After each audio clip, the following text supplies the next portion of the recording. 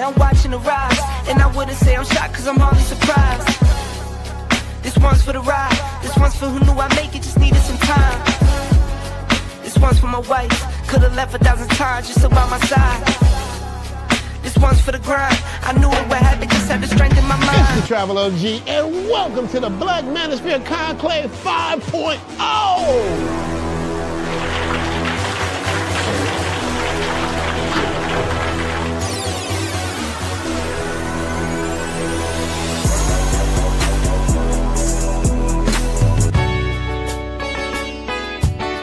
We got started in 2021 in Atlanta, united in the pursuit of excellence in all things. It's been one hell of a ride. Can I tell you what's on my mind? 'Cause I've been thinking about it for quite some time. Hey, can you give me a moment to declare my love? Can I tell you what's on my mind? We're now focusing more on opportunities for men, in particular passport bros. Guys who go abroad, they want to have a different lifestyle, they want to have a different achievement abroad. Oh yeah, there's without a doubt the narrative has changed for us greatly. I just finished speaking and having a chance to tell individuals about how to live the American dream outside of America. And I was here to help so many men when it comes to understanding what they need to do in order to relocate.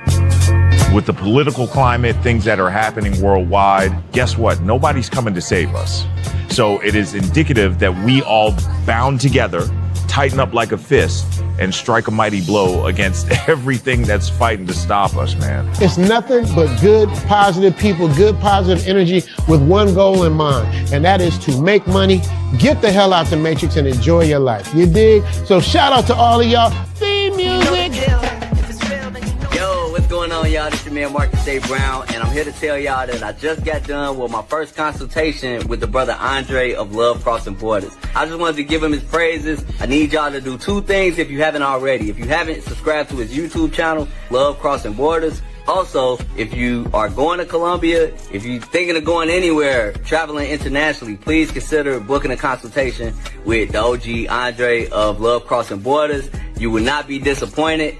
And y'all, get in tune with him if you haven't already. Tell him MAB sent you. Peace. Where are all the black men? And I'm not talking about the scammers, the drug dealers, the robbers, and the crooks. Well, actually,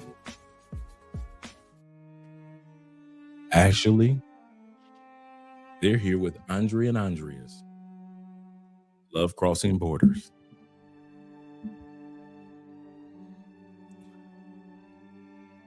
Zoe.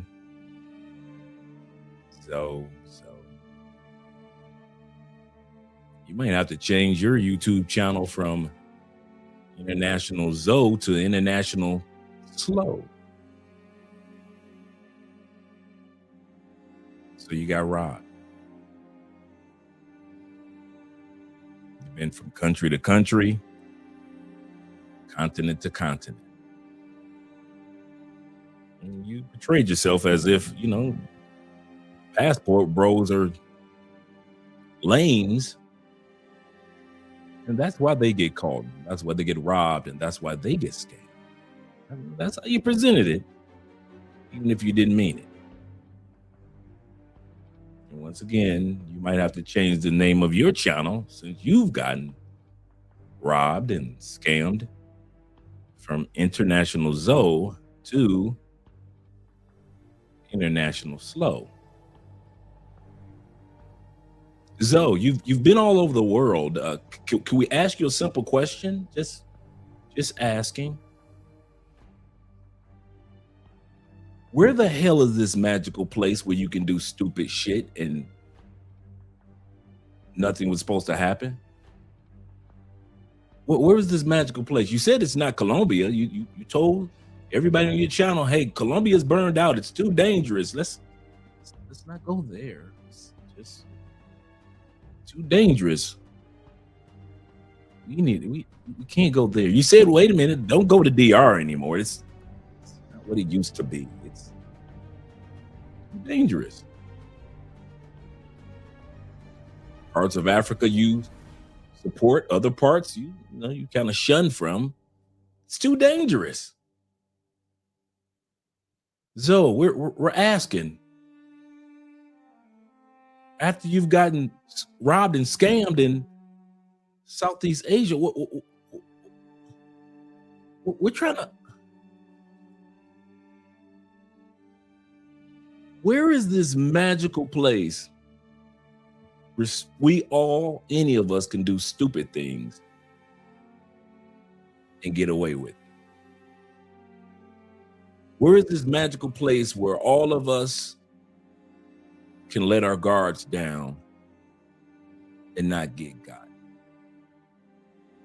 Because here on Love Crossing Borders, we have been promoting safety, and that there is no such place where you can go and do stupid shit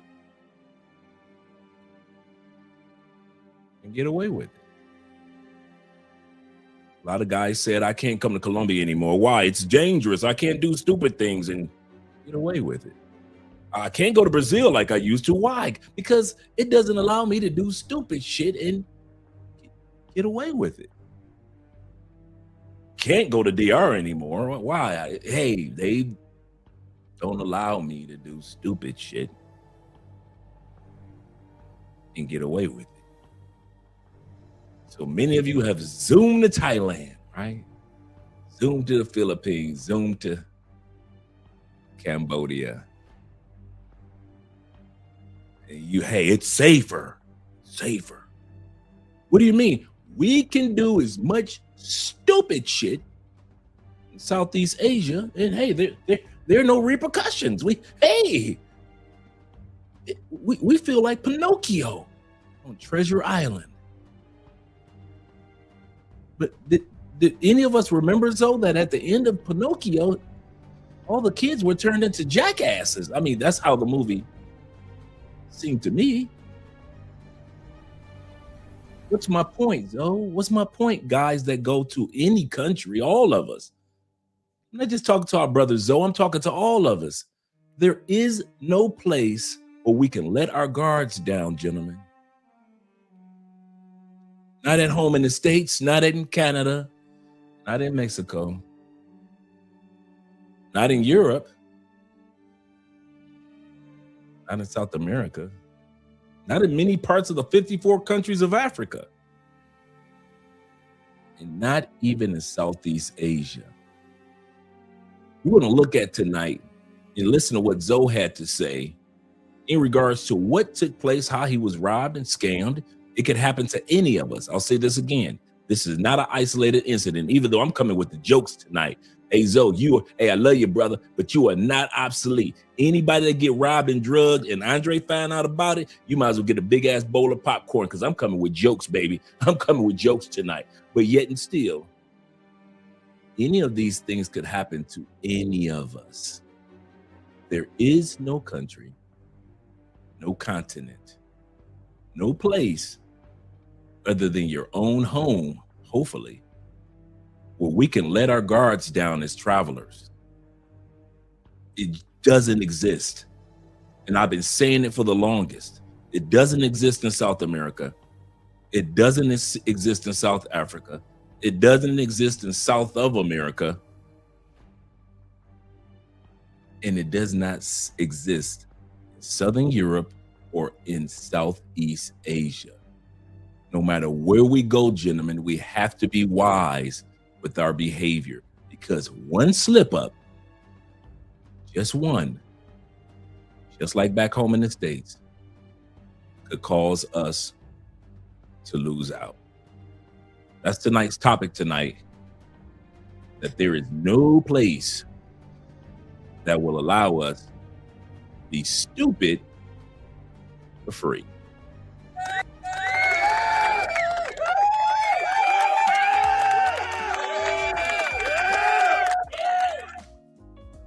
Shout out to all you guys that are here. Let's even do the intro music. Yes, sir. Shout out to all 34 of you guys didn't hear it. The Andre and Andre's Love Crossing Borders. You knew I was coming with it. You know I'm coming with the big bowl of pop. Hey, Zoe, you better ride these damn jokes out. I don't need none of your responses. I don't need no sensitivity like you Ralph Tresvant. I need a man with sensitivity. I don't need you to be singing no Ralph Tresvant sensitivity songs. You might as well let me go ahead and eat this big ass bowl of popcorn. Listen to what you gotta say about how you got robbed and scammed, how you got hustled. You walk around with the big ego. See, if I get robbed, dude's gonna be like, "Hey, Ray got robbed, man. It happened." See, I got that "it happens, life happens" attitude. But Zoe, check it out. You so busy walking around like you the ish and your shit don't stink. Now you got a face full of shit. Don't feel good, does it? The Bible says pride comes before a fall. But the cool part about it, Zoe, the Bible also says a good man falls down, a righteous man falls down 7 times and get back up. I believe you're going to get back up, Zoe. I believe you're going to get back up. But that ego of, look at me, you passport bros are doing it wrong, you should do it like me.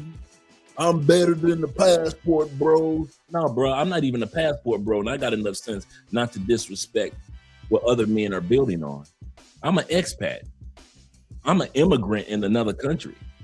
But at least I got enough sense to put my pride to the side and don't disrespect the other men that are traveling. So, hey, did you not think that these jokes wasn't gonna come from somebody?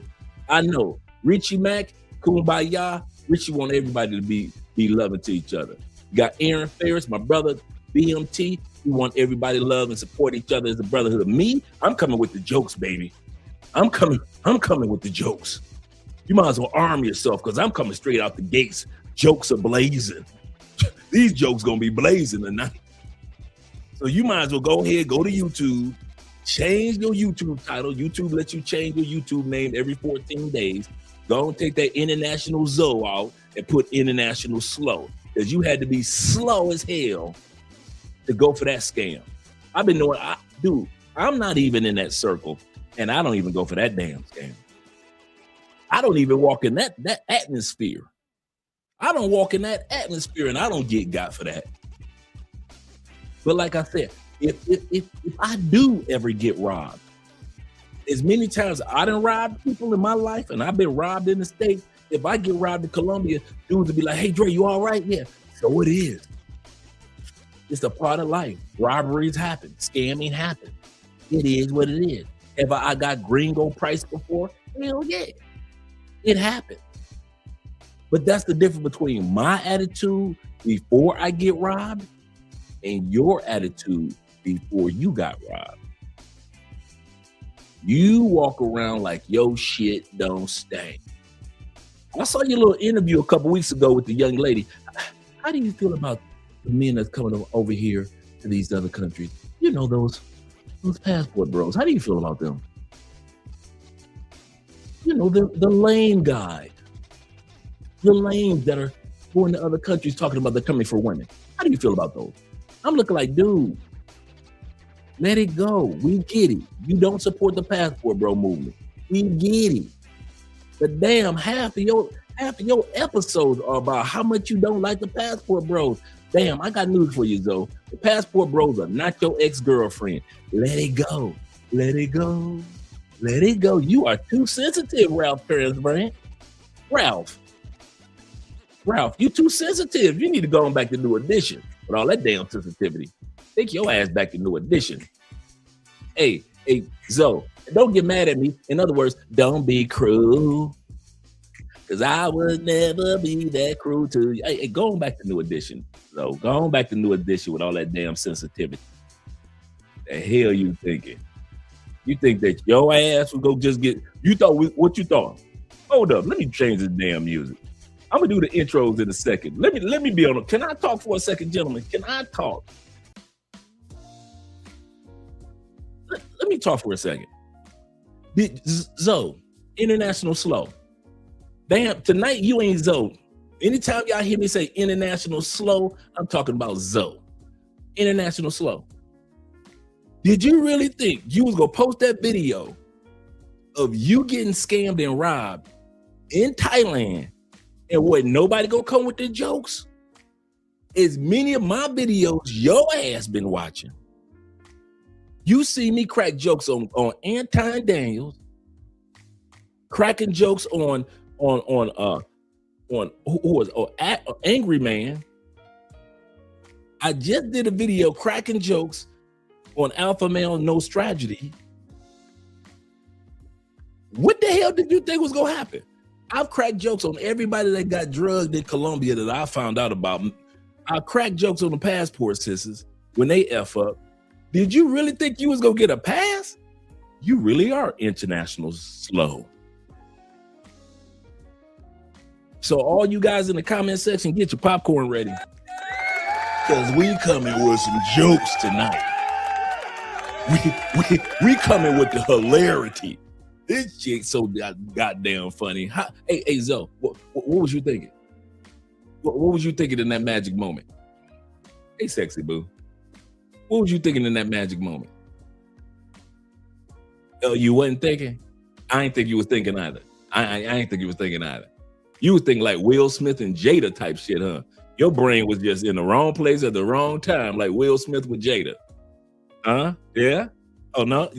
You wasn't that bad? Oh, okay, we're going to talk about it tonight. We're going to not only talk about this. Like I said, I'm just having fun with my brother, Zoe.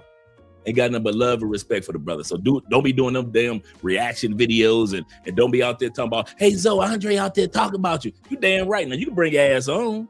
You can go watch the show. But you better not be coming on here talking about, I'm sensitive.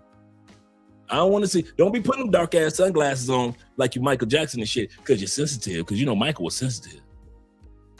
Don't be walking around with them damn dark ass glasses like you Usher. I'm telling you now. I'm telling you right out the gate, Zoe. Hell, is this what we was looking at? Zoe, is this you? Did you ever imagine that you would see yourself looking like this or feeling like this? What a feeling. Keep revealing. What a feeling, huh? You never thought you had that feeling. What now? Like I said, if I get robbed, dudes be like, damn, Dre, you good? You all right? You need anything? All right, cool, good. All right, man, as long as you good, dog, tell us what happened. And dudes will crack jokes on me. See, I could take the jokes because I've been robbed plenty of times and I have done the robberies plenty of times. So understand, I know how this robbery things or scamming goes. I've scammed and I've been scammed. I understand that. I get it, you know, my younger years.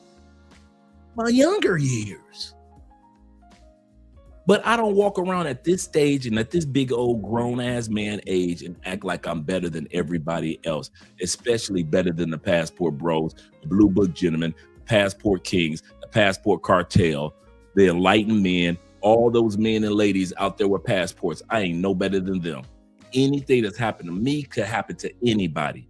Your ass been walking around with your nose in the air like your shit don't stink because you got a few dollars in your pocket and a passport. Now that shit that caught up with your ass. Hey Zoe, I recommend you don't let that happen again. Because if it happened again, guess what's gonna happen? Guess what's gonna happen, International Slow? We gonna come with some more motherfucking jokes. We gonna come with more. We coming with more jokes, so you better make sure your ass walk like a prophet, priest, a holy man from now on. You need to change your channel to International Holy Man, because I'm telling you now, you fuck up again. Go ahead, think we playing. Go fuck up again, you want to. We gonna crack some more jokes, man. Do you know how many jokes I got in the trunk right now? Some dudes keep artillery in the trunks. Some dudes keep baseball bats in the trunk of their car. You know what I keep? For brothers like you and all the brothers that get robbed in Colombia and all the brothers that get hustled and scammed in DR or Brazil, I keep a box load of jokes waiting for you motherfuckers to fuck up. A box load of jokes. Because if I F up, I'm waiting for y'all to crack the jokes too. And I will not get mad. I kid you not.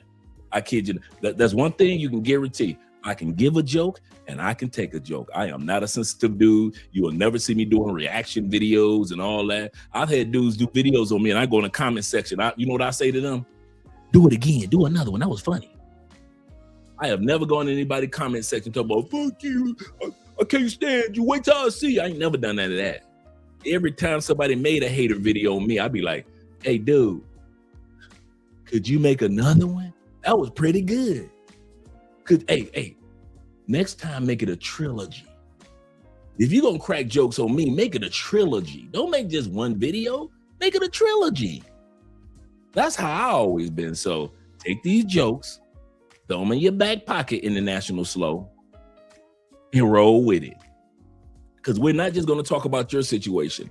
We're gonna hear stories tonight from several people who've gone through the exact same thing and the same scam, the same robbery that our brother went through. So this episode is a warning that there is no perfect place. Thailand, Brazil, some may have crime level higher than others, but there is no place that is super safe for stupid people. See, every country has crime, but there is no country safe for stupid people. If you are a stupid dude with your money, with your passport, and with your time, there is no, you might as well go on back to the States, go on back to Canada,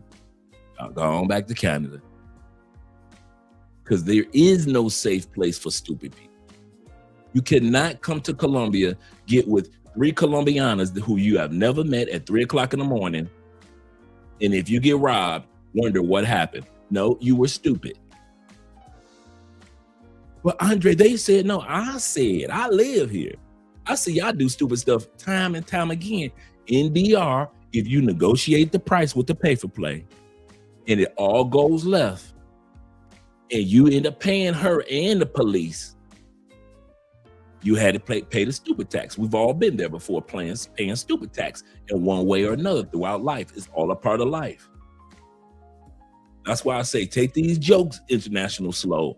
But at the end of the day, brethren, it can happen to any of us, bro.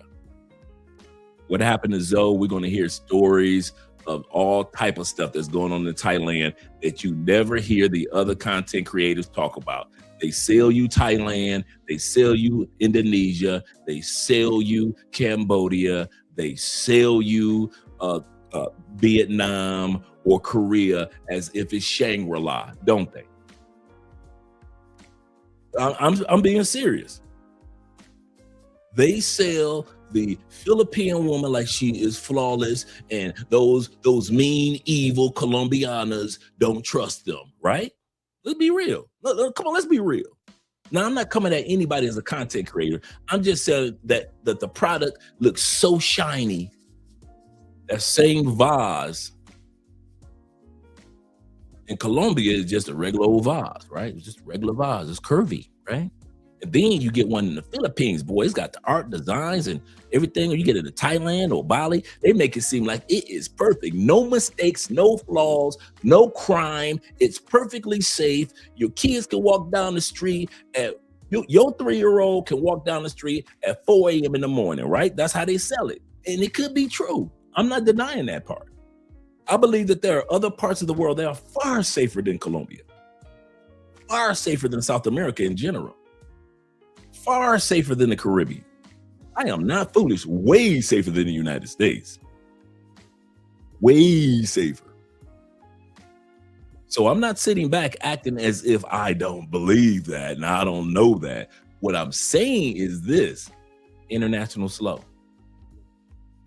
There is no perfect place for stupid people. There is no home for, and that means that goes for all of us. There is no perfect place where we can let our guards down. And our brother, International Slow, like I said, tonight you are not Zoe, okay? You might as well roll with it tonight. Take these jokes, son. Take these jokes. Our brother, International Slow, is a prime example of that there is no perfect place. We all got to be on guard. A person tried to, one of the things, for example, before I go to the comments, I'm about to go to the comment section and give you guys a shout out. We got 78 in the building, so I may not be able to shout out to everybody. Maybe shout out to the Super Chat brothers and all you guys. But shout out to you guys for supporting the channel by way of PayPal, Cash App, Super Chats, and Bitcoin. Shout out to you guys supporting by way of, let me get it right, Bitcoin. There we go. Shout out to you guys supporting by way of Bitcoin to Cash App. I'm about to do the shout outs, but guys, I'm telling you, none of us are flawless. None of us are, That's what, Zoe, if you had gotten robbed and if you wasn't acting uppity, most dudes would have just felt for you, say, damn, my brother Zoe got robbed, damn, that's fucked up, and I hope he all right. Oh, he got scammed? Okay, cool. Let's see what happened. That's how most dudes would have handled it. But since you've been walking around for the past few years like your shit don't stink, and we already know, hey, we're children of habits. After you got robbed, you will still walk around from country to country like your shit don't stink. We already know that. We've been watching you do that for years. Every content creator has their own personality. Me, I'm animated, right? I'm animated, funny, but informative, right? That's me. My wife is the conservative one, laid back, Miss Ladylike, right? Richie Mack and Aaron, the brothers that want to bring everybody together in unity. All of us have different personalities. Shout out to my brother, Beautiful Lies. He's got a balance of everybody, right? But you, International Slow, every episode is dedicated to show the world how stuck up your ass is. How you think that you are better than the Passport Bros, Blue Book Gentlemen, Passport Cartel. Every damn video you do, you walk around like your shit don't stink. And we gonna follow you because you are brother in travel. Doesn't matter what race you would be, black or white, doesn't matter about your race. But since you're a fellow brethren out here traveling, we gonna support you. We gonna continue to support you. But dude, you gotta let go of that I'm the shit attitude. That shit gonna come back to bite you. You know what you remind me of? You remind me of, and I know off camera, you don't know me, I don't know you, but I'm talking about all of us, guys. And I mean, it's all of us. Some of us gonna be remembered like Jordan, and some of us gonna be remembered like Kobe. Motherfuckers cried when Kobe died. They were at least sad and hurt. Wow, Kobe did. No, don't say it ain't true. His daughter too? Oh, damn. We all know when Jordan dies, we're gonna watch some highlights and say goodbye and then watch the next television show. Ain't nobody gonna give a fuck when Jordan died. The media gonna try to push it because they're gonna try to get that narrative out there. You know, it's good content and everybody trying to, you know, get as many videos, and YouTube is gonna talk about what Jordan was and all of the shit. But really deep down inside, none of us like Jordan as a person. None of us. We've heard too many stories from too many friends that were either waiters, waitresses, cooks, people that are ex-players that knew Jordan as the real person, and everybody said he was a bitchy asshole. And we all believe him because we know, we could tell that Jordan comes across as a bitchy asshole. Let's be real. So when Jordan dies, we're gonna be like, oh damn, Jordan. Oh yeah. If it wasn't for Jordan, we'll be watching all that shit. But deep down inside, ain't nobody gonna shed no tears for Jordan or be sad when Jordan died like we was for Kobe. So don't go out like Jordan. And that goes for any of us. That goes for any of us that's out here that's part of any form of media. You never want to put yourself in a position where your ego is so large that when you need people just to pray for you, ain't nobody dropping to their knees for you. You don't want to be in that position. But hey, you're an older man, I'm an older man. I can't tell you shit, right? You know, you can't tell dudes shit. We always say this. You can't tell black men shit, especially black men with some money. You got a few dollars. You can't tell a black man with money shit. You can barely tell a white man with money shit. You definitely can't tell no black man with money shit. So Zoe, I'm just sharing the message, brother. I got my big bowl of popcorn tonight. You gonna take these damn jokes. Don't be acting like, well, man, fuck that nigga Dre. Bruh, the day you say fuck Dre is the day you just repeating some shit I told myself maybe 4 hours ago, okay? You ain't gonna see, you ain't no insult you can give Andre that I ain't never gave myself already in this lifetime. That's why I got a good attitude about life. It ain't shit y'all can say about Andre that's gonna make Andre feel bad. Why you think I already told y'all my John Wick trilogy? Y'all know my life. Ain't nobody gonna say, hey, I heard about Dre went to jail. Nigga, that any rumor you hear about me, guess who started the rumor? any rumor that you hear about Andre Spence, government name, guess who started the rumor? You know why? So y'all don't have the power to start rumors. I took away guys' powers to start rumors by starting the rumors my dams. What's my point, Zoe? My point is this. Bruh, you got to get together as far as that ego shit. That shit is not cute. Let's get ready for the shout outs. There's 95 of you guys in here. I can't do all the shout outs. I can't do them all. I wish I could. I do the top 20 shout outs because David Dice was in the building. Numero uno. Salute to you, Dave. Salute to you. Glad that you're here. Shout out to the fam. Yes, sir. And shout out to Kenny Peoples. Hey, Kenny, I'm going to go through that list of content that you sent me the other day. I appreciate that, brother. I really do. I do not take it for granted. Good evening to you. He said, I missed the movie night. Man, we had a good time last night. If you guys aren't doing anything every other Saturday, we had a good time watching some classic movies. Last night we watched Mo Money, and then with Damian Wayans, and then we also watched Chris Tucker and Charlie Sheen in, what was it? Oh, Money Talks. So we had a good time watching the movies last night. So shout out to all you guys that were here last night enjoying the movies. Shout out to my brother Nazarene of the Way is in the building. He said to get robbed in Thailand, you have to have done something wrong. Usually Thai people don't care. So the narrative is sold. We're going to talk about that tonight. A lot of times the narrative about Thailand is sold as if, hey, it's Shangri-La. Nothing happens here. It's perfect. It's this how much crime happens in Colombia? This much.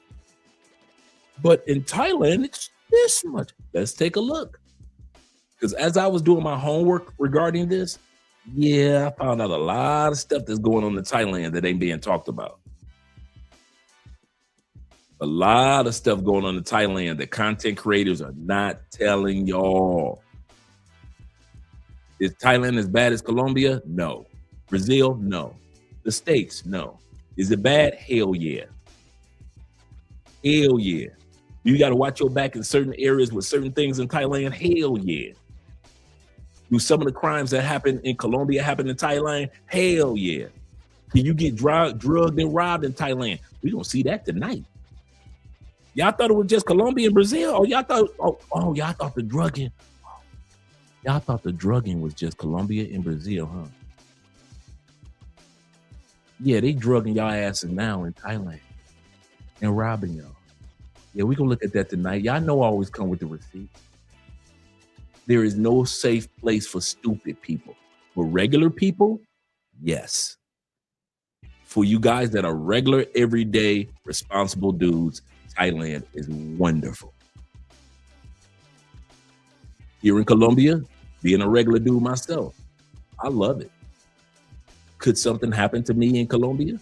No robbery? Yeah, of course. But my point is, regular people and stupid people do not walk in the same circle in any of these countries, on any of these continents. That's why regular people and stupid people normally, not all the time, but normally get different results in the same country. There is no safe place for stupid people, ever. You can't name the country. If you got that country, put it in the comments. We would love to see where there is a country that will allow you to come there and do some of the stupid stuff that you do in Colombia, the stupid stuff that you do in Brazil, the stupid stuff that you do in DR, the stupid stuff that you do in the States, and it just slides off. And y'all thought that y'all could go to Thailand and it would allow you to just let your guard down and be stupid. And you ain't got to have your guard up at all times like you do in Colombia. Well, let's look at Thailand. We're going to look at Thailand tonight. We're going to Thailand. We're going to have some fun in Thailand tonight. Shout out to my brother Nick in the building. Glad to see that you're here, Nick. Like I said, we got 92 people in the building, so I ain't going to be able to hit everybody. I ain't going to be able to hit everybody with the shout out. Shout out to my brother Donald Williams of the Williams family. He says, suppose robbery occurred a year ago. Doesn't matter. I wouldn't care if it happened 5 years ago. And he posted 5 years ago. The receipts that I'm pulling up ain't just those. I'm gonna say this again, gentlemen. The receipts that I'm pulling up will not just be Zoe's. See, it's easy. Anybody could just take Zoe's comments and do a commentary on them and then say, good night, folks. Anybody could do that, but y'all know me better than that. Y'all should know Andre better than that. I'm giving you receipts that happened in the last few months of individuals as well. So we're not just gonna lean on Zoe. We're going to lean on people that are actually there in Thailand and things that have happened in Thailand over the last couple months that nobody is talking about. There is no safe place for stupid people. Regular people, yes. Stupid people, no. And I've been saying that for years. And everybody's been saying, oh, well, I'm going to Thailand. Like it's safe for stupid people in Thailand. Or Philippines, or Dubai. There is no safe place. If you plan on going to another country, and I mean this, and you are allowing stupid shit to happen, or you are walking into a stupid situation, there are going to be taxes to pay. There is a stupid tax to pay for all of us, any of us. None of us are special and beyond stupidity. None of us. There's nobody special. I'm gonna tell you something. When we first went to Europe, you know one of the first things that I researched restaurants? Nope. The train system in Europe? Nope. The first thing I researched when we were in Europe were nothing but I spent a week studying scams and robberies that take place in Europe, what you should look out for. Did you know a couple times people tried to get me and Andre with scams that I came across? And I was like, nobody, I know what that is. I know what this particular scam is. No, thank you. I did homework on the scams. Why? Because there is no place on the planet where you can't get robbed or can't get scammed. In other words, there's no place for stupidity. Shout out to Iman Perry in the building. Appreciate you being here, brother. Appreciate you being here. A salute also to Ahmad Milner in the building. Glad to see you here early, brother. And the ultimate glory. Like I said, we got 106 people in here. I'm going to do 2 more shout outs, but we're going to get started with the video. Shout out to all you guys in here. Make sure you click that like button. We like you. We really do. Make sure that you like us too. Let me go up to the super chat because we got our Canadian brother in the building. I told this guy where I was from.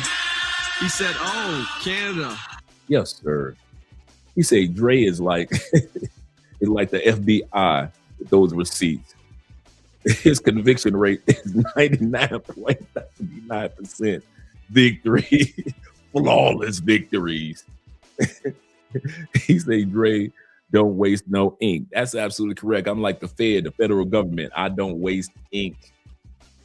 Anybody that's been locked up in the Feds, no, they got a 98.7 conviction rate. In other words, if they print that indictment, the Feds don't waste no ink. Absolutely correct. Absolutely correct. Let me scroll down and let me change the music up.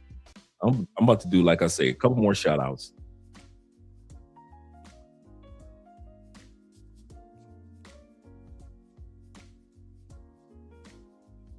Couple more shout outs. And here we go. Let me go back here. Appreciate you guys being here, by the way. Shout out to Rico in the building. Glad Rick is here, and Jermon representing. My brother Beans is a representation here in the building, as well as my brother Leo Games. Yes, sir. Glad to see that you gentlemen are here. Glad to see that you gentlemen are here. And shout out to my man Garland being in the building. What's up, Chad? And Don, aka V. Don J. Glad to see that you're here also. For real. You might as well go. If you're gonna be sensitive tonight, International Slow, like you Ralph Tresvant, you might as well go on back to New Edition and singing I Can't Stand the Rain. Can you stand the rain? Shout out to Montrez in the building. Let's go to get started with today's episode. The shout out. I mean, I'm done with the shout out to Mr. Montgomery himself being here. Glad to see that you're here. He said, I got my bowl of peanuts and chocolate. Let's get ready. Change the music. Shout out to all the rest of you guys I didn't get a chance to do a shout out to, such as Ronin Travelers and all the rest of you guys that are here that I'm going to speak to or hear or notice on the chat throughout this evening. Shout out to you guys that are watching from Andrea's channel, my brother Bruce. Shout out to Bruce, as well as Corporal S.T. Smith.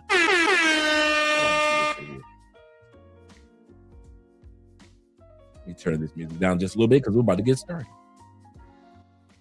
All right, now, as I was saying, shout out to our brother International Zoe. Make sure you guys subscribe to his channel and his content. Good brother, does some traveling. But that ego shit, you might want to cut that short, bro. You might want to cut that short. But I am the shit. You might be the shit, bro. But things happen to dudes that think they the shit too. I'm going to say that again, International Slow. Things can happen in any country to us down-to-earth dudes, and things can happen in any country to you dudes like you, Zoe, that think your shit don't stink. It can happen to any of us. None of us are perfect. And whether this happened last year or 5 years ago, I don't care, because I got receipts for shit that happened this year from other people. I don't need Zoe's story to confirm some of the things I want to be talking about this evening. This is not an attack on Thailand. This is not attack at all. This is just a warning label on the side of a pack of cigarettes, letting you guys know for regular people that travel, yes, you'll have safer travels in Southeast Asia compared to South America. But to stupid people, there is no place where stupid people can travel. And if you want to be stupid and you thought leaving Colombia and Brazil would be a safe place to go to in Thailand, you got Thailand fucked up, and you about to see that tonight. If you thought going to Bali or going to Vietnam was safer than going to DR, you got Vietnam fucked up. There is no place for stupid people. There, you have no homeland. Regular travelers, expats, people that relocate, in other words, all you passport kings, passport bros, passport cartels that move and maneuver in wise ways, no matter where you are, whether you was back in the States or whether you were in Panama, anywhere that you've gone to, you've always been wise. You've always made sure you watched your back. You always made sure that you didn't overdo things. You always knew when something was a setup. You guys enjoy no matter what country you go to. It can be in Western Europe or Eastern Europe. It can be in Mongolia, riding horses.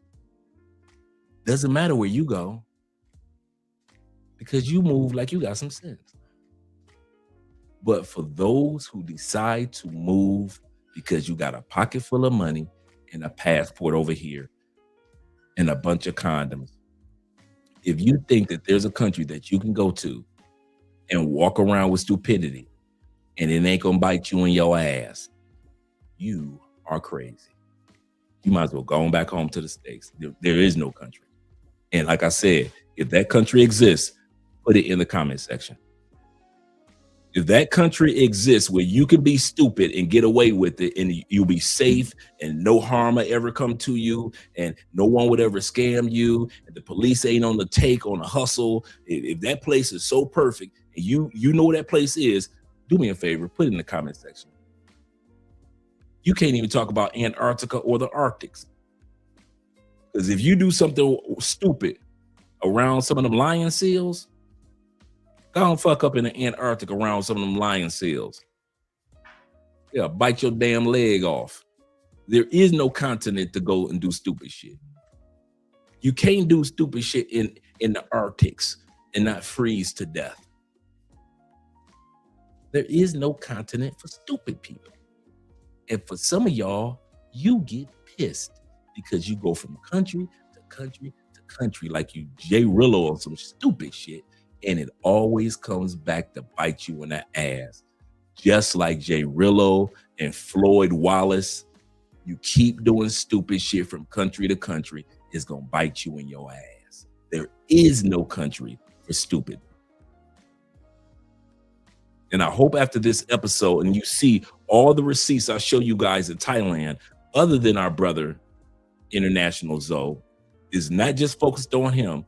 I'm gonna show you how throughout the country, people this year have been saying, this has happened to me, that has happened to me, this has happened to me. So to try to sell Thailand as if it is Shangri-La, it's not. That no place exists like that. But hey, let's get started. We got 103 people in here. Let's get started with the video. Shout out to our brother International Zoe. Once again, subscribe to his channel. Show support to the brother. Because at the end of the day, we don't want anything bad to happen to any of our brothers that are traveling and our sisters. I want to find the things in my life, so I hustle. Showtime! Boom, you heard the title. Who would have thought that I would get robbed in Chiang Mai, Thailand? Hustle's ambition. All right, let me get to the story. I went to this area, it was called Yellow Peppers or something. It's like a party district in Chiang Mai, not too far from the old town or whatever it's called, the city center. Took a taxi over there, a boat. I went over there, it was a lot of like, it was like a young white crowd mostly, or like college students, you know. It could have been some Asians mixed with white girls, white guys, a little bit of everything. But mostly kind of young, and the music they was playing, it just wasn't a vibe for me. I stayed a little while, filmed a little bit. Jumped in an Uber, I think it was this night, boat, and to go home. And when they dropped me off in front of my hotel, there's those tuk-tuk or trike drivers. You know, they'll have the little 3-wheel joint. And he was like, hey man, I could take you to a karaoke spot, real nice. I'll wait for you too. Always be leery in Asia when the boat, the moto driver, the trike, whenever they want to bring you somewhere, they're getting paid to bring you there. And it's usually somewhere that I got another regret one. Before he goes any further, he's right. It's the same thing here in Colombia. You notice how I can compare Thailand to Colombia? He said, be weary of these particular type of drivers that want to take you somewhere other than where you want to go. Remember last year we did that episode on the one sister in Medellin? Really nice, somewhat attractive young lady from the States, solo traveling. And I was gonna put her in this clip too. Solo traveling. And she was taking an Uber. She wanted to go to this particular Parque Yeris area. The Uber driver said, nah, you don't want to go there. I'm about to get off work. Hey, you can come with me to club. I got a spot for us. She said, yeah, you got a spot? He said, I got a spot for us. She said, okay, cool. Young sister. She let the driver take her to that spot. He said, I'm off work. Let's have some drinks. He says, let's have some drinks. The driver says, let's have some drinks. She say, cool. Go in. He getting drinks. She getting drinks. They having a good time. He pulls the old, I gotta piss. She been drinking. Go ahead, take your piss. I got you. Understand. You gonna take your piss. The Uber driver disappeared. Club's about to close. Here in Medellin. They sent her a bill. That'll be $1,000, man. What? $1,000. How would you like to pay that, cash or a credit card? What? That'll be $1,000 for her. She looked down as maybe like 4 or 5 drinks at the most. They hadn't popped any bottles or anything. At the end of the day, club closed. Sister says she's the only female in there. And they're like 8 or 9 big dogs in Colombia. You know, Colombia ain't got too many big dogs. That's extorting her, saying you got to get that money somehow, some way. She said she knew her family in the States didn't have that type of money immediately. So she called a good friend of hers in China. Remember we did that video last year? The sister had to call to China to have her partner, her homegirl, wire her money to her account to pay that $1,000 to get out of that bar.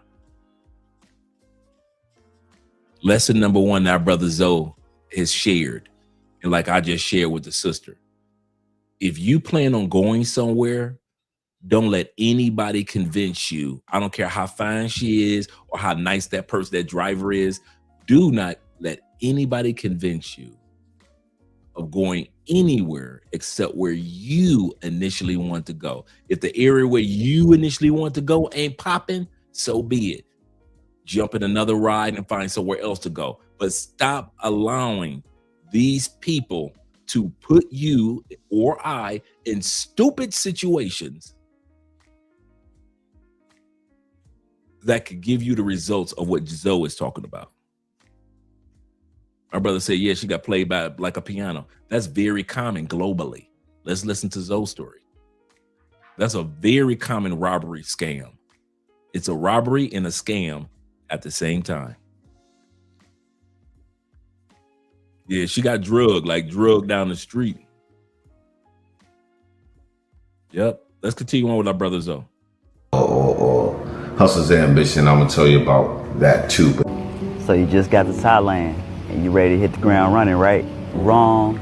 Come here a second. Let me tell you a secret. As great as Thailand is, there are 3 scams that you have to watch out for. You stick around to the end, the 3rd one even got me. Scam number 1 just happens to take place soon as you step out of the airport. When you see that long row of taxis. Whenever you take a taxi, make sure that they use their meter. Do not, I repeat, do not try to negotiate a price with a taxi driver, because what'll happen is they'll come up with a price with you, and then when you get to your location, they'll bait and switch and give you another price. Honestly, I don't even take taxis unless it's from a reputable app like Grab or Bolt, where there's a fixed price and I know what I'm paying. Scam number 2, the herb scam. You'll see a random guy, he'll walk up to you and tell you that you have bags under your eyes and that you probably have poor gut health and that he knows the cure for that. What he'll do is tell you about garlic and honey and some other herb. He'll also invite you to go to a store where you can find those herbs. But then when you get in there, they use aggressive sales tactics and overcharge you for herbs that are poor in quality. Even one of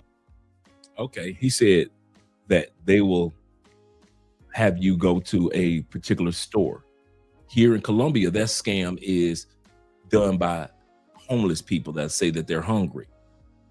Could you come to this store right here and just buy me a loaf of bread and and some lunch meat, for example, right? That's how they do it in Colombia. They'll do it by way of being poor. Now, this guy said they do it by way of the herbs. They'll do it down here in Colombia by way of you poor. So they'll come up on you. You want to give them a few pesos. No, could you just buy me something? And they'll say, come into this store and it costs this amount and that amount. As soon as you pay, technically you've overpaid.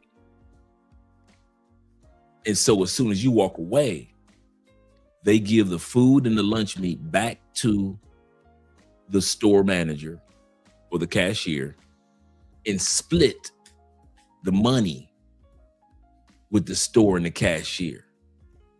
So the store and the homeless person, and in this case, the herbal dude, are in on the scam.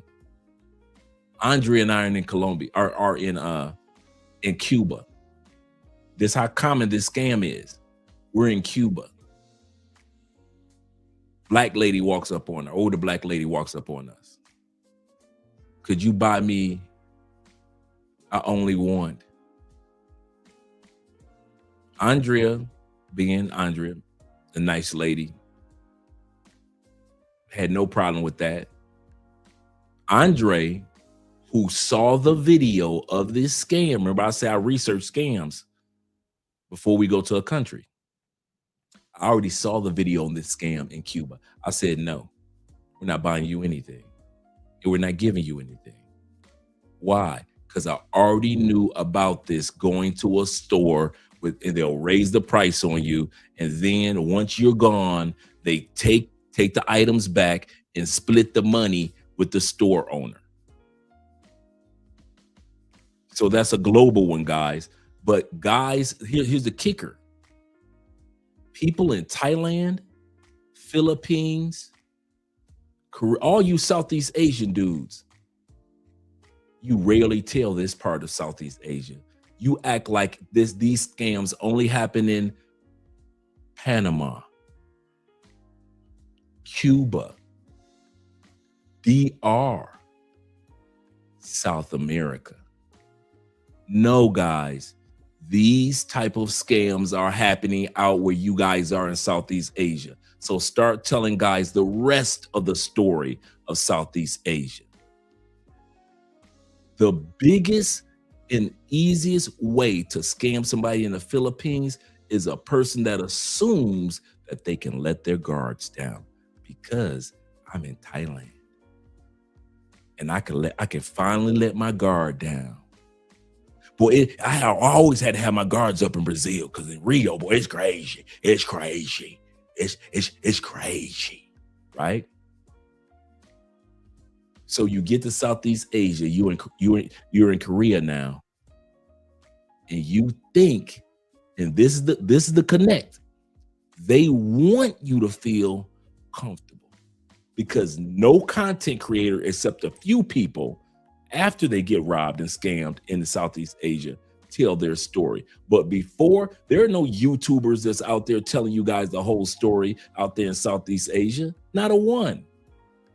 I don't know none. Among my brothers who are out there and among white brothers, I ain't hear none of y'all. White dudes will tell the story after they got scammed. Brothers will tell the story after they got scammed. But nobody's preparing you to go out to these countries and letting you know there is no safe country for stupidity. There is none. You always have to be aware. You always have to be alert. I didn't say you had to worry and be concerned or be scared. I didn't say that. I'm not saying that about any country. I'm saying that the same type of crimes that could happen in Colombia, you're going to see tonight, those same type of crimes are happening in Thailand. Thailand does not allow you to be stupid. As soon as you let your guards down to be stupid, Colombia will get you and Thailand will get you. There is nothing special about Thailand.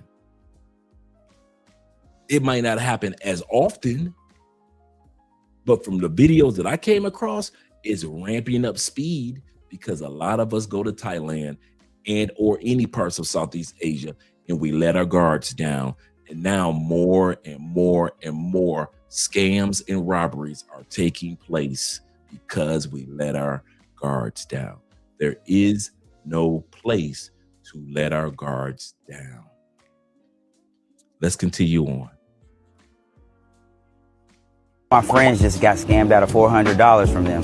And finally, scam number 3. Even I failed tactics and overcharge you for herbs that are poor in quality. Even one of my friends just got scammed out of $400 from them.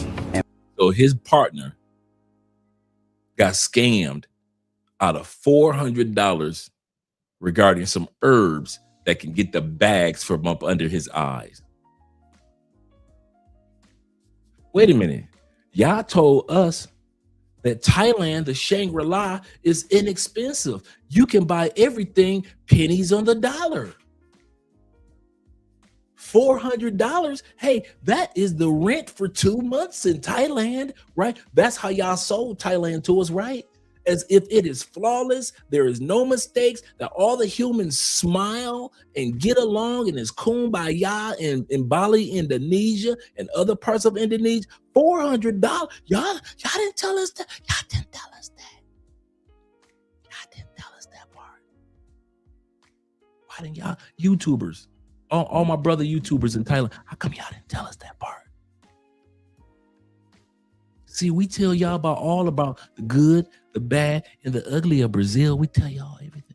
The good, the bad, the ugly of DR. We tell y'all everything. The good, the bad, the ugly of Europe. We tell y'all everything. The good, the bad, the ugly of Colombia. We tell y'all everything. How come y'all don't tell us everything about Thailand, about Southeast Asia, about the Philippines? How come y'all make it seem like the Philippines is flawless and no crimes ever happen? And the news don't never talk about crimes in the Philippines because no crimes ever happen. No crimes ever happen in Vietnam. Never. No, never. Not one crime in Cambodia. There is no crime in Cambodia. In Japan, they do not have crime. Not in China. Not in China. Malaysia. Not in Mongolia. They only got horses. No crimes. They just got horses. No crimes. Y'all tell us the good as if there's no bad and there's no ugly. This is not an attack on any of my brothers that do content. But it's about time for y'all to tell us the truth about Southeast Asia, like we tell y'all the truth about South America. Y'all tell us y'all love us, then tell us the truth. Tell us what scams go on out there.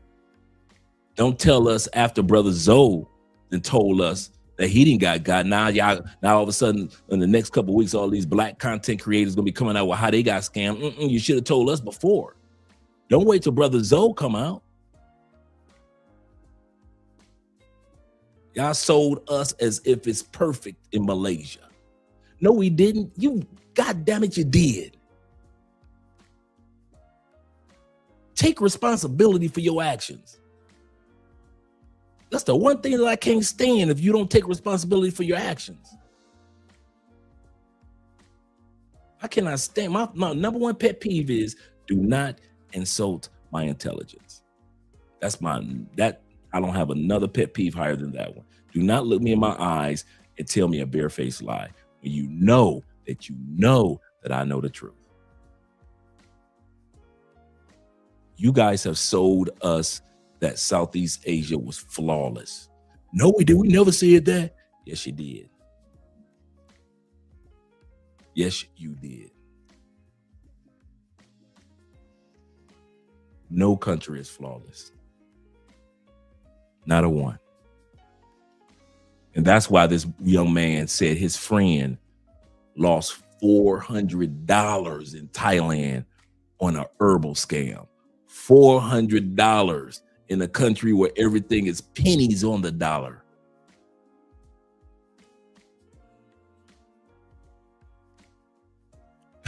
I like how you put that, JT. He said Philippines has some nice malls, but the malls have like 500 security guards in each mall for a reason. That's a good way of putting it, brother. He said they spooked Zoe so bad he grew gray hair overnight for real. Hey, I feel him. Let's continue on. Finally, scam number 3. Even I fell for this one. The fake monk scam. Usually what you'll have is a guy dressed up as a monk, holding a bowl, going around to tourists, asking them do they have money. Monks do not ask for money. They do not ask for food. Who would have thought someone would dress up like a figure so sacred in this culture just to scam people? It happened to me. Monk came up to me and asked me if I had some money for him. I like to respect the culture, so I felt obligated to give him some money, and come to find out, it was a scam. Yeah, I came across one with the monks too. Here's another one about Thailand.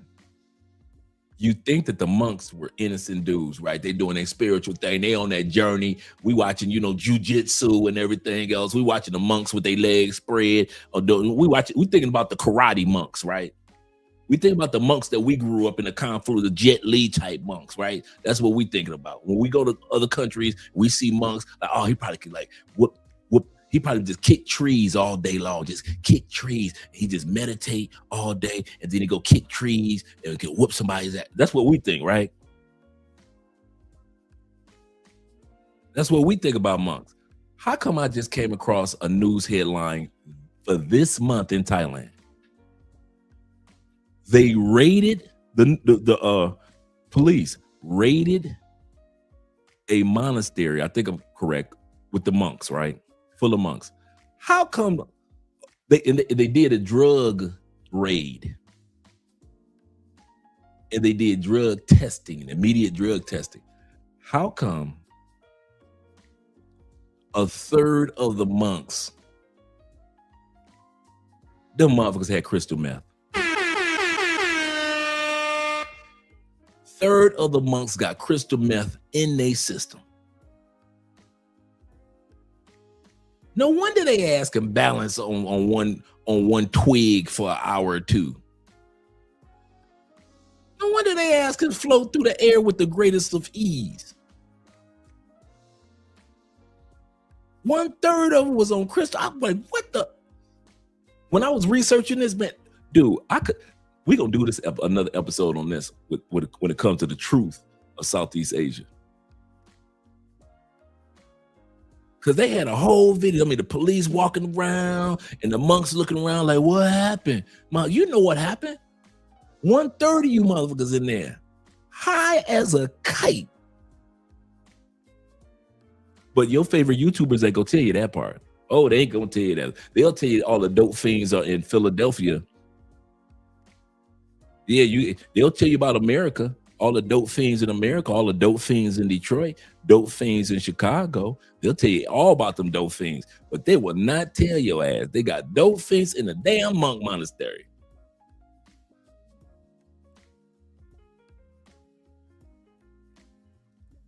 I came across one video. I don't know if I showed it or not. I'm sure if I kept it tonight.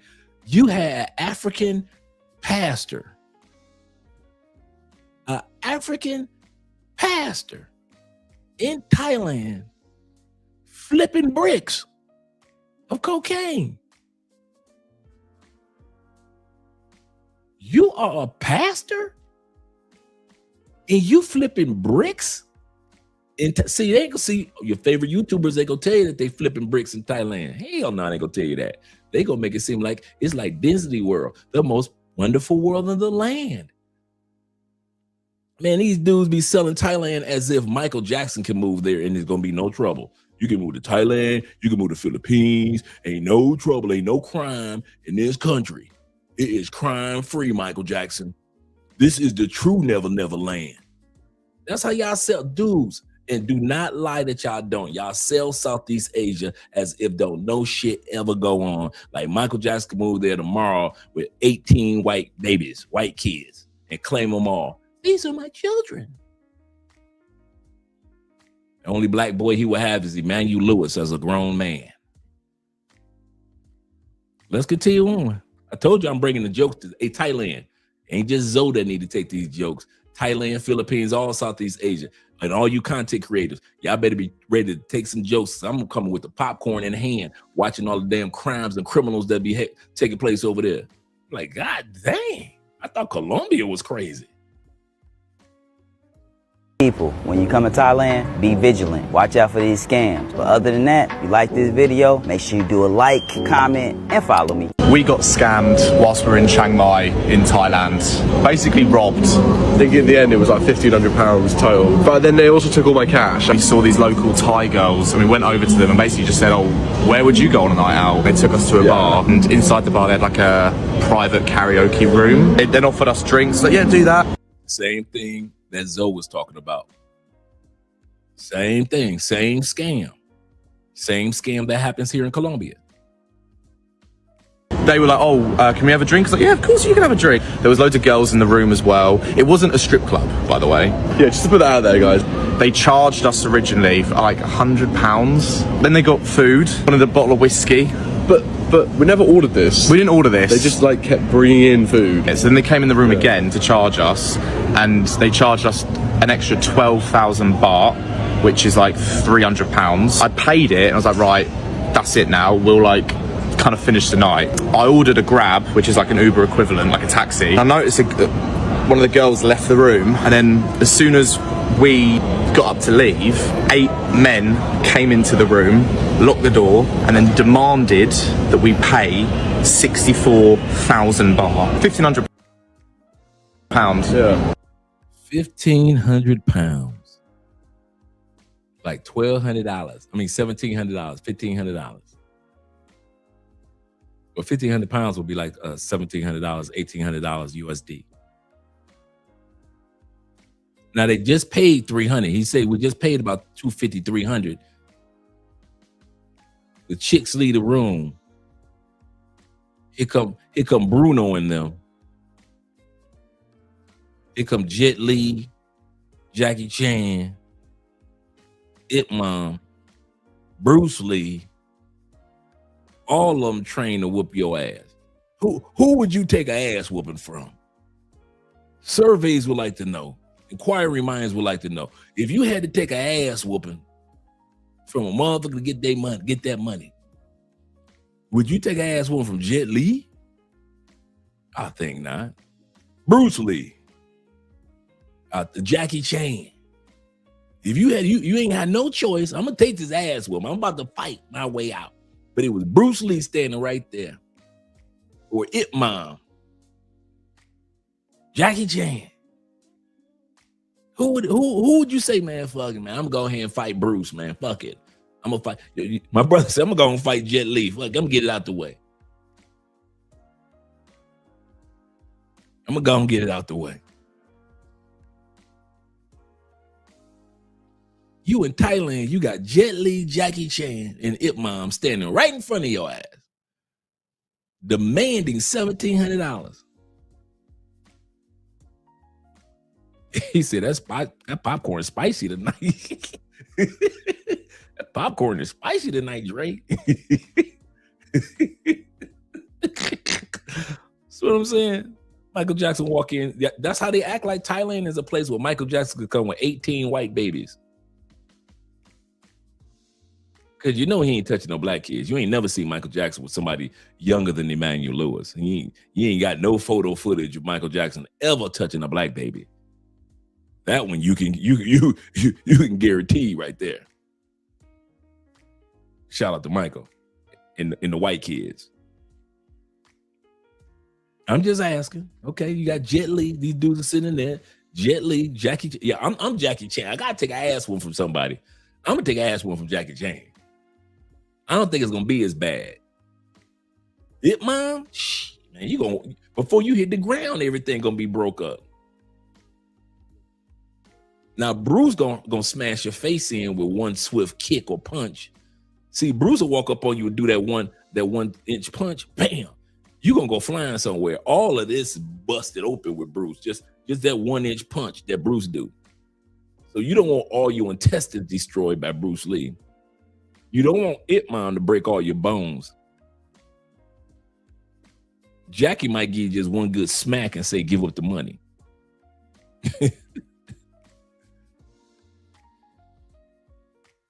He said, I'll take my chances, right? He said, I'll take my chances.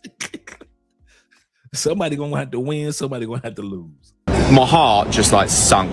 Yeah, because like we're not in the tourist area. We're not in the we're not central. You know, like you see it in the movies. Like, oh my god, how have we done this? So I was straight on the defensive. Like, no. I've already paid this. I've already paid £300 for some. I mean, we literally had 2 beers. We had 2 Changs. Big up Chang, by the way. Yeah. We tried to leave, and that's when it got physical. Yeah, it actually got chokeslammed onto the sofa. Chokeslammed, and I'm going over to try and help. The Thai guys then go and punch and kick me. So all I can do is literally just like close up to try and not get hit in the face. It's an hour of like. Told you. You thought I was lying. They in there getting their ass kicked by Bruce Lee, Jackie Chan, Pacquiao that came from the Philippines. He whooping their ass too.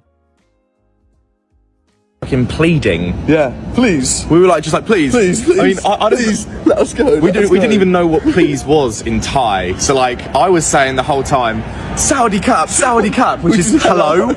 So these guys are just thinking like, mate, these tourists. I said, I've already paid you 12,000 baht. Like, that's enough. Like, we've just had 2 beers. Like, but it got to a point where it's like, they weren't budging.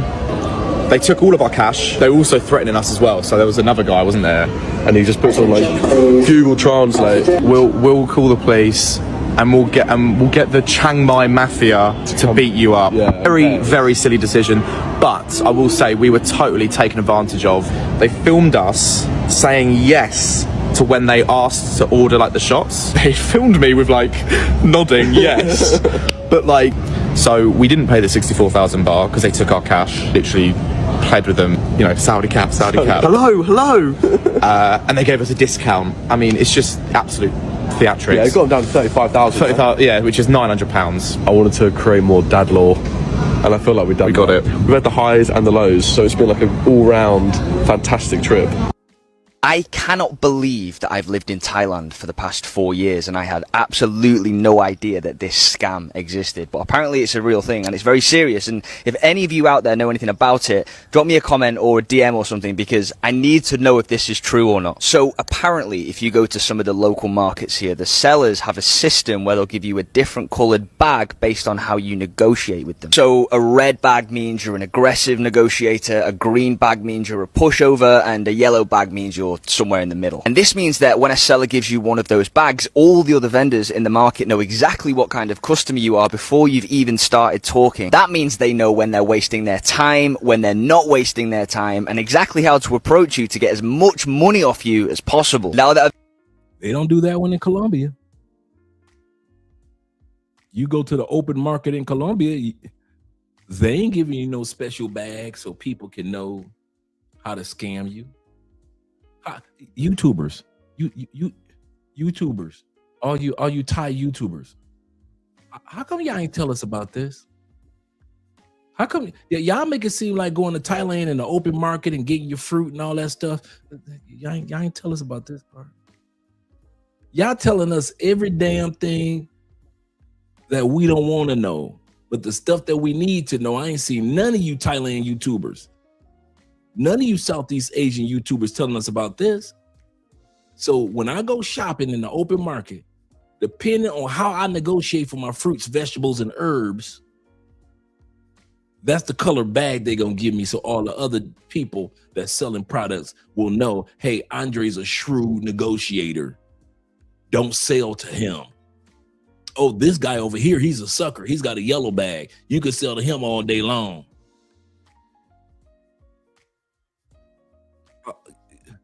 YouTubers calling all Southeast Asian YouTubers. I'm talking about the males and the females. Y'all ain't told us none of it. Y'all said that it is perfect for us and Michael Jackson to come to Thailand. That's what y'all told us. Thailand ain't got no bugs, no flies, no nothing. It's perfect weather all the way around. They ain't got no moose, no lions, no bears. They ain't got no wolf walking down the street. There's not a rhino in the back alley. None of that. Y'all sold it as if it is perfect. Especially when y'all compare it to Colombia. Oh, Colombia is just, oh my God, it's just crime ridden. It's got the cartel and it's got the FARC.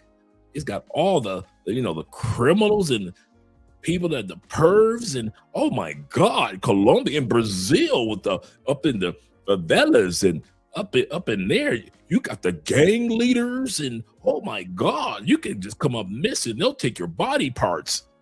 Y'all sell us that all the day long. And guess what? Those of us in South America, we have never denied anything. Anything you guys have heard about South America, you damn right, it happens here. There are good people in South America. There is a challenge in South America. You are absolutely correct. You ain't never seen us flinch. You have never seen us in South America flinch and act like we are crime free. All the women are beautiful. Therefore, they are all wifeys. We never did nothing like that. But y'all will sell it as if every Thai chick is wifey.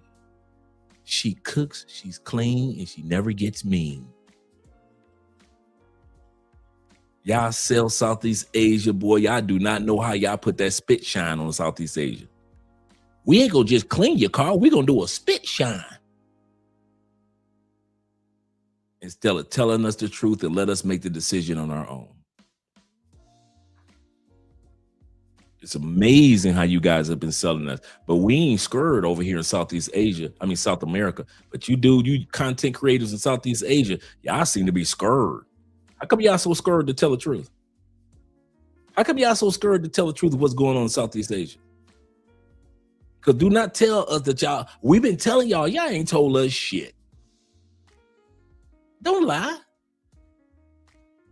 Say it with your chest like you were saying it before when y'all was selling Southeast Asia as if it's the land of all opportunity and it could never go wrong. Because as long as you compare it to Colombia, hey, it's better than Colombia. Hey, Philippines is good. It's better than Colombia. Korea is great compared to Brazil. Man, you might as well come to Malaysia because it's better than Panama. It's better than Mexico. You want to do islands? You ain't got to do the Caribbean islands. You got thousands of islands here in the Philippines. It's perfect. Ain't no crime in the Philippines. They just climb up coconut trees. And that's all they do. They just climb up coconut trees and they share mangoes with each other in love.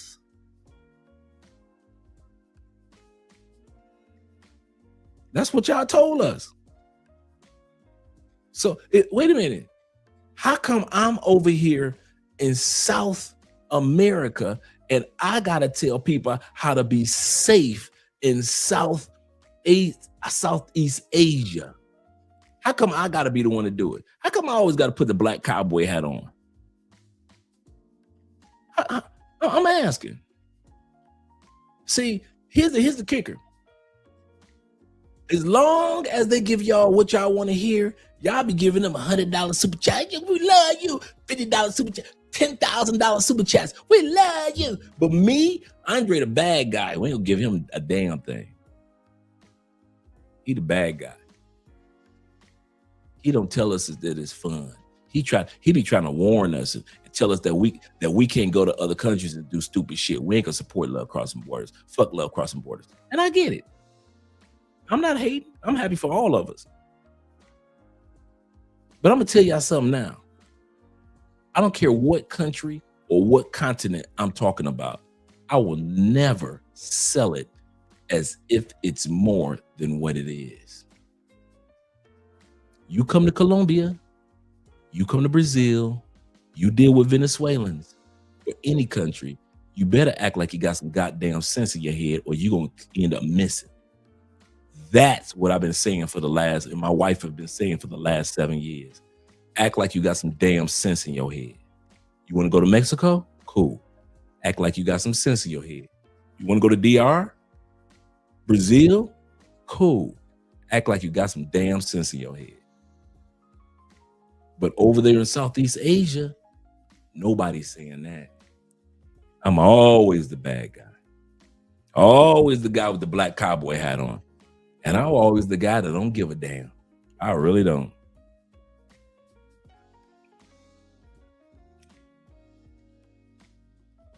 Yep. Shout out to Sign into the building. Shout out to all 121 of you guys. Do me a favor. Make sure you click the like button and support. And shout out to all you guys over there on Andrea's channel as well as Love Crossing Borders. Appreciate you guys. Let's go back to the video. Like this guy was just saying, he said, there's a scam in Thailand. I'm going to run it back. There's a scam in Thailand that whenever you go to a vendor and you negotiate something, whether it be a product, whether it be a pair of shoes, whether it be fruit, they will give you a particular bag that's a certain color based off of what type of negotiator you are. So if you're a shrewd negotiator that nobody can scam, they might give you a red bag based off of what he said to put your shoes and everything in. So when you're walking around through all the other vendors, let's say you bought some shoes at one vendor in Thailand, right? They give you a red bag. As soon as you walk in that store to buy that other store to buy a shirt or some jeans, right?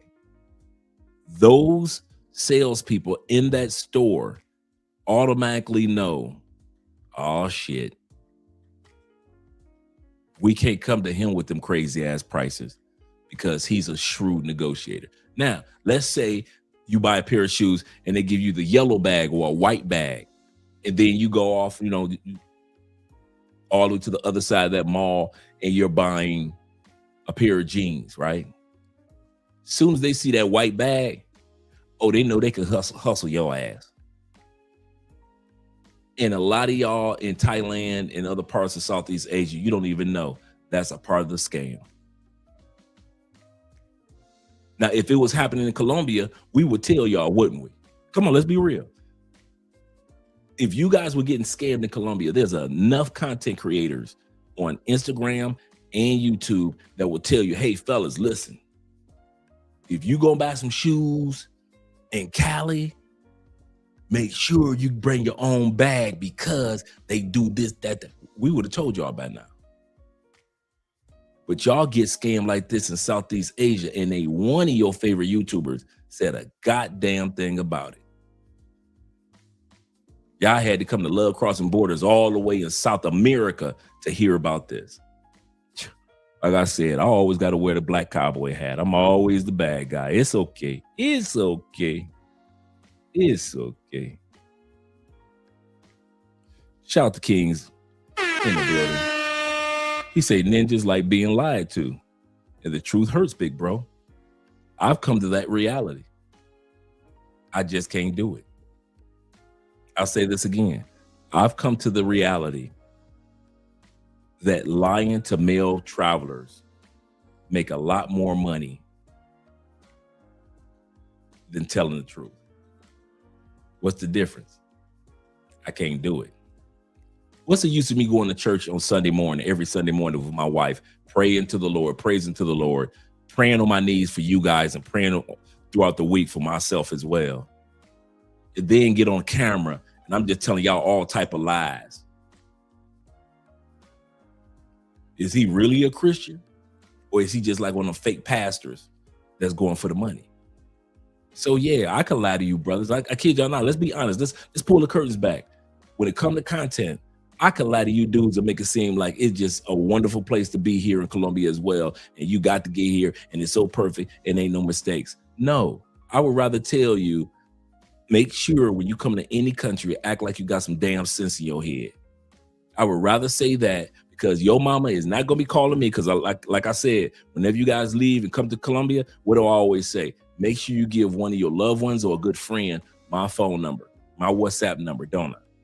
I am not going to have your mama calling me because I gave you some fucked up advice trying to sell South America as if it's perfect when I know it ain't. So yeah, I ain't balling. I ain't the one that's getting the ball and I'm not the guy that's getting the big bucks off of YouTube. But at least me and my wife can go to sleep with a good conscience, knowing that we were telling men and women the truth about travel. And I mean the whole truth, not just part truth about traveling to other countries. My brother Chris says this. Shout out to Chris with the $10 love. He said, unconfirmed. He said, Roman is, I was told, it is illegal to bad talk Thailand while in it. And I can understand that. And like I said, I can understand that.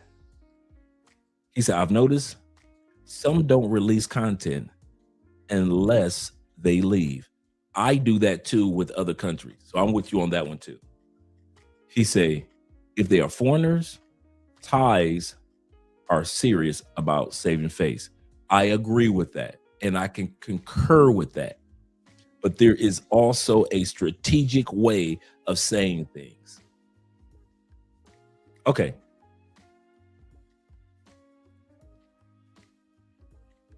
Have you guys ever heard me say anything that is belittling to Colombia, about Colombia? No. I live here. I know my citizenship is available right now for me to take the exam. So I got to be wise with my words, right? So I can give you guys warnings. Hey, guys, if you come here, make sure you look out for this. Make sure you look out for that. Or this or that could happen. Right? Here's the part about content creators in Thailand or that have been to Thailand. They don't say a damn thing. They don't say nothing. But here's the kicker. When I was doing my homework, I came across so many content creators that were like, and you're going to see them tonight, that do daily news reels on criminal things that happen in Thailand, and they live in Thailand. So yes, no country can save face because there's no perfect country, but you don't have to belittle a country in order to share information. So I don't belittle Colombia. You'll never hear me say, it's the worst country in the world. What are you guys doing? You crazy? No, you'll never hear me say that. So I can agree that we as content creators have to be strategic with the things that we say. I agree with that 100%. And just like many content creators, Andre and I might visit a country and then we'll be back home or in another country, and we drop the content of this country as if we're there. I know a lot of your favorite content creators that are never in the same country when they drop the content. I agree with that. But there's still a strategic way to warn people of things. For example, the white guy that's talking about the bags, this guy here, he's not belittling the country. He's not talking down on the country. All he's doing is saying, guys, if you see this scam, look out for it. Why? Scams happen around the world. And that's what I'm saying about the Southeast Asian content creators. They act as if no scams happen, no robberies, no crimes happen in Southeast Asia. No, we don't, Dre. The hell y'all don't. Y'all act like nothing goes wrong in Southeast Asia. That's the part that gets me. But then we'll make content about what happens to us in South America and laugh. And we have no problem with that. Once again, whatever you see content creators make about South America, you ain't never seen us pretend like it don't happen. But you cannot act like Southeast Asia is just so perfect and then guys and women come and let their guards down and get robbed, get scammed. And in some cases, not all, but in some cases, we're going to see this tonight, get drugged.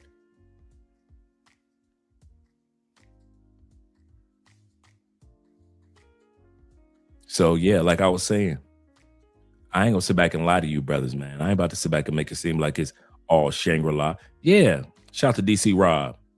Shout out to our brother DC Rob. He said like DC Rob channel, but Southeast Asia. Yeah. Yep. There's a couple of white dudes out there that's like that I came across. International Quiet Storm says this. But Dre, I have a question. Okay, let's see. With the $10 love. He says, if a foreigner criticized that country, and that's the part, you can share truth and you don't have to criticize the country. I don't criticize Colombia, even though I share with you, and many content creators share with you truths about Colombia. You'll never hear me criticize Colombia. There are content creators that have, but not me. I can tell you guys the truth without tearing down the country or the continent. He said, even if the foreigner criticizes that country, even if he left the country, it could affect the foreigner if they tried to come back to the country in the future. Just curious. Or could it come back? I wouldn't know. I've put out 7 years of me and Andrea. We've put out 7 years of content, mainly about Colombia. They know exactly who we are long before. Remember, there were only 3 content creators in Colombia at that time period when I came. Ace Live, I Am Marwa, Jabril Passport Heavy came through, but he wasn't here like living. And then us here in Cali. There was nobody else. It was like this one young white boy. He came for like 6 months, really good channel, but he moved back to Oregon. So it was 4. So 4 YouTube content creators. Nobody was here. When I say nobody, if you weren't local Colombian doing content, no foreigners were here doing content. Because Colombia wasn't looked up as a place where you would do content. And so people, even a few Americans or a few foreigners that will come from Europe, they will come, do a video, and go home, right? But as far as somebody that's living here, that was it. Ace Live, I Am Marwa, and us. What's my point? I've done enough content, and Andre and I have done enough content about this country and continent that if they did not want, or if we said something that was disrespectful to the country, they could have been made sure that I didn't make it back as many times as I've gone back and forth outside the country. They could have been made sure that I didn't get my visas. And they could definitely have made sure by now that I wouldn't be eligible for citizenship. As much as Andre talked. Right? So the back and forth, as much as y'all know, I'm you know me, I go straight for it. Like I said, you can share information and don't have to be disrespectful to the country or continent. And I think that's the balance that I've learned. There is no content where they can see that Andre tore down a country in South America, or Andrea tore down a country in South America. We don't talk politics. Shout out to Ronan and all you guys. Just a true shout out to all you gentlemen.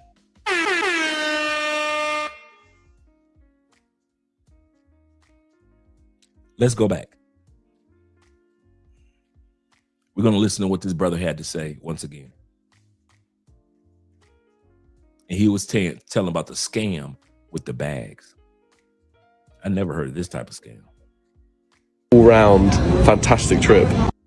I cannot believe that I've lived in Thailand for the past 4 years and I had absolutely no idea that this scam existed. But apparently it's a real thing and it's very serious. And if any of you out there know anything about it, drop me a comment or a DM or something, because I need to know if this is true or not. So apparently, if you go to some of the local markets here, the sellers have a system where they'll give you a different colored bag based on how you negotiate with them. So a red bag means you're an aggressive negotiator, a green bag means you're a pushover, and a yellow bag means you're somewhere in the middle. And this means that when a seller gives you one of those bags, all the other vendors in the market know exactly what kind of customer you are before you've even started talking. That means they know when they're wasting their time, when they're not wasting their time, and exactly how to approach you to get as much money off you as possible. Now that I'm saying this out loud, this is no different to a club card system at a major supermarket in the UK like Tesco. Is this a scam? Is this not a scam? Is this even real? Do you know anything about this? Let me know in the comments. I'm really keen to know. Oh no. I hear the Thai police officer said finding the biggest scam in Thailand, meaning that the police officers might pull you over. And I'm just saying might pull you over, and you might have to come out a couple dollars out your pocket. Now, check it out. The dude doesn't have his helmet on, right? So the Thai police officer does have a right to pull the guy over. But here's the kicker. You ready?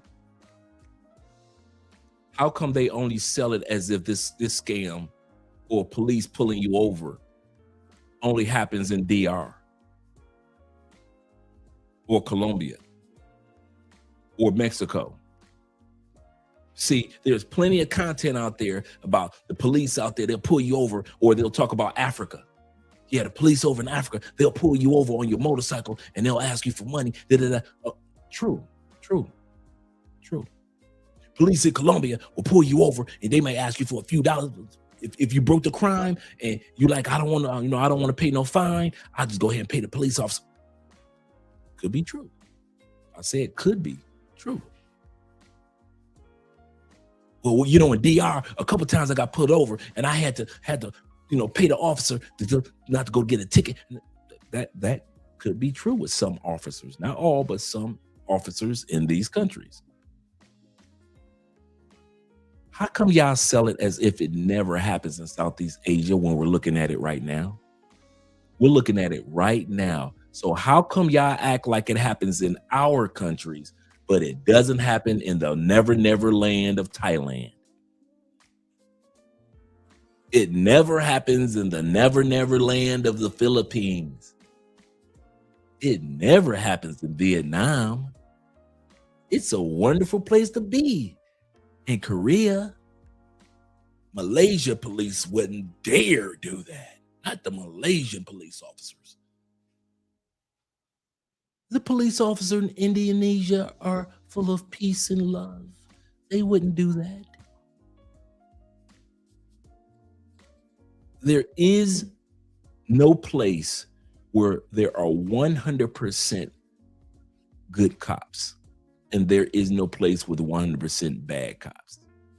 All countries and cities have some great officers, and all countries and cities have some officers on the take. Training Day, anyone? Training Day with Denzel Washington? Was that not based off a true story? For some of you guys that don't know, that was based off a true story. I actually saw the documentary behind who the guy that police officer actually was in LA. So if you guys don't think that Training Day was based off of truth, it was actually, they narrated it for a movie, but the officer that Denzel played, that corrupt officer, actually exists in real life. There is no country, no city where you will not find good officers. And there are no countries and no cities where you may not sometimes find corrupt officers.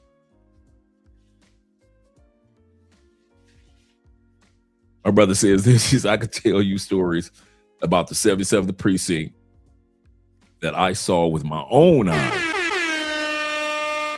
Yep, it happens everywhere. Naughty boy, naughty, naughty. No helmet, no good. No helmet equals fine. How you doing? Not fine. Naughty, another one. Oh my God, the police are making a killing today. Always wear protection, people. Always put your helmet on. Do not fall for the scam in Thailand. It's the most common one at every single... Not an ATM scam. Not in Thailand. Say it isn't so. Only ATM scams happen in Colombia. Wait a minute.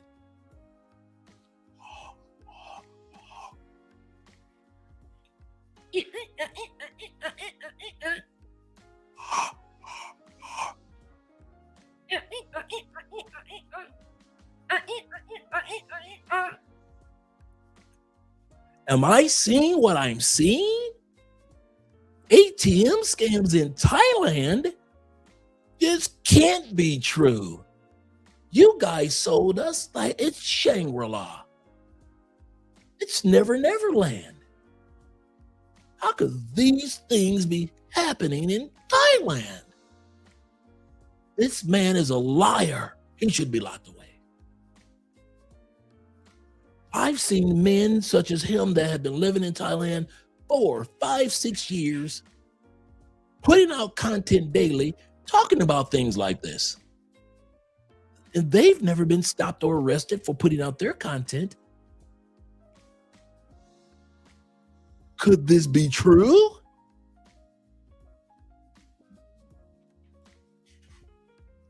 My point is, there is no place for stupidity in any country. We got to be wise even when using the ATMs in these foreign countries. No matter where we go, because they got the same type of ATMs that overprice you in Colombia, Brazil, as well as in Europe. Let's continue on. tourist has to go through. Thank you. Those ATM machines, okay, are official banks, official ATMs, and they'll always charge you 250 bahts, which is roughly 6 to 7 euros, $7, $8, $9. Every single time you have to withdraw money, you pay that. And on top of that, you pay 5 to 6% on top of the money you're taking out because of currency conversion. So my advice, guys, is when you come to Thailand, always take out cash from your country and then change it. It's just cheap, it's better. And this is an official bank, okay? This is an official ATM. I don't know if any other country does that in the world, because I've traveled a lot and I've never seen that anywhere else in the world, where every single bank will charge you a very high amount. Usually it's like little scams, like little ATM scams. But here, it's literally every single ATM. So do not fall for this scam in Thailand. This one. So I'm like, cool. I was bored. I had nothing to do. I was like, maybe I could film in there. You know, they sing the songs that. What did I say about robberies in Colombia?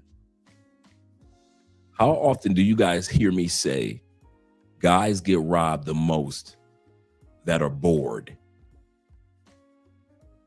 The two guys that get robbed the most in South America. You ready? You ready? I could add 3. A, the guy that lets his guards down because he's been to that country so many times that he thinks he knows everything. The guy that's been to DR 15 times and think he can't get robbed on the 16th time usually get robbed on the 16th time. 2, the guy that's overexcited about any country. If you're a man or a woman that is too excited, your first days in Medellin, you are easy pickings. Your first day in Rio, bro. I'm in Rio. I'm in that Rio. I'm in Brazil, right? Easy pickings. Number 3, and I've been saying this for the longest, and you guys have not been listening. The bored brother. How many times have we seen a video on Obi Land or this channel or DC Rob or Razor Rays where a guy says, I was bored, so I reached out on Tinder to some chicks and she came over with her friends and they drugged me. I was bored and I did this. I was bored and I did that. Those 3 men are the easiest prey. The dude that thinks he knows everything because he's been there so many times and he let his guard down. The guy that's so excited, can't nobody tell you nothing because you're so excited. And the dude that does things out of boredom. You are the 3 easiest tricks and easiest licks in every country. It is always you guys. 90% of the dudes that get robbed and drugged in Colombia falls up on one of those categories. You either think you know everything, you either too excited about these bitches, or you are bored and you got like 2 more, leaving Colombia tomorrow morning, man. I ain't doing nothing, man. Let me go on Tinder. Let me go ahead and go on Tinder. Yep, that's a good way of putting it, brother. They food. You guys are food. Pray. I've seen it so many times. Dudes get drugged the last night over. What do I always say? The biggest scams and the biggest robberies take place during the first 3 days of your trip or the last 3 days of your trip. Here we go. When I was in the feds for 10 years, you knew who was going home. They didn't have to tell you they was going home. They can be a dude that's loud as Chris Tucker. In those last 2 weeks, they get quiet as a church mouse. They hang out. They don't go to the gym no more. They don't go to the TV room no more. They ain't on the basketball court. They spent 7 years in jail with the rest of us. And they all of a sudden, you didn't know they was getting out, but you know that they getting out because all of a sudden they ain't at the basketball court no more. You be like, this dude about to get out. Because they don't want the trouble. They know to sit their butt back down somewhere. You dudes need to learn that same concept when you're about to leave a foreign country. Your last 2-3 days, I don't care what your boy's saying. I don't care how many times they've been to DR. I don't care none of their story. Your story might not be your boy's story or your boy's experience or your favorite content creator who get all the hoes. It might be something different for them compared to you. Some of us within the last 2 days, you need to sit your ass down because boredom will get you robbed. And I've seen just as many dudes get, thank you, babe. Thank you very much, sexy boo. I love you. I've seen dudes get robbed that are bored just as much as I see dudes get robbed that are excited, just as much as I've seen dudes get robbed that think they know every damn thing. Some of you dudes been going to DR for 5 years. Bam, she got you, year 6. And from my analysis of watching you guys get robbed in Colombia, I can at least say Colombia, all these years, it usually happens within the first 3 days that you're in Colombia or the last 3 days that you're in Colombia. So when you first come in, bruh, you got to slow your roll with that excitement. In the last 3 days before you leave, don't let that boredom get your ass end up in a morgue somewhere in South America because you was bored. And so you decide to go on Tinder. I'm trying to get y'all to hook up. Yep. Them last 2 weeks, man. I told y'all my story yesterday. I went in the hole. I told the officer, I said, man, I need 3 days in the hole. Because I want to get my mind right before I left. You know, I'm in the feds for 10 years, so I gotta have some quiet time. So I went to a CO. I say, hey, CO, man, I need to talk to you. I need to go to the hole. Anybody messing with you, Dre? No. I'm getting out, and I need some quiet time, like some me and God time.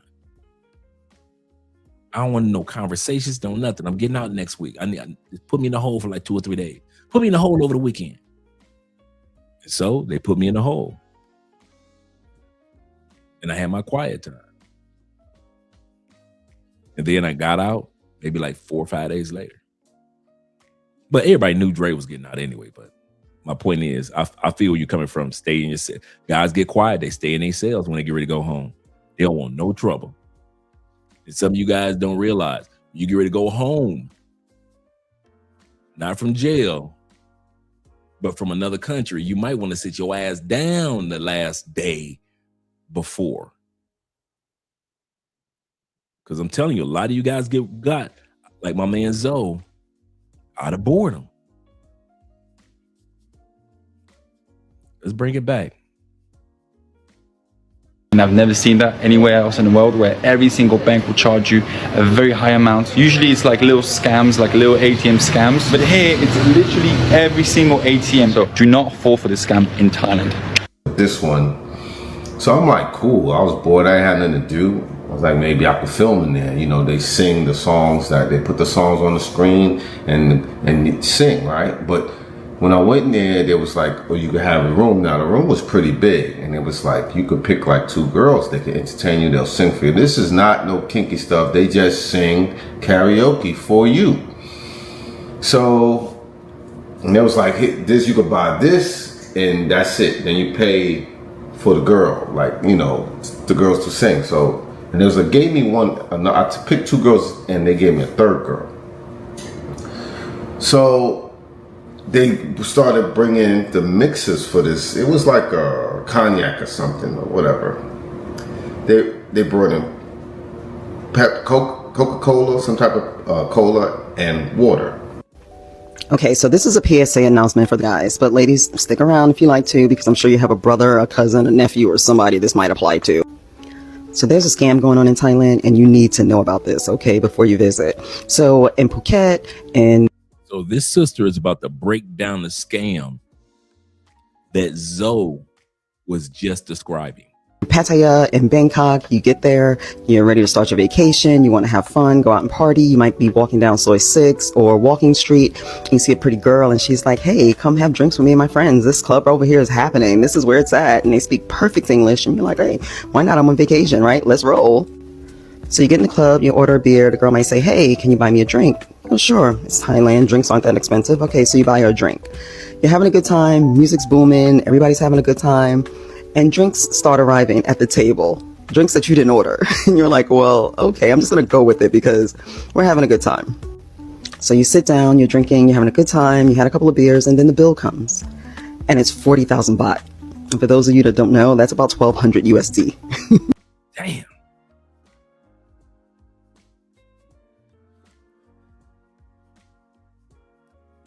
Remember a couple episodes ago, I said that there are certain things I'm not a professional at. And I ain't got no problem with saying that. I'm from the States. I'm a saber-toothed tiger. I'm used to approaching women. So when it comes to pay for play, I ain't gonna even pretend like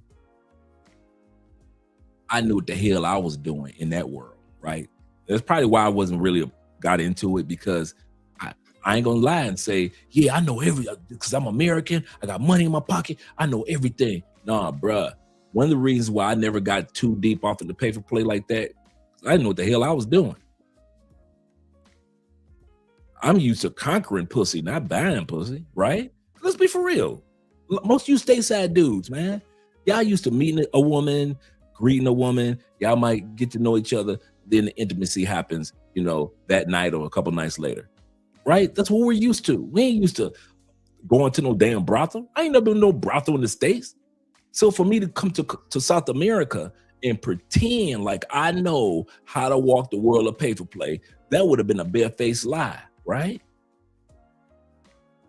So why do y'all do it?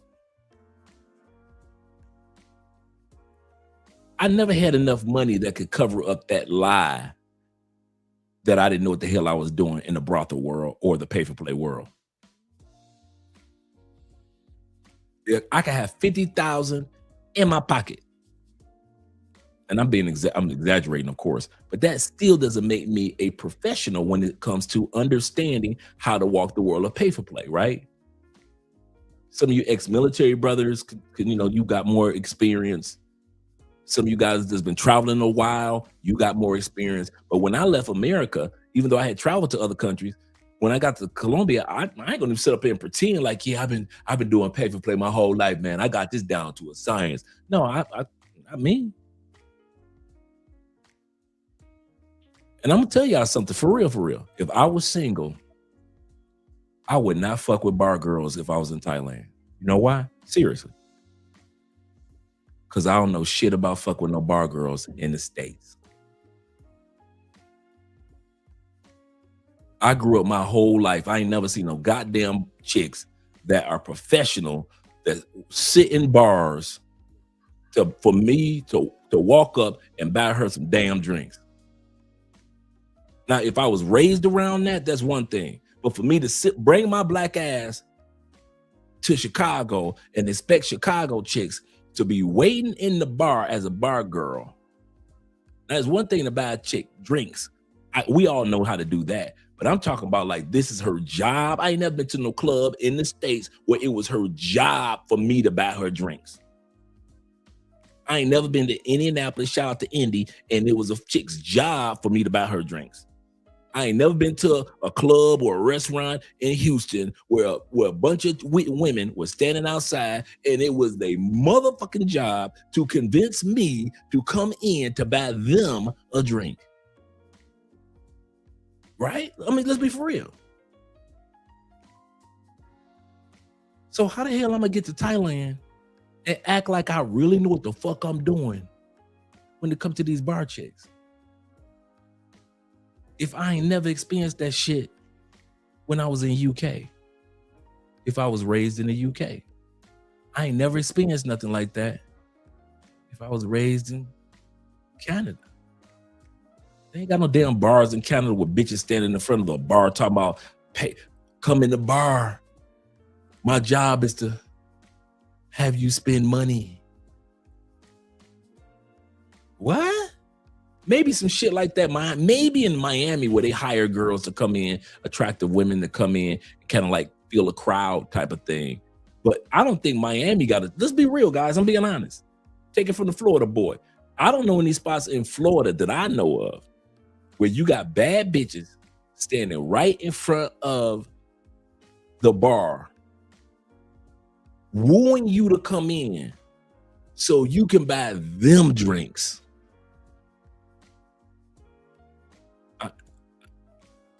I ain't never seen no shit like that. Number two, if you ain't my woman, don't touch me.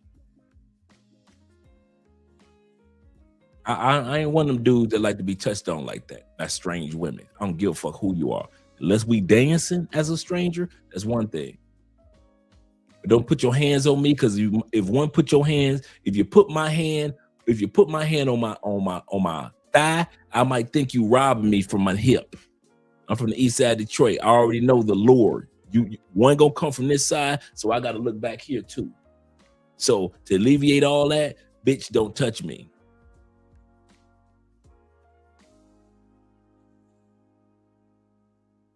Don't touch me.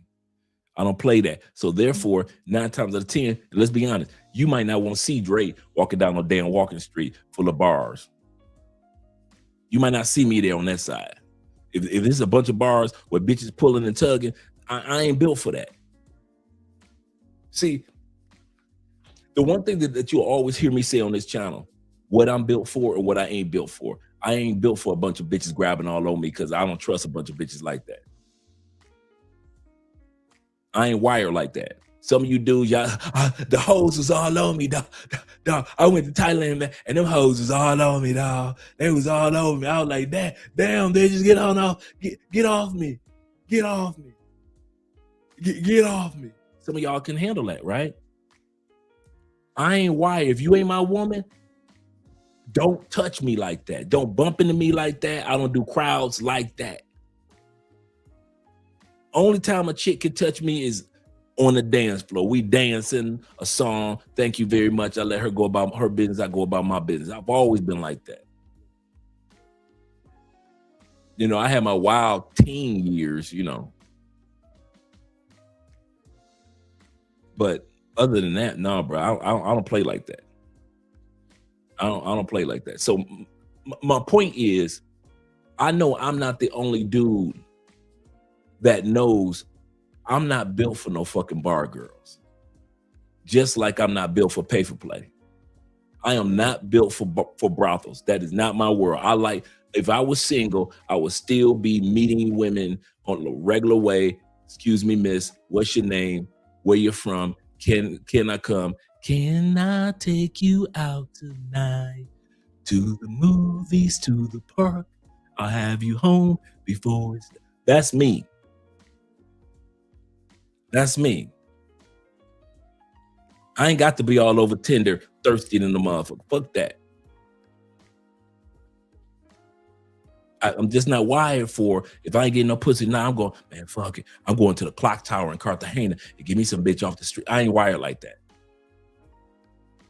And that doesn't make me better than any man that does pay for play. I'm not saying that. Some of you dudes can do it, and that's fine for you. But me, you will never see me pretend and act like, yeah, in Colombia, I got this. If I was single, hell no, I ain't got that world. That is not Andre. It is not.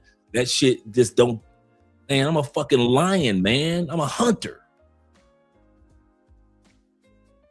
I love the exchange of numbers and getting to know somebody and hanging out with this chick and getting to know that chick. That's me. Same thing in Thailand. Bitch, if I want to offer you a drink, I would offer you a drink. But if it's your motherfucking job to scam me out of drinks, hell no, get the fuck out my face. And so maybe I'm gonna tell y'all something seriously. If I was single, maybe that part of Thailand, I'm not saying all of Thailand, but that part of Thailand might be a part that I'll very rarely visit. You might rarely see Andre in a walking street type of environment because that's just not me. To where, like my brother said, they're aggressive. I'm not, dog. If they like that, yeah, that's what I'm saying. I'm not trying to, let's put it like this. I'm not that dude to go in an area knowing that that's how the area is and then act like an asshole when I'm in that area. You know, Andre, if you go to Thailand and you go to Walking Street as a single man, let's say if I was single, a single man, and those women become aggressive, you cannot cuss them girls out, Dre. You know that's their job. You watched enough videos that told you if you walk down this particular street, the ladies are going to come your way, Dre. So if I get mad and I'm cussing out the lady, get the hell off me, I told y'all, that's my fault. I'm wrong now. I'm wrong now because I shouldn't have been in an environment that I knew was not conducive for Andre. That's why you'll never see me down at if I was single, you would never see me down at Parque Yeris, except for during the daytime, because I don't, that nighttime thing. And sure, to be honest, Parque Yeris is kind of sketchy in the daytime.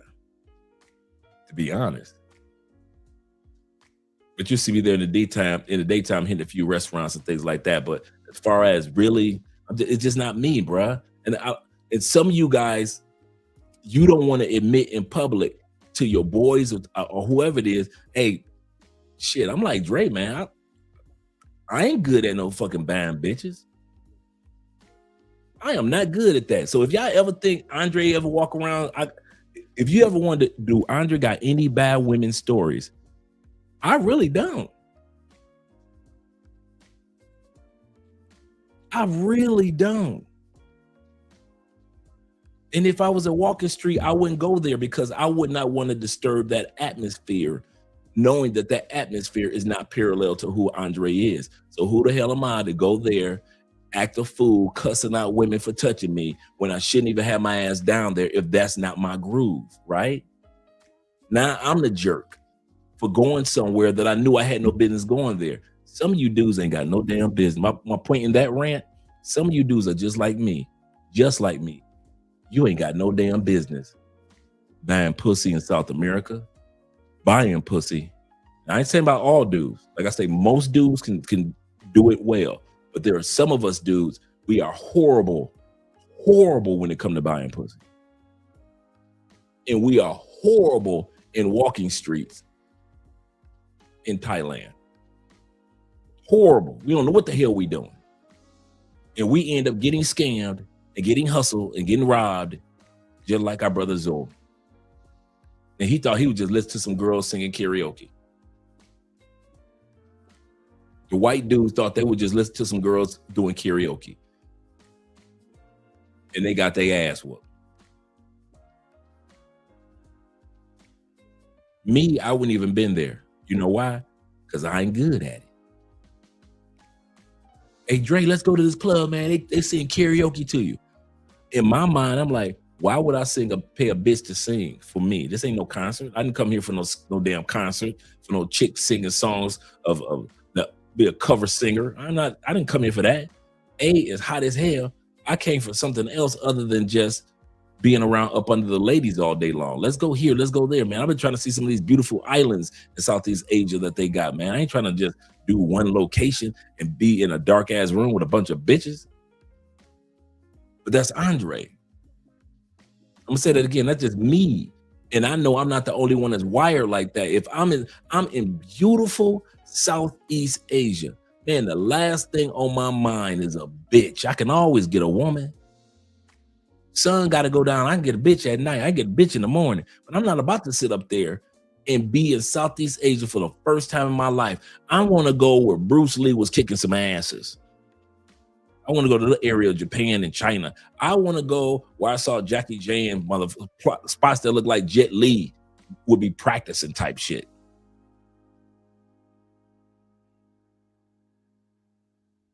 I'm trying to see some landmarks, some monuments, some shit I ain't gonna never see again. I'm gonna see an Asian bitch again in my life. I ain't gonna see these mountains like this ever again in my life. I might get 2-3 more trips in Southeast Asia again. I am not gonna waste it on seeing the same type of bitches I can see when I get back to the States. There's Asian bitches in the States. I am not about to waste my whole trip. Now, nothing wrong with getting the ladies, but I'll be honest with y'all. I'm just not wired like that. I'm not female centered like that, if you will. I'm not female centered like that. I do not have any stories where I went to one country and I just ran through bitches, man. No, I was doing all that shit in the States.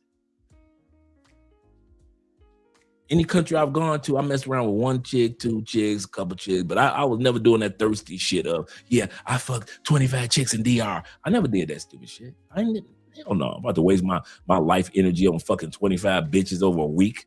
Fuck out of here. Got so much I'm trying to see in DR. So much I'm trying to experience. So I'm gonna say this again. I'm not putting down anybody that does that. I'm just saying that Andre is not wired for it. And so since I know I'm not wired for pay for play, that's not my world. The other world in Southeast Asia, bitches grabbing all on me and dragging me in the clubs to buy a drink for them and they get paid for that shit. I am not built for that shit, dog. Some of y'all think it's cute and it's cool, and that's cool for y'all. But for me, oh, bro, that scam. And I'm being honest. That's why certain scams will never happen to Andre. If I was single, you'll never see me in a pay for play scam. Why? I don't do pay for play. You'll never see me with secondhand. You'll never see me with cancer from cigarettes. Why? I don't smoke cigarettes. Right? You see where I'm going with that? You'll never see me get scammed in the Philippines by no bar bitch. Why? I don't. Fuck no. I'm not going to get drugged into a bar for a bitch talking about buy me a drink. No. And y'all know how funny style I am. If I was single in Thailand, y'all know my ass be looking for the female that owned the bar. The female that's going to, she's 24 and she's in college. Y'all know me. The female that's in charge of the fundraisers in the community. Who's the pastor's wife's sister? Y'all know me. I'm looking for the nerdy chicks, man. In any country I go to, give me the ladies like Andrea. Give me the nerdy chick. I'm looking for glasses, bruh. Thick ass glasses. I'm looking for the chick in Thailand that's going on her way from or to work, library, bookstores. That's me. Give me a sexy woman in a nice business attire. That's me. So for me to deal with bar girls is for me to be out of my element. I'm being honest. And now if I go out of my element, now I can get scammed. And I understand it. Because I'm trying to be somebody I'm not if I go with the bar girls. So let's say, once again, if I was single, I would never get scammed by bar girls because I'm really not wired for that environment, that world anyway. Some of you guys are, and it's fun and it's great. You can do it and it's no problem. Me, as soon as I see myself in that environment, I'm like, what? This like a tiger going to the grocery store to buy some steaks. This shit look odd to me. You mean I can't hunt? You mean I got all of these saber-toothed fangs for no reason? Just pussy run up on me, huh? Just regular old free pussy. This bitches want me to buy them a drink and pay for some pussy. Huh? That shit is an insult when you got saber teeth. That's an insult.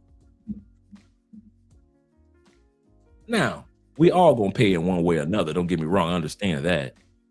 But guys, I kid you not. I'm just not wired like that, bruh. Like I said, I know I ain't the only one. I'm probably just the only one that's willing to say it on camera. And I have nothing against you pay for play brothers. I kid you not. You can do something that I can't do. I have nothing against you guys that have fun with the bar girls. I have nothing against that. Why? Because you can do something I am not wired to do if I was single. If I was single, solo travel, or traveling with my boys, I would not be going to no bar full of bitches. I'm not wired for that shit.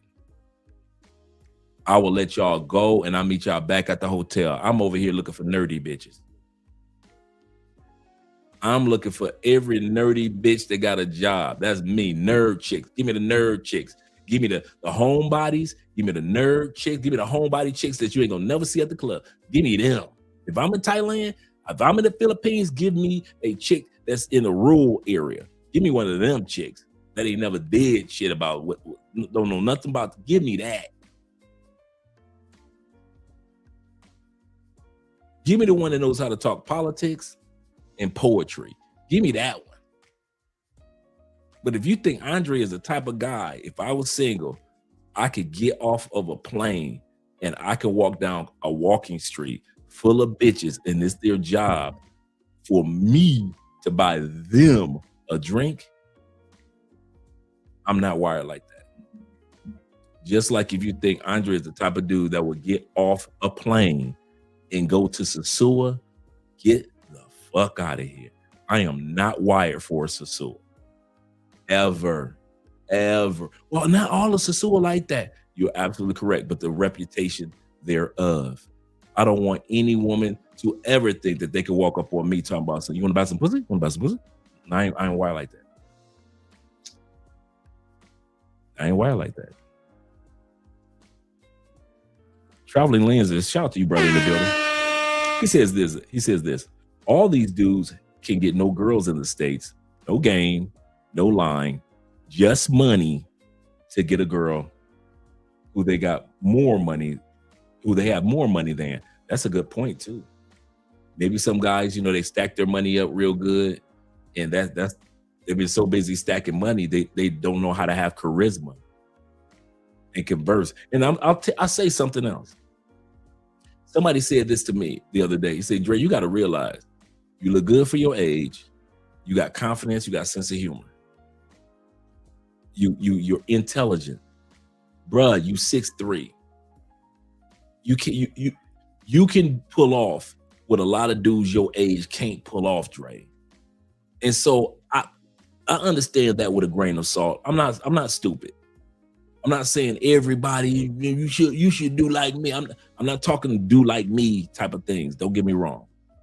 Even though most guys that leave the United States or Europe, you're taller than the average guy in most countries that we go to. You're taller than most people in DR. You're tall. If you're 5'9" in the States, you are taller than the average Filipino, the average Colombian, the average Brazilian. Just at 5'9", 5'10", you tall. So you do not have to be 6'3" to be considered a catch in these other countries. But I do take with a grain of salt when you guys say, hey, Dre, you got to realize you're a little different, dude. So I understand that. But even in that aspect, man, give me the homebody chick.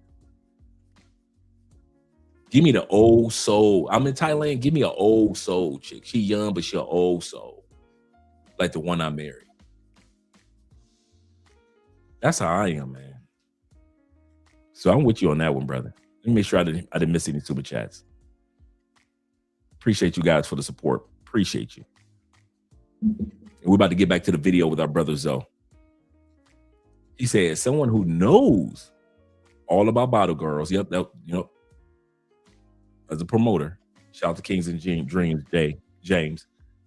He says this: as someone who knows all about bottle girls, bartenders, VIP service, etc., because I've seen, managed, promoted, hosting for 20 plus years, do not ever get comfortable dating them seriously. They hustle. You've heard it from the man himself. King say, yeah, lying. Yeah, man. I'm just wired like that, man.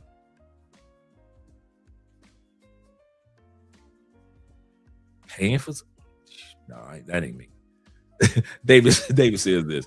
Nah, Dre, I gotta disagree with you on this one. on that.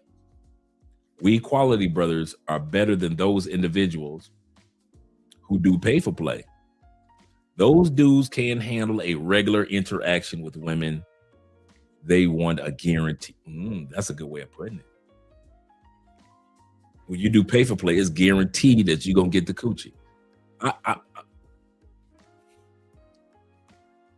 You guys have heard me say this before. I'm with Dave on this one. You guys have heard me say this before. I equate the rejection just as much as I calculate the acceptance. I'm solo, just landed in Medellin. Before I get off the plane to meet any female that I may come across on my trip, let's say I'm on my trip, I say I'm going to approach 10 women, right? On my trip.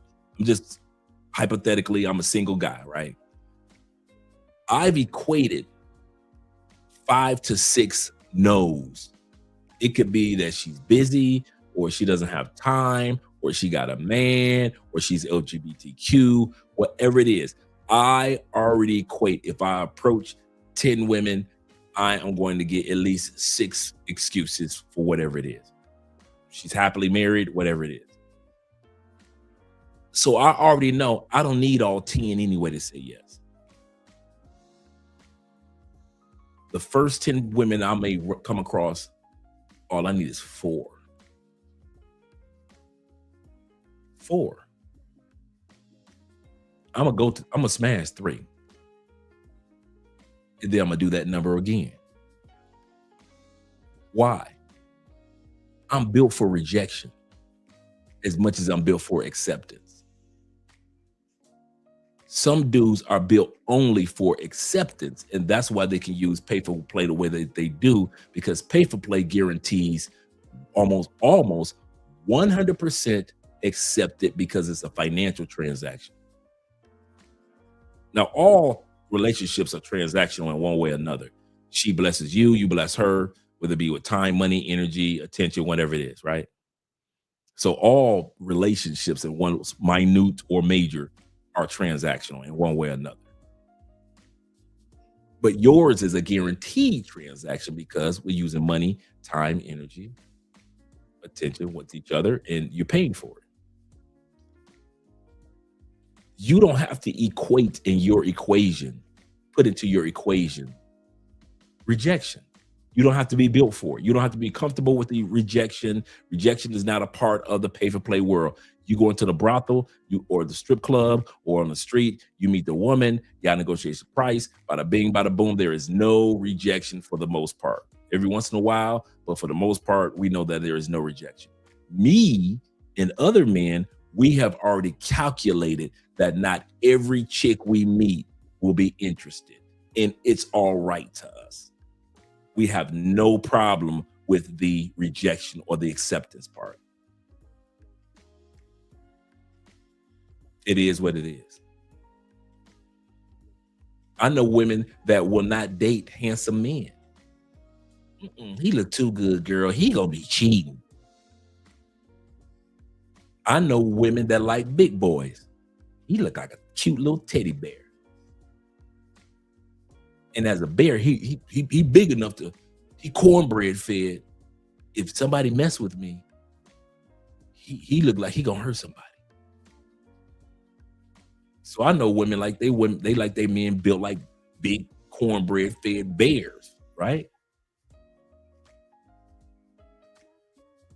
So it doesn't matter too much in regards to, for men, the looks part. So don't think I'm saying that you got to be a pretty boy. But what I'm saying is, us regular dudes, we are us regular everyday dudes that don't do pay for play, and we don't do bottle girls.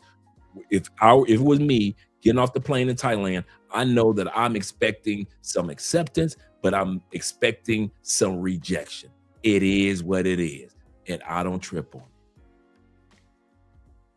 Because there are too many of us that do pay for play, not for the fun of it, but because you're not built for rejection. You can't handle rejection.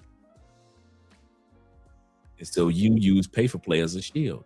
Now, some dudes use it, and I think most men use it, if I'm not mistaken, correct me if I'm wrong, Most men use pay for play, just having fun, just enjoying yourself. Hey, I'm not here for a long time, just for a good time, right? So you're just having fun. So most men are just having fun. But there are those who might even live in that country and are still doing pay for play because they cannot handle the rejection that regular everyday women might give them. Let's go back to the video with our brother Zoe. And this sister is talking about the same scam that's taking place, and she's in Thailand, that happened to Zoe. You try to argue, you're like, I didn't order all of this. I don't know where this bill came from. And by then you got 2 big security guards standing next to you. And they're like, oh no, you're paying this bill. And you're like, oh no, I'm not. And they're like, yeah, you are. And they don't take your card. They walk you to the ATM and make you take the money out. And a lot of people have reported that they have been really roughed up if they didn't pay the bill. So you might threaten to call the authorities, and they're like, hey, but we got you on camera because when she asked you, could you buy her a drink? And you said yes. They have that on film. So they're going to use that against you. So some people reported they just had to pay it. Other people said they negotiated it down, whatever the case. This is a scam that you need to be quite aware of. If somebody's overly friendly and saying, oh, yeah, let's go have fun, just know it might be a scam. Now, don't get me wrong. This is not me bashing Thailand. I've lived there for a year. I love it. I think it's an amazing place. I've never felt unsafe in Thailand. But there are scams that happen, so you just have to be aware of that. And these scams are going on in any tourist city. So it's not specific to just Thailand, right? It can happen anywhere. If you want to check the safety of a city or country before you travel there, go to Real Travel AI, go to the safety checker. It'll tell you how safe the country is, scams to look out for, and a lot of other helpful information. Okay, she said go to Real Travel AI. So, PSA for today. Guys, if you're visiting Thailand, do not ask locals for directions if you get lost. Mama built. Shout out to the body. Lil Mama got a body. This is literally how I got scammed while I was in Phuket. Long story short, my phone died and I found myself lost in the streets of Phuket, not knowing how to get back to my hotel. So I asked this random girl on the street, I was like, my phone died and I need to get back to my hotel. Do you mind giving me some directions? She was like, sure, I can walk you there. I'm going towards that direction anyway. Okay. He could have chose anybody on the street. Is this really a scam? Anybody walking down the street, he could have chose. He just so happened to choose the baddie. He just so happened to choose the baddie. He could have asked anybody in the restaurant, anybody that's walking down the street, old woman, but he just so happened to stop the 304. Right. Right. He just so happened. Man, come on, man. This ain't no scam. You set yourself up. This is a scam. I stopped for directions. Let's see what else happens. Little did I know, as soon as we got there, she asked me for 5,000 bahts. She was like, it's either you pay me 5,000 bahts or you let me stay the night.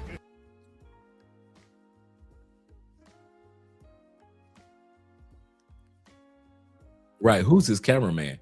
And what type of scam is this? You either pay me 5,000 baht for giving you directions, or you let me stay the night and give you some coochie.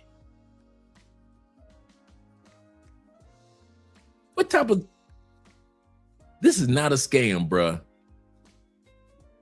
Don't ask a girl that's sexy for directions. Why, my friend? Because she's going to give you the directions. She's going to walk you to your Airbnb. Really?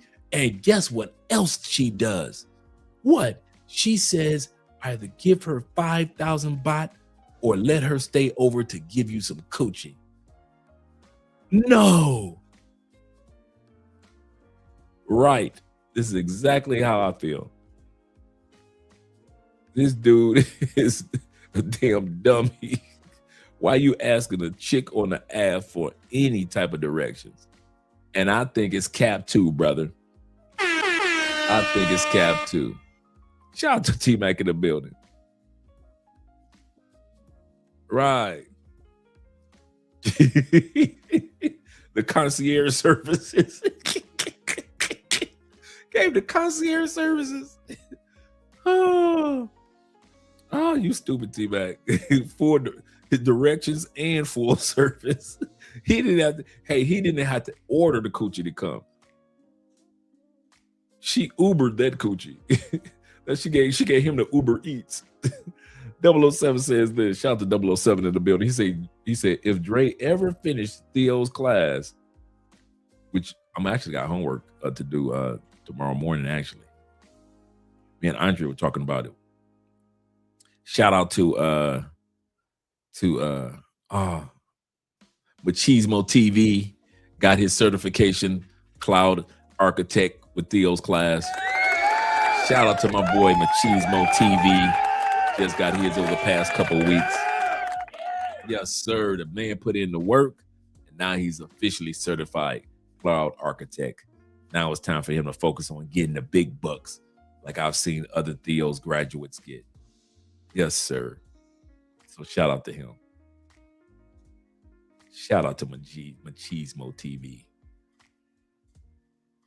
He said, before you got married, how did you meet women before you married? On the exact same in Colombia, the exact same way I was telling you guys, because I was in Medellin for like a year, right?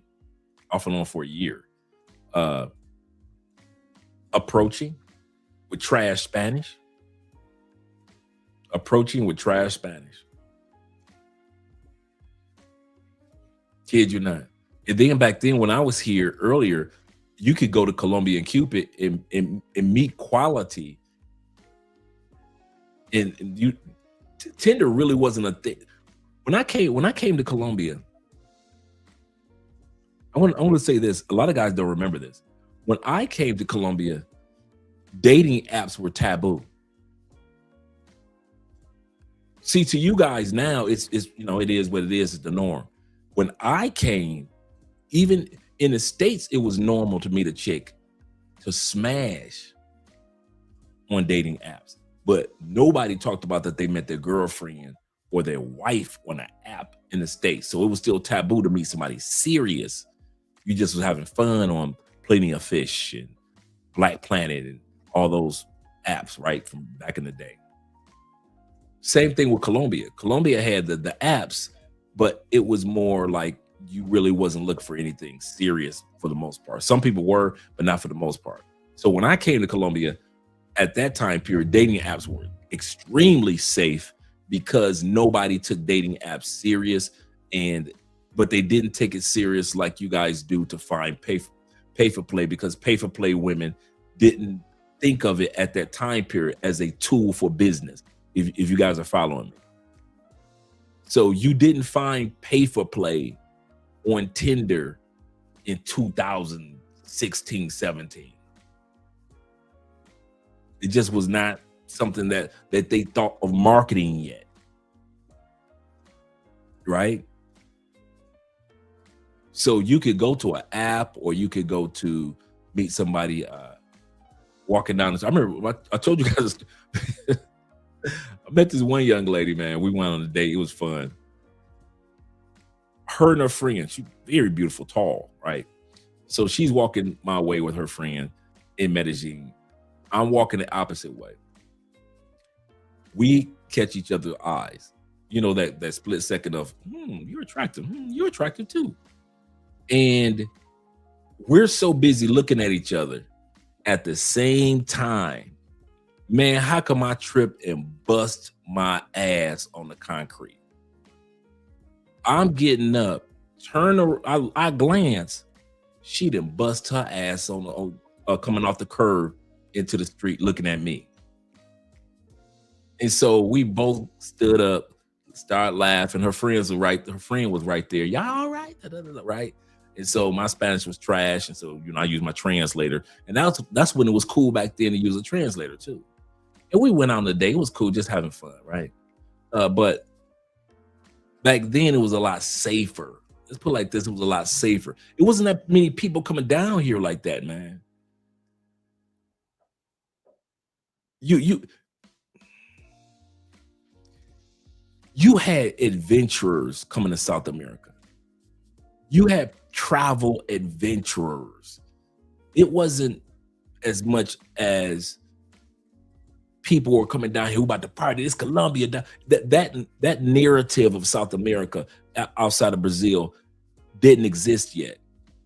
You know, because everybody was going to Brazil because Charles Tyler and Al Grease and Taylor Made Dreams and all that. Then Taylor Made Dreams went from Brazil to back home to Atlanta, and then he went to DR. So you had those guys, those matriarchs of the movement, kind of hyping Brazil. Nobody was really coming to Colombia like that until Ace Live, Jabril, Passport Heavy, those YouTubers.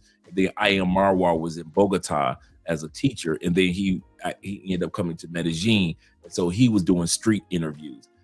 Until those guys start putting Medellin on the map. Prior to that, nobody was really coming down here like that. So it was easier to just meet women everywhere, and they were still in that awe of, oh my God, an American or a foreigner. So people wanted to get to know you type of thing. Now, you know, you go to Medellin, you kind of like, oh, another foreigner. Even with Cali, it's kind of like, another foreigner, right? It's no big deal, but it was easier. It was easier back then to meet women just face to face, just no big problem. Now, you know, I hear you guys go through, you know, your challenges in Medellin when it comes to meeting quality women, which I can understand.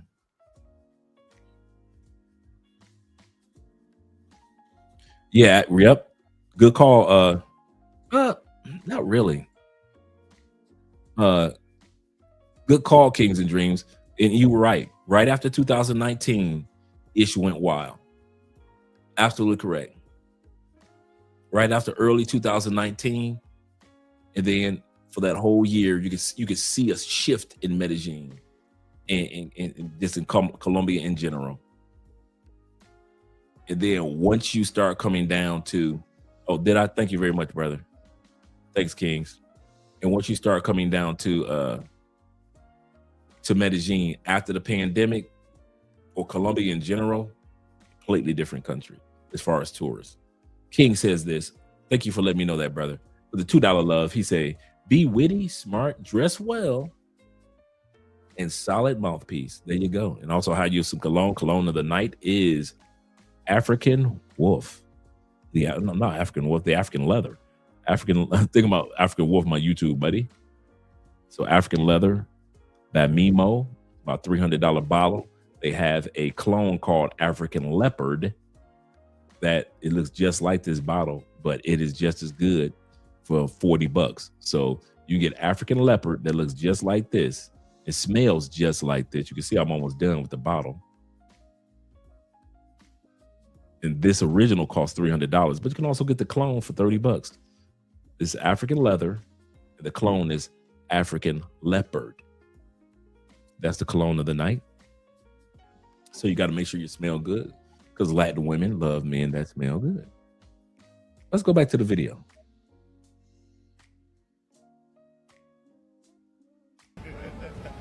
So this is a common scam in Thailand. My phone died and I found myself... PSA for today. Guys, if you're visiting Thailand, do not ask locals for directions if you get lost. This is literally how I got scammed while I was in Phuket.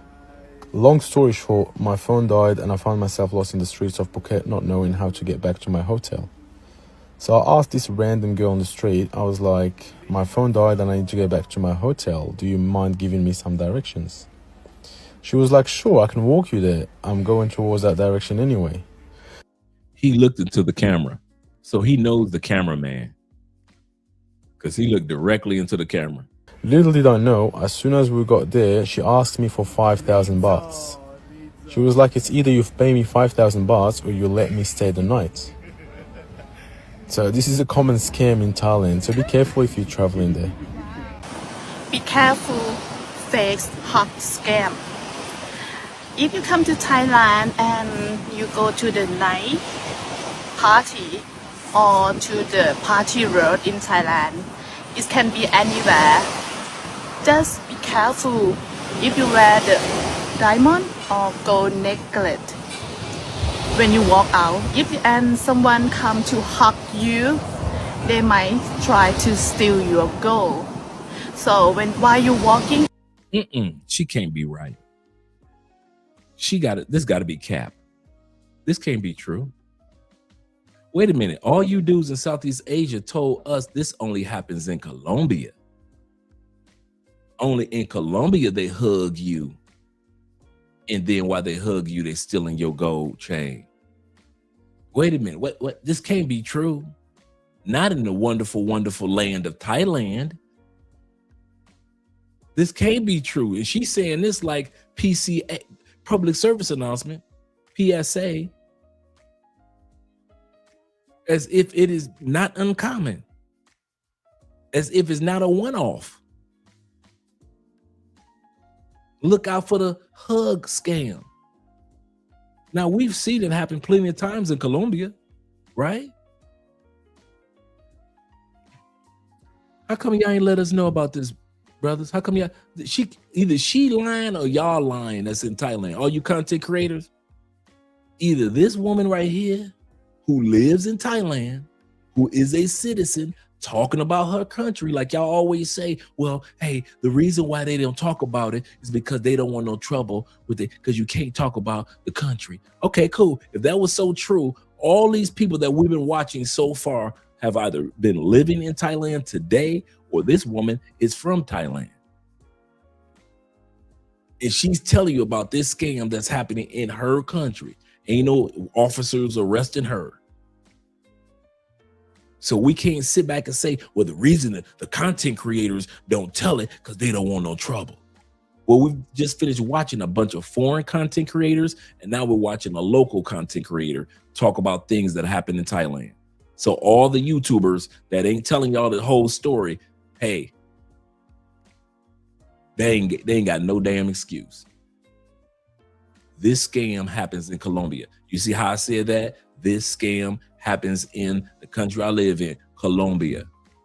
I'm not worried about police kicking in the door because I said it. She's not worried about the police arresting her in Thailand because she said it. But you let you content creators, y'all ain't gonna say nothing. Y'all just let a dude get robbed of his gold.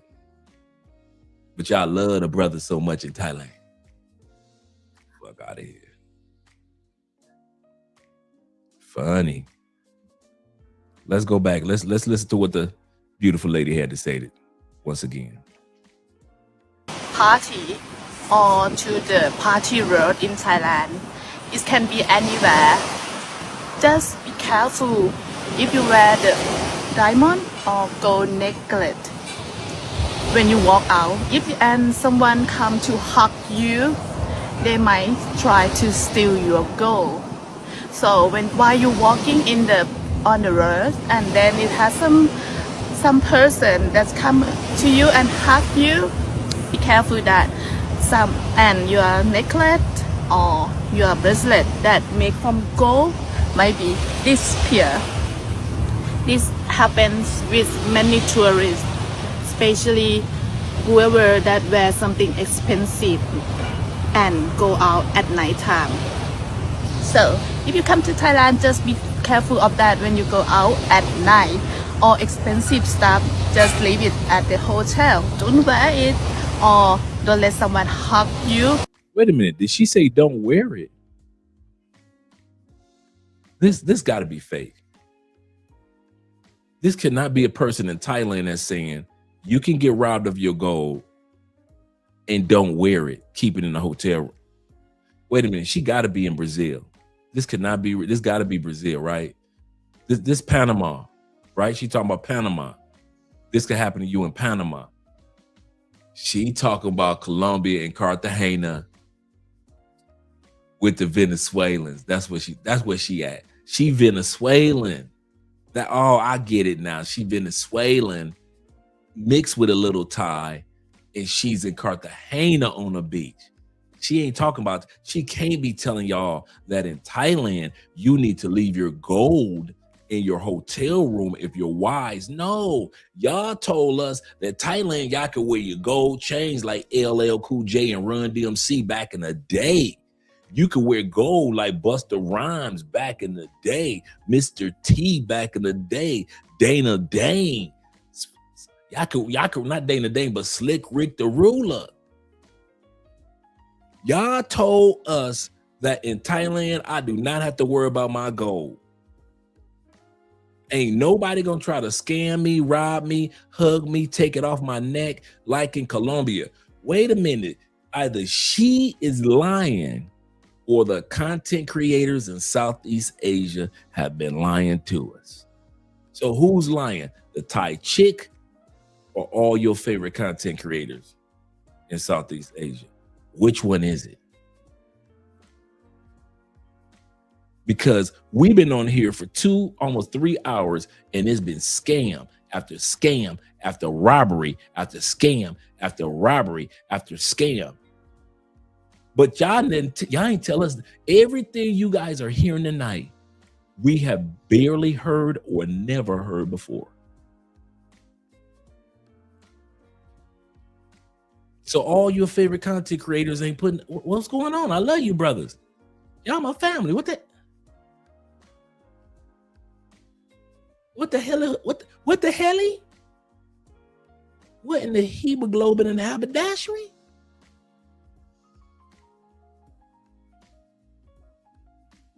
He said, you don't have to worry about your gold because they have a gold store on every corner. I know, right? Dre, where you go? They've got a gold store on every corner.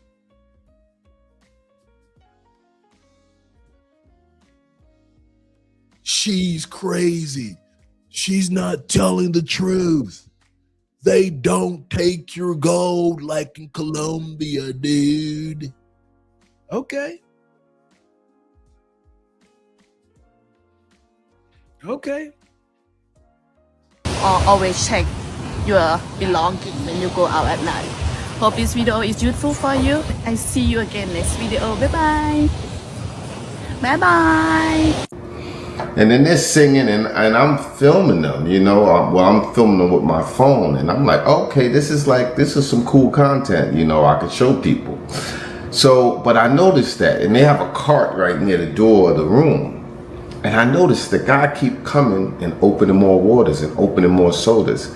And I'm like, she's like, a girl trying to tell you, drink up. And I'm like, relax. You know what I'm saying? I sip my joint, just relax. And I'm looking, so they singing, and one girl's quiet, but she looks like worried or something. I'm like, okay. So I see them, the dude in the door and I'm like, yo, they were literally, they had opened a half dozen or more colas and waters, and it wasn't even that many of us in the room, and I definitely wasn't drinking no colas and no waters. And I'm like, why do they keep opening up all these, you know? And this girl was like the mama san to the girls, even though she was pretty and young. She was a little older than them. And she kept trying to drink, and I said, damn, I feel like I'm getting scammed, right? The most common one that I've heard is they tell you one price. So he knew that he was in the wrong area. He said this. International Slow said this. International Slow said that he knew that he shouldn't have gone to where the driver told him to go.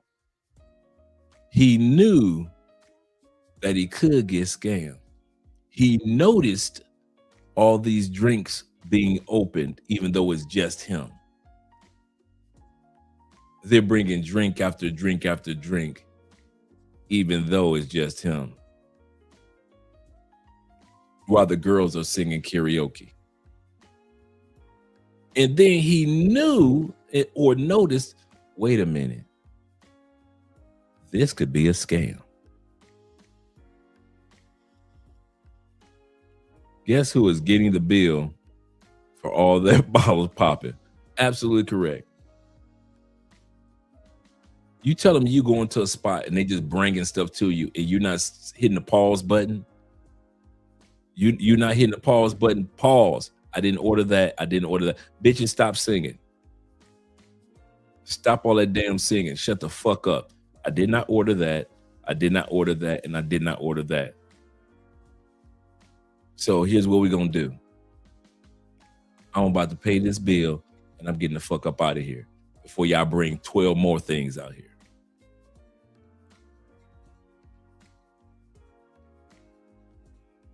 Y'all in other countries doing private rooms.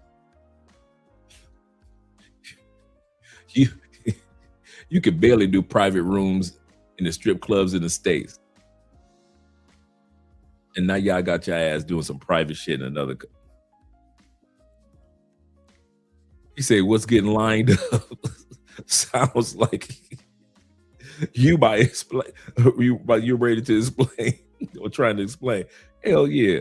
Cut that music off, all that damn singing. I ain't trying to hear that shit. I'm going straight to the mama son. I'm going straight to Mama Say, Mama Saba Makusa. Mama Say, Mama Saba Makusa. I'm going to the mama son. Hey girl, what's with this shit?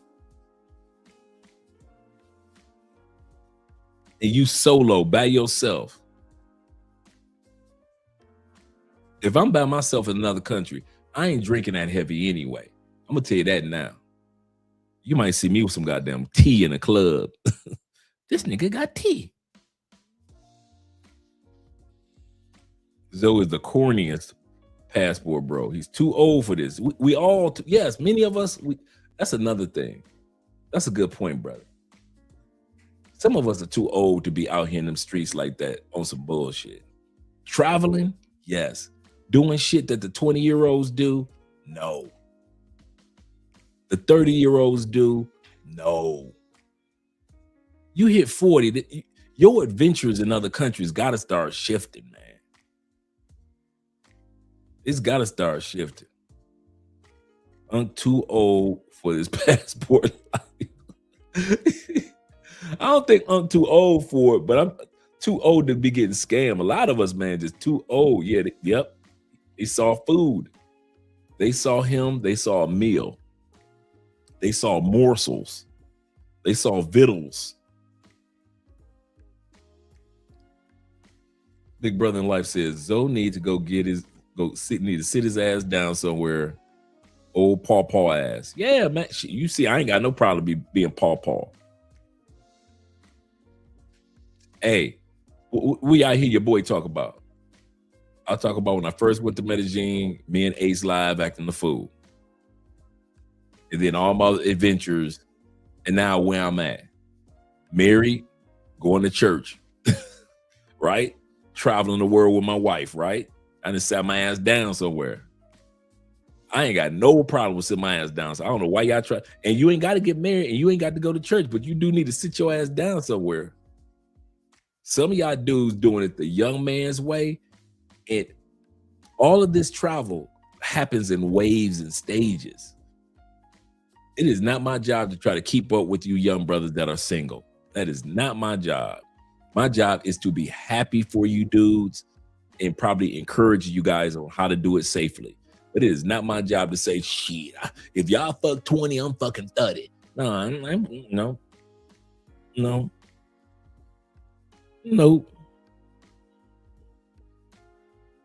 Y'all fuck 30, give me 3. I'm good. You see what I'm saying?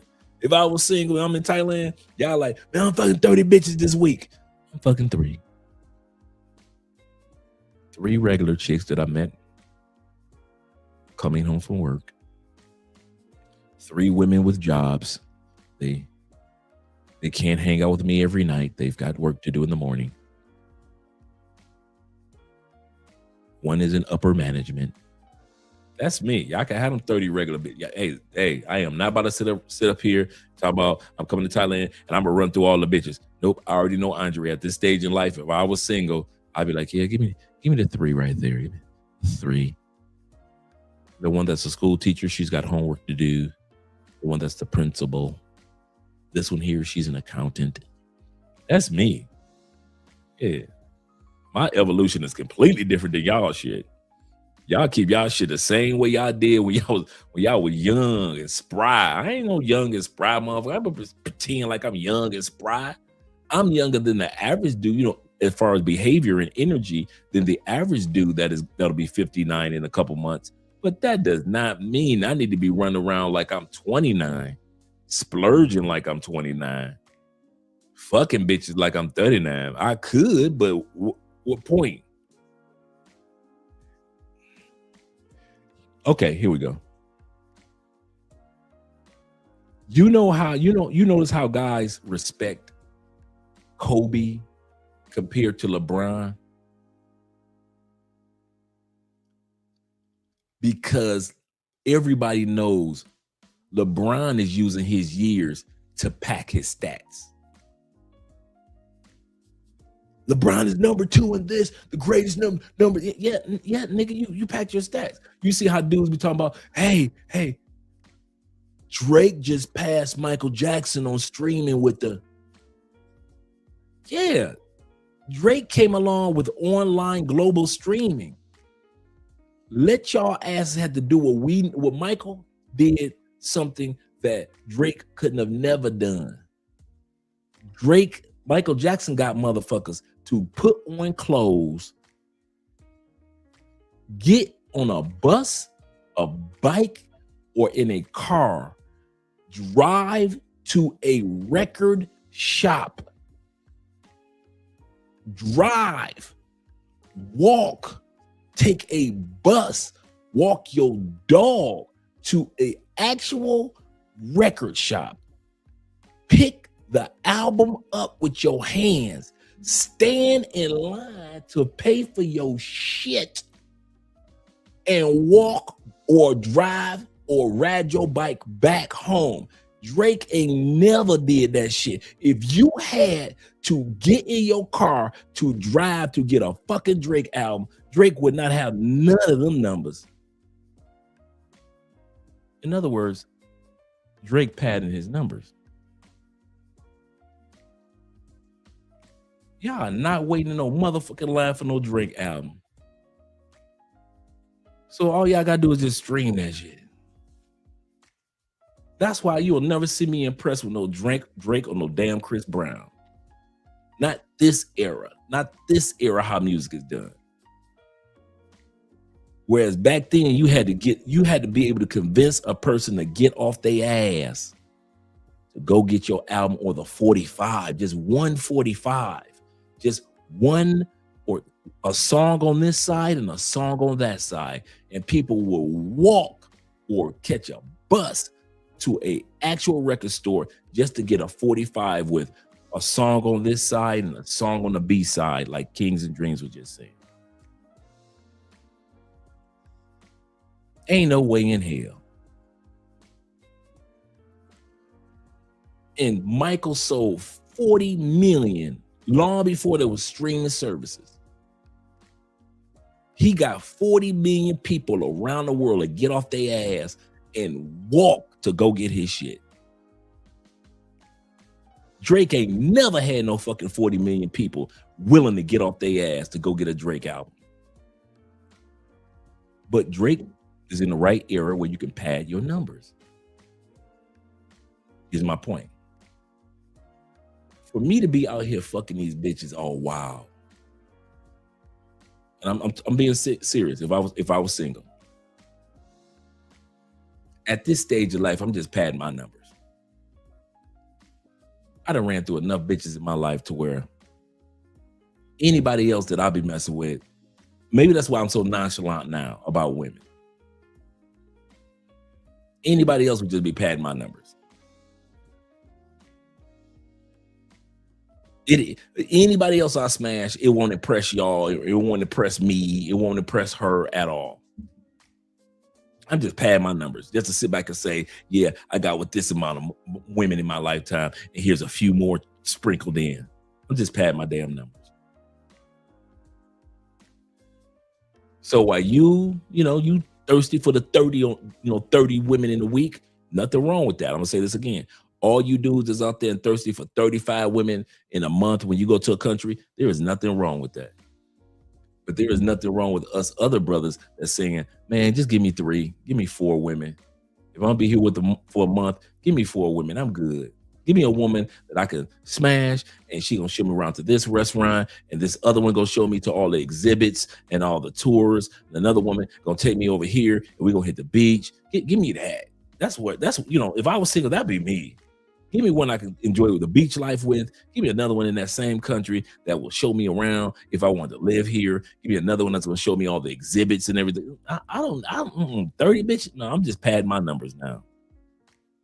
I'm just fucking to be fucking just in the name of fucking. 30 women? What for? What for? At 58, 59? What bragging rights you trying to get, Dre, at 59 years old? Yeah, I just fucked 30 bitches at 50. Yeah, I'm padding my numbers. In other words, I'm just fucking just to be in the name of fucking out of boredom. He said, Dre, give me two or three consistent women. And I'm right, that's me.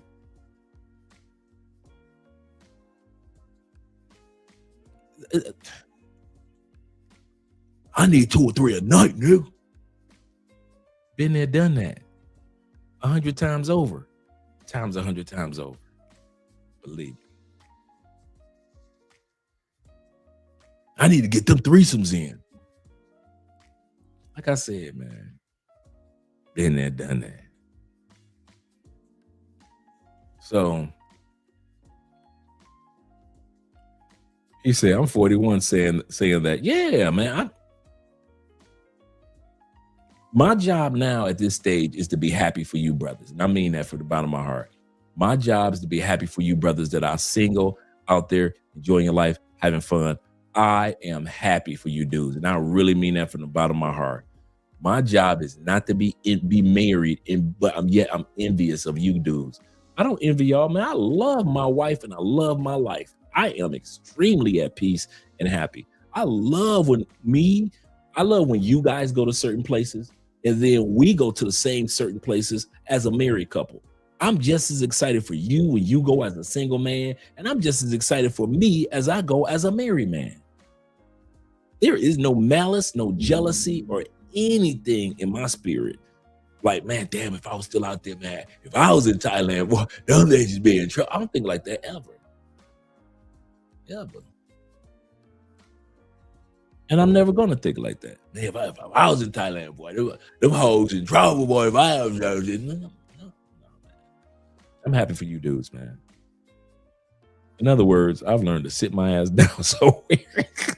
I've learned to sit my ass down somewhere. It took many a moon, but I finally did it. He said, I'm 29. He said, I don't have the patience for 30 to 50 women. Yeah, a month. Yeah, it's dudes out there that's like that. Y'all do it, bro. Do it. Me? Paw on the front porch now. I'm sitting on the front porch in the rocking chair with my coffee and my tea and my wife. I look like one of them old ass Midwestern paintings now with farmland in the background, crops in the fields. I got crops in the fields in the background. I'm in a painting with crops in the field, sitting on the front porch with my shoes off. I got a suit on with my shoes off. See what I'm saying? Just sitting there rocking back and forth. Mrs. Spence, you think you loud enough? Okay. Come on, okay. He said, you can't be sipping in your 50s. I know, right? That's a good way of putting it.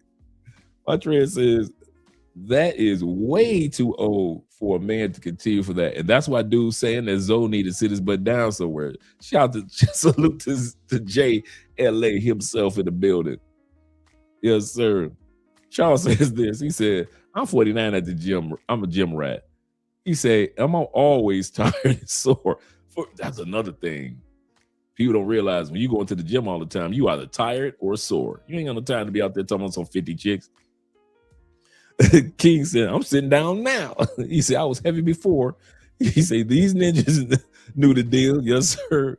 Shout out to you, Kings. Let's go back to the video. Shout out to Brother Zoe. It's like the mama son to the girls. Even though she was pretty and young, she was a little older than. So I see them, the dude.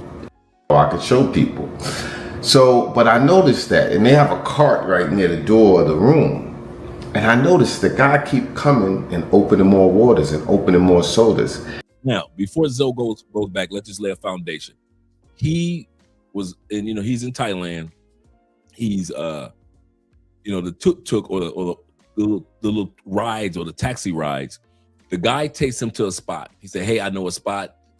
You gonna like this spot." So he said, "Okay, I'm bored. I ain't doing nothing." He took him to this particular spot. It's a spot where women sing karaoke to you. So you don't sing the karaoke. He said, but the ladies in there sing karaoke. He said, so it's like 2 or 3 ladies. They take you in the private room. The ladies come in, sing karaoke to you. He said, but he's noticing as these ladies are singing, the people keep bringing in more and more drinks, waters, sodas, just bringing in drinks that he never asked for. And so this is what he's describing right now. And I'm like, she's like, a girl trying to tell you, drink up. And I'm like, relax. You know what I'm saying? I sip my joint, relax. And I'm looking, so they singing, and one girl's quiet, but she looks like worried or something. I'm like, okay. So I see them, the dude in the door and I'm like, yo, it's like they were literally, they had opened a half dozen or more colas and waters, and it wasn't even that many of us in the room, and I definitely wasn't drinking no colas and no waters. And I'm like, why do they keep opening up all these, and the girl, this girl was like the mama san to the girls, even though she was pretty and young. She was a little older than them, and she kept trying to drink, and I said, damn, I feel like I'm getting scammed, right? The most common one that I've heard is they tell you one price at the door or something like that. Oh, drinks are this much. There's a small door fee. And then they give you the tab, and the tab is much higher. If you try to dispute it, they block the door. They don't let you leave until you pay the tab. And you will read constant stories of people talking about getting drugged. So they go to these bars, they meet some English-speaking women, maybe they're Filipina, maybe they're Thai or whatever. Yeah. They go there, next thing they know, it's 2 days later, they wake up, they don't have their wallets,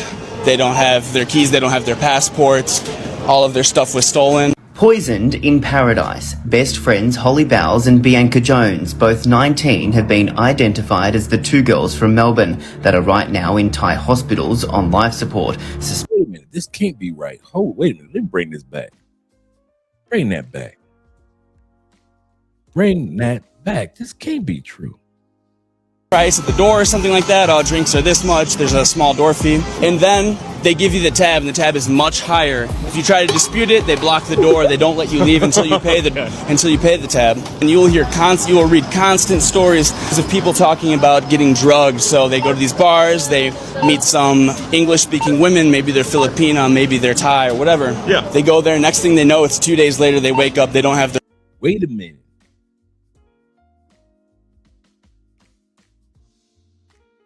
So they getting drugged in Thailand.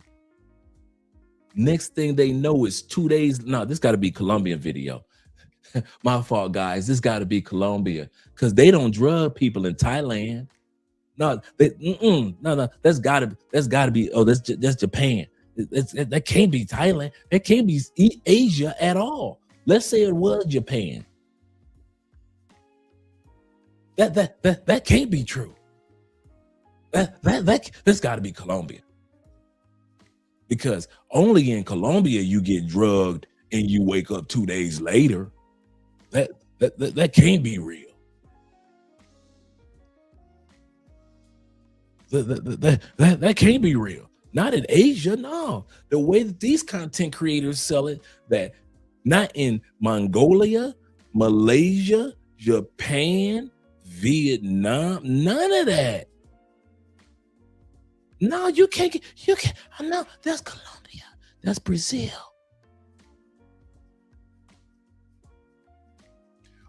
In other words, so you got to be on your P's and Q's no matter where you go.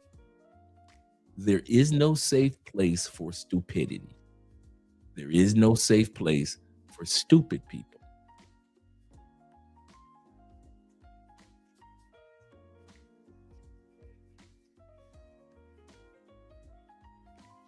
You say that's what happened to Ace Live in Japan.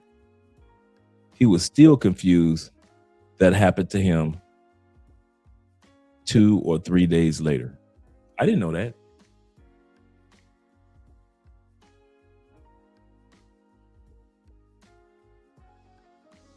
But if you sell it,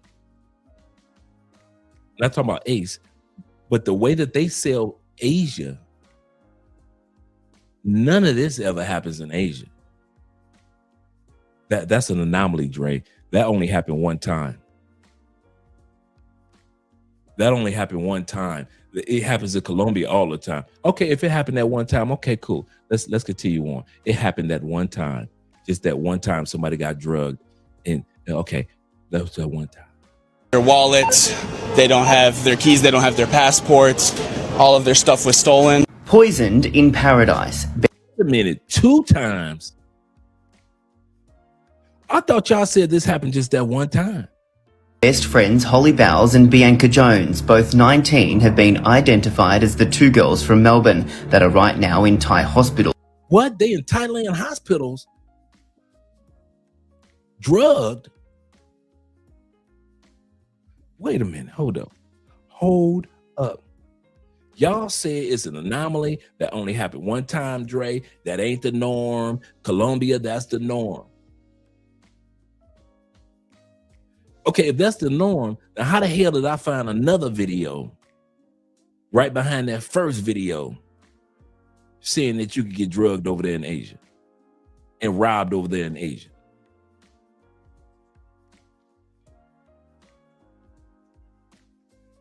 This can't be. This is a travesty. Andre is lying on Southeast Asia. Now, I guess all the Southeast Asian content creators will come after your boy saying, Andre, he's a liar. That's not true.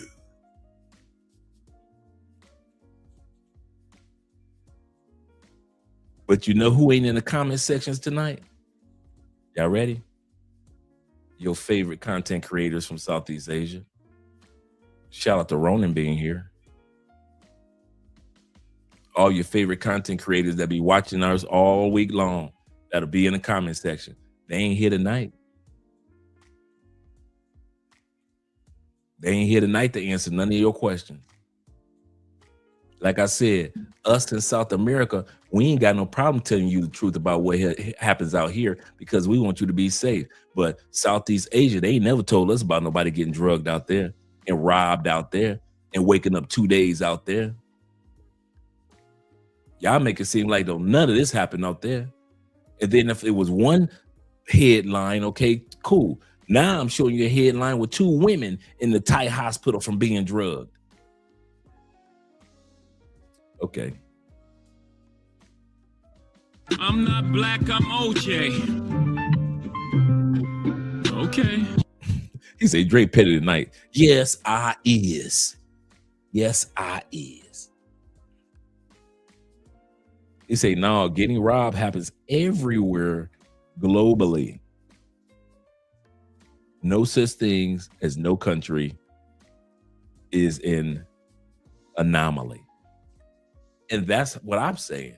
We all have to be careful no matter where we go in this world. And I don't want you guys to have a misconception that your experience in Colombia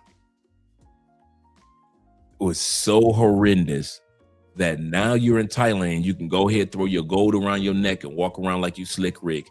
And these women have been telling you on this video that they will, like the one young lady said, they will walk up on you, hug on you, while the young lady said one girl will hug you from the front while the other girls are behind you and she's taking your gold chain and she's taking it away. In Colombia, it'll be one girl that's doing that, not 2 girls. So she'll hug you, yeah, Papacito, and the whole time, all of a sudden she'll press your chain up against your chest and slide it down through her hands. And next thing you know, your chain is gone. You thought you was just another Colombiana hugging and kissing all on you. There is no safe place for stupid people. Let's continue on. Let's go back to the beginning with this.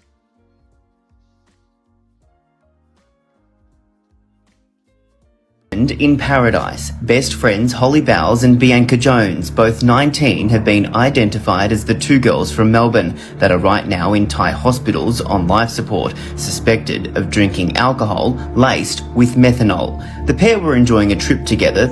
No, wait a minute. This can't be true. They were actually drinking alcohol and it was laced in Thailand?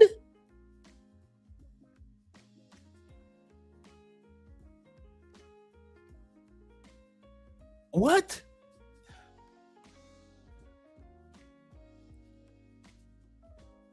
I'm not seeing this. Are we seeing the same thing? This got to be Colombia. This is a Cartagena video. I must have put the wrong clip up. My bad. This can't be Thailand, dog. Now in Thailand, the first dude said that they rob you and drug you and you wake up 2 days later. So I said, okay, this can't be right. And now we got the ladies saying their drinks got laced with drug. What? How come your YouTubers don't be telling? How come your favorite YouTubers don't be your favorite?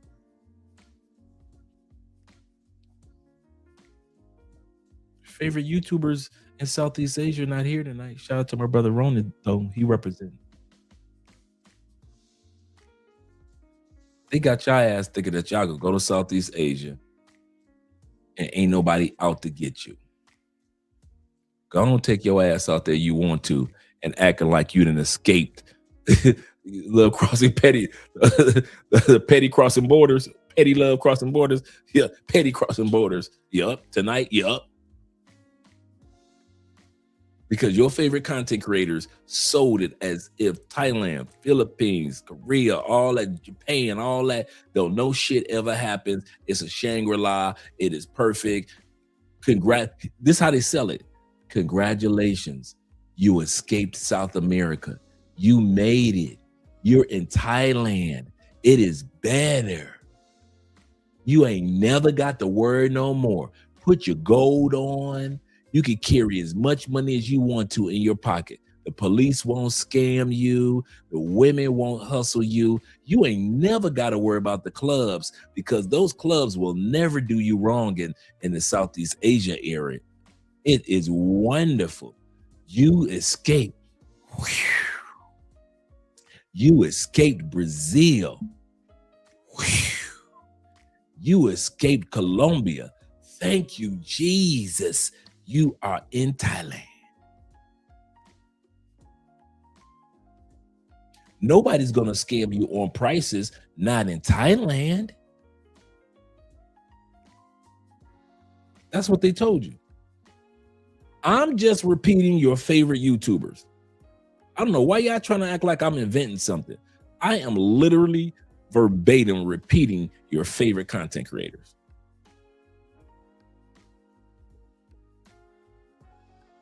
But then when I bring news headlines straight from the news, okay, does this not, okay, put a 1 in the comment section. If right now, Thailand, at least the crimes sound like South America. I didn't say how often it happens. I just said those crimes sound like South American crimes. Put a 1 in the comment section if those crimes sound like the exact same crimes that we have had warned each other about here in South America. Okay, thank you guys. It's not just me. Okay, I ain't just seeing things. These crimes look recognizable. We recognize those crimes in Brazil. We recognize those crimes in Ecuador. We recognize those crimes from Mexico to Colombia. We recognize those same crimes in DR, and we have never had a problem with admitting, yes, those crimes take place in our country. But I don't know what it is about Southeast Asia and how y'all try to sell it like don't shit happen there. And so, yes, I am being petty than a motherfucker tonight. I'm petty like Jordan trying to give a tip. And if any waitress have ever worked with Michael Jordan, everybody knows Michael Jordan ass is the pettiest tipper in world history. That motherfucker won't even tip you $100 after spending $50,000 at a restaurant. That's how petty that nigga is. He's notorious for being petty. So yes, I'm being petty tonight because at the end of the day, I'm tired of them not telling you guys about being safe everywhere in the world and not just focusing on one part of the world. And I mean all you damn content creators.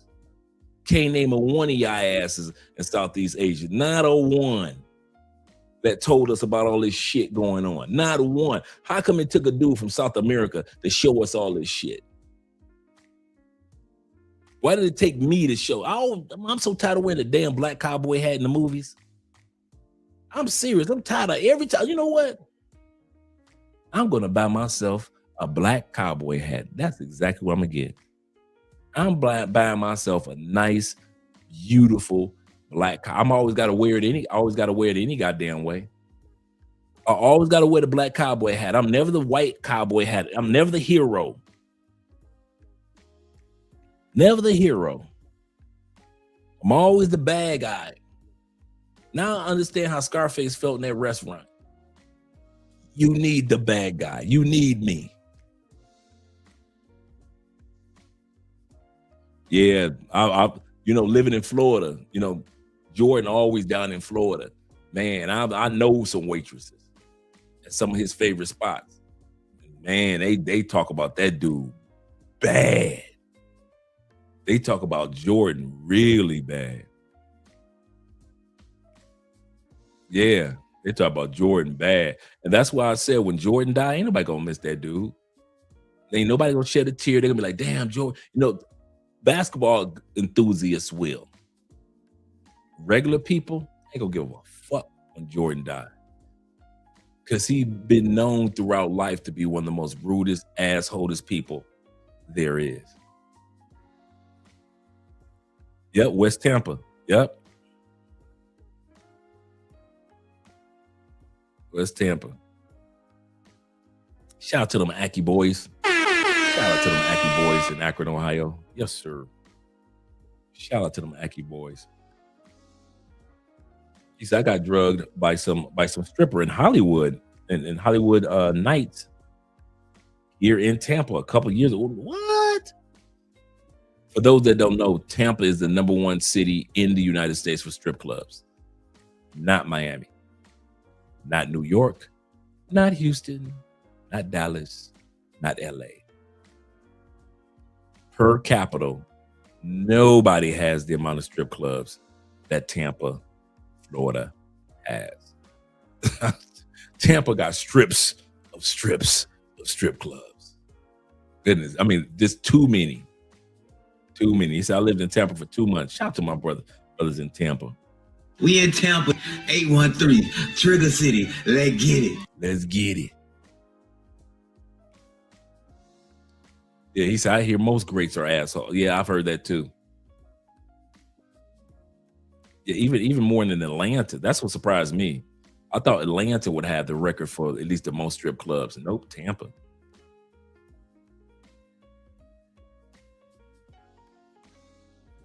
He said, yes, sir, Tampa.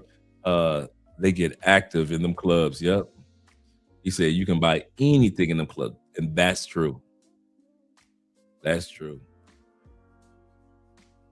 He said, I don't want to speak out of term. He said, but MJ will be missed. However, I'm just turned 40.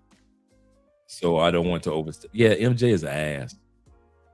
He'll be, like I said, he'll be missed for his accolades as far as sports, but as far as the person, nobody, when MJ dies, nobody's going to be looking like they did when Kobe. They'll just be like, he had a good career. He did some great things. Thank you, Michael Jordan, for all that you did for sports and basketball. He'll get those type of accolades. But ain't no motherfucker gonna be sitting around like, damn, that nigga Mike died, man. Even if he, God forbid, even if he died in an accident, nobody's gonna be sitting around like, damn, Jordan dead. That's fucked up. Nobody's thinking like that like they did with Kobe. The last person that we was all in shock with that died before Kobe like that was Prince. The one before that was Michael Jackson. And then prior to that, it was, Biggie. Prior to that, it was Tupac. That's the last time we all. No, I gotta put the young man Nipsey Hussle off in there too. Like that surprise, right? But when Jordan died, ain't nobody gonna give a fuck. There's gonna be a bunch of sports people that care. There's gonna be a bunch of sports people. But regular everyday people, Jordan sit during the game, during his period and after his period, Jordan has built up too much of a track record of being an asshole in real life to where nobody in real life gives a fuck. Nobody in real life gives a fuck, man. Fuck Jordan. Yeah, Big Pun was one, absolutely correct. Aaliyah was one. Yes, sir. Black Mamba. Yeah. Those were the ones that people were like, damn, fucked up. I mean, you got people that still heartbroken and missing Aaliyah. Like, damn, what would she have been if she had survived? Left eye, damn, what if she had been alive? That type of impact. Like, you sit back and sometimes you think like, if I could bring somebody back to life, who would it be? Would it be Michael Jackson? Would it be this president? Who would it be? Type of thing. Ain't nobody gonna think about Jordan like that. Jordan is not going to be on the list of sports figures that you like. If they could bring them back to life, who would it be? It ain't going to be Jordan. Motherfucker say, I wish I could bring Kobe back to life before I bring Jordan ass back to life. That dude is just asshole extraordinaire. Yeah, that's how Jordan going out. Without a court case. That's the crazy part. When OJ died, nobody cared. It was quiet. One of the greatest sports figures of all time. They showed a few of his accolades in sport. He's the first man to run for 2,000 yards. He was great with the Buffalo Bills and San Francisco 49ers. They showed that. And that probably lasted a day and a half. The same shit gonna happen with Jordan. Jordan's shit probably lasts maybe a week because he didn't have any major scandal like OJ. But ain't nobody gonna sit back and be talking about no. That motherfucker Michael Jackson is still top of the charts right now. How the hell all your songs you've been gone all these years and all your shit back at number one? Michael Jackson got songs on the chart that didn't even make it to the chart when he was alive. Do you know Michael Jackson in the first 3 months of 2025? I knew this in 2025. Do you know this man sold over 1 million copies of his albums in the first 3 months of 2025? This man has sold between 1 million to 5 million copies of his music every year since he's died. That's how you know you had an impact. Ain't nobody gonna be watching no damn Jordan highlights after a week after he died. They're gonna play them damn highlights. Then after that, a week later, ain't nobody gonna give a damn about Jordan. Ain't nobody gonna give a damn about Jordan, man. He's too much of an asshole. Whitney's probably last. Jordan's probably last about as long as Whitney. You know why? Whitney didn't get the accolades she should have. Because in real life, Whitney was an asshole. In real life, Whitney treated her fans like shit. And so when she died, her fans were like, man. It wasn't no big ass fanfare. Wasn't nobody crying and shit when Whitney died. Man, they was probably tripping more when Bobby Christina died, like the daughter died. Like, damn, Bobby Christina, she couldn't take that her mama died and the pain within. We was looking at it like a controversial, like, damn, Bobby Christina took her life. That's fucked up. But when Whitney died, man, don't about shit. You cannot be an asshole in life, Zoe, and think people gonna care when something happens to you, Zoe.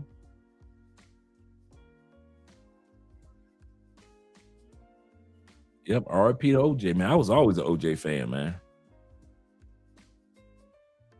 Kale's gonna be missed. No matter what the record shows, when Kels passed, shit, you think the black community pretend like we turned on Kels. We ain't never turned on R. Kelly. We just pretended for a couple months for white people, like, oh my God, R. Kelly did some stupid shit. Kels, you need a pack of cigarettes, man. You need me to send some money in there to you, bro. Black people ain't turning on R. Kelly. And we ain't gonna turn on R. Kelly. We do not give a damn. Shit, man. Black people, they are not gonna turn on R. Kelly. He said, what? He said, wait, Bruce Lee died? That's fucked up. Jordan died? Oh, yeah. I know, right? That's how it's gonna be, man. Yeah. Rick James, nobody died, asshole. Michael, when he died, stop the world. Stop the world. Yep, over 80 million, over 100, over 800 million so far. Yep. He said, did you know how many women are sending Kels money in packages? I don't know, but I know. I bet you he got some. You better believe some women sending money to Kels. You better believe Kels books are not empty. Shout out to my Uncle Jeffrey. Shout out to Ghostface. Let's get back to the video, gentlemen. But this is the part where they were talking about that the ladies were getting drugged. Let's go back. Stories of people talking about getting drugged. So they go to these bars, they meet some English-speaking women, maybe they're Filipino, maybe they're Thai or whatever. Yeah. They go there, next thing they know, it's 2 days later, they... Filipino or the Thai women? The Filipino or the Thai women? I know they were showing Tokyo, Japan, but Filipina and the Thai women drugging dudes? Wake up, they don't have their wallets, they don't have their keys, they don't have their passports, all of their stuff was stolen. Poisoned in paradise. Best friends Holly Bowles and Bianca Jones, both 19, have been identified as the two girls from Melbourne that are right now in Thai hospitals on life support, suspected of drinking alcohol laced with methanol. The pair were enjoying a trip together through Southeast Asia and had been holidaying as part of a group staying at the Nana Backpacker Hostel in Vang Vieng. The girls' parents have left Melbourne bound for Thailand to be by their daughter's sides. But the poisoning reaches beyond just Holly and Bianca. 2 Swedish nationals are believed to have died and another 10 people have fallen sick. Wait a minute. Wait a motherfucking minute here. You saying in Thailand, not only are these girls gotten poisoned, you're saying in Thailand, 10 other people have gotten poison in their drinks. And 2 dudes have already passed in Thailand from getting drugged.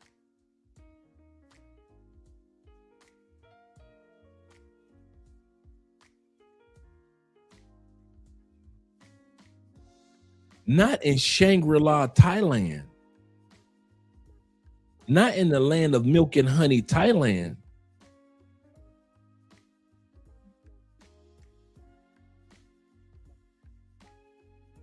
Alcohol laced with meth is diabolical.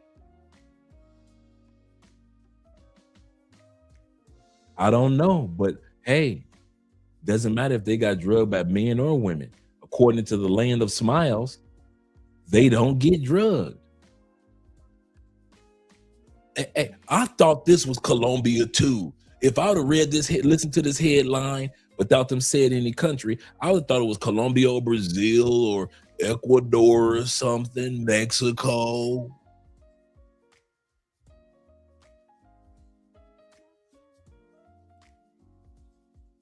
But it's Thailand. They drug a mother in Thailand. A whole slew. They said 10 people. 2 have died. And the 2 girls that are in the house. Where's your favorite YouTubers when you need them? MTR, Richie Mack, BMT, Danny Flight, all y'all motherfuckers, Chocolate Man in Thailand, all y'all, talk to us. We love y'all. We hear y'all. If this was in Colombia, you would hear me. How come we don't hear from y'all? Yeah, okay. That's what I'm thinking. I'm thinking the same thing, mixed American.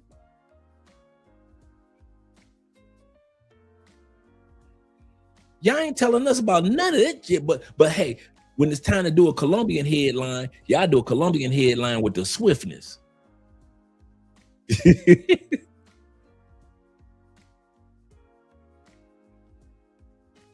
At 19-year-olds. I didn't know that was the drinking age in Thailand. Where's MTR for this one? Need your help, MTR?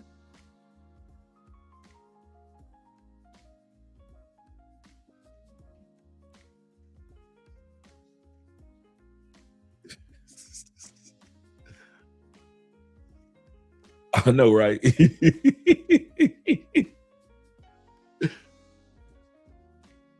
Yeah, we about to tonight is this. I'm shattering dreams. I'm breaking hearts tonight. Dude's gonna be perturbed watching this episode. He wasn't supposed to show that part about Southeast Asia. He wasn't supposed to say that. How the hell? Wait a minute. Y'all can make videos about Colombia and Brazil and what we go through, but to show that y'all go through the same thing and men need to be safe. Y'all don't care nothing about men being safe as long as we pretend like Thailand and the Philippines and Korea and Malaysia and Cambodia is the safest place in the world. As long as we keep that illusion up, that's cool. But to tell men the truth, I'm the bad guy. Okay, I just wanted to make sure. Just wanted to make sure. Following the incident, drinking just 25 to 90 mils of methanol can be Vang Vieng.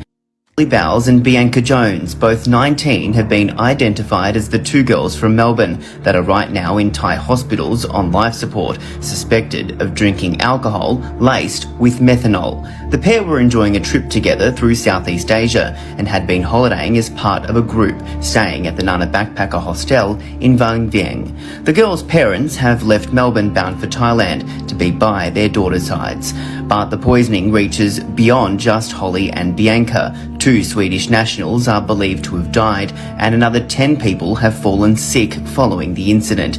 Drinking just 25 to 90 mils of methanol can be fatal. The Department of Foreign Affairs is yet to comment.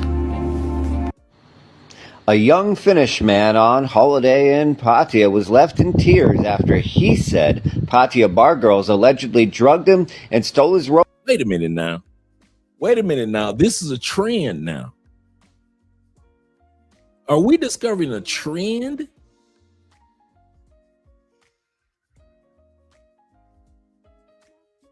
If I showed y'all one clip, that's an anomaly. It happens. If I show y'all another clip with just the white girls, okay. But then in that same clip, it said 10 people got drugged, including the white girls. And then in that same clip, it said 2 men have died and 10 people have been drugged and the 2 white girls. We on the 3rd video. Rolex that he stated was worth nearly $1. On the 3rd video, a Finnish man, meaning a man from Finland area, says that he was drugged and robbed of an expensive watch by bar girls in Colombia. Oh, that don't say Colombia? That don't say Colombia? He was drugged and robbed of expensive watch by bar girls in Brazil. Oh, that don't say Brazil? That doesn't say Brazil? Okay. Let's say this man was drugged and robbed of an expensive watch by girls in Pattaya, Thailand.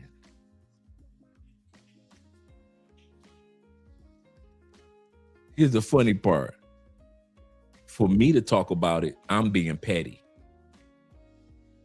For me to talk about it, I'm being petty. A lot of dudes came here and thought I was going to talk about only International Slow. See, tonight he's not International Zoe, he International Slow. But when I start telling the truth about the whole country, and it's not just Zoe's behavior, now I'm being petty. I'm the bad guy. Million baht.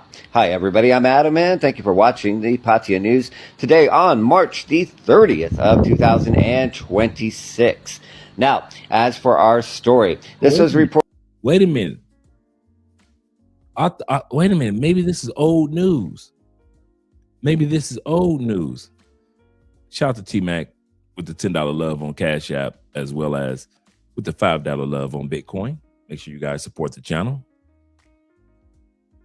Wait a minute. Did this just happen in March?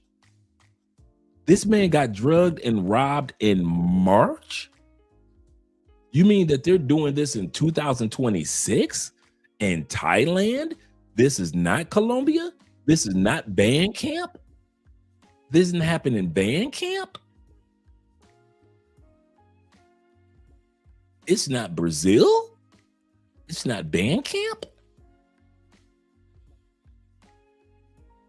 It was worth nearly 1 million baht. 1 million baht in Thailand. Y'all gonna take your ass over to Thailand. Go ahead. Hi, everybody. I'm Adam, and thank you for watching the Pattaya News today on March the 30th of 2026. Now, as for our story, this was reported around 2 o'clock a.m. this morning when Mr. Kenneth, a 30-year-old Finnish national, walked into Pattaya City Police Station to file an official complaint and then spoke to our reporters here at the Pattaya News. According to the victim, he'd been drinking at a beer bar earlier when he invited two Thai women back to his hotel room to... No. He invited the two Thai women? Wait a minute. That only happens in Colombia. You bring two women back to your spot and you get drugged and you get robbed. Right? The two Thai women combo? Wait a minute. You telling me that you can't take two Thai women back to your spot and you don't have to worry about getting robbed or drugged? What?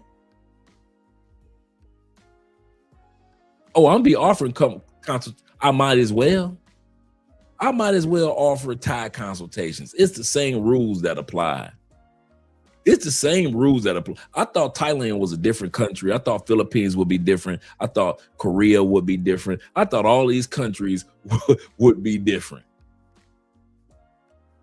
It's the same thing.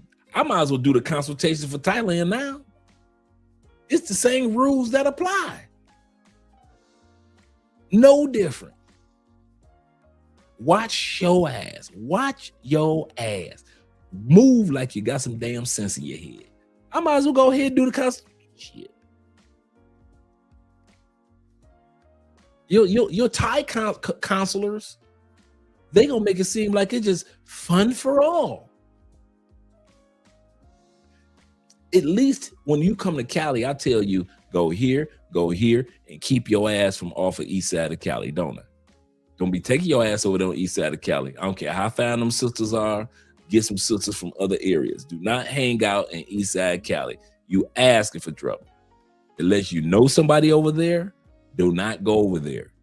Unless you know somebody over there, do not go over there. I might as well tell y'all the same shit about Thailand. Same rules, same crimes apply. He say, Petty Drain, your opinion is biased tonight. He say, stick to warning us about the continent of South America. Leave Asia alone.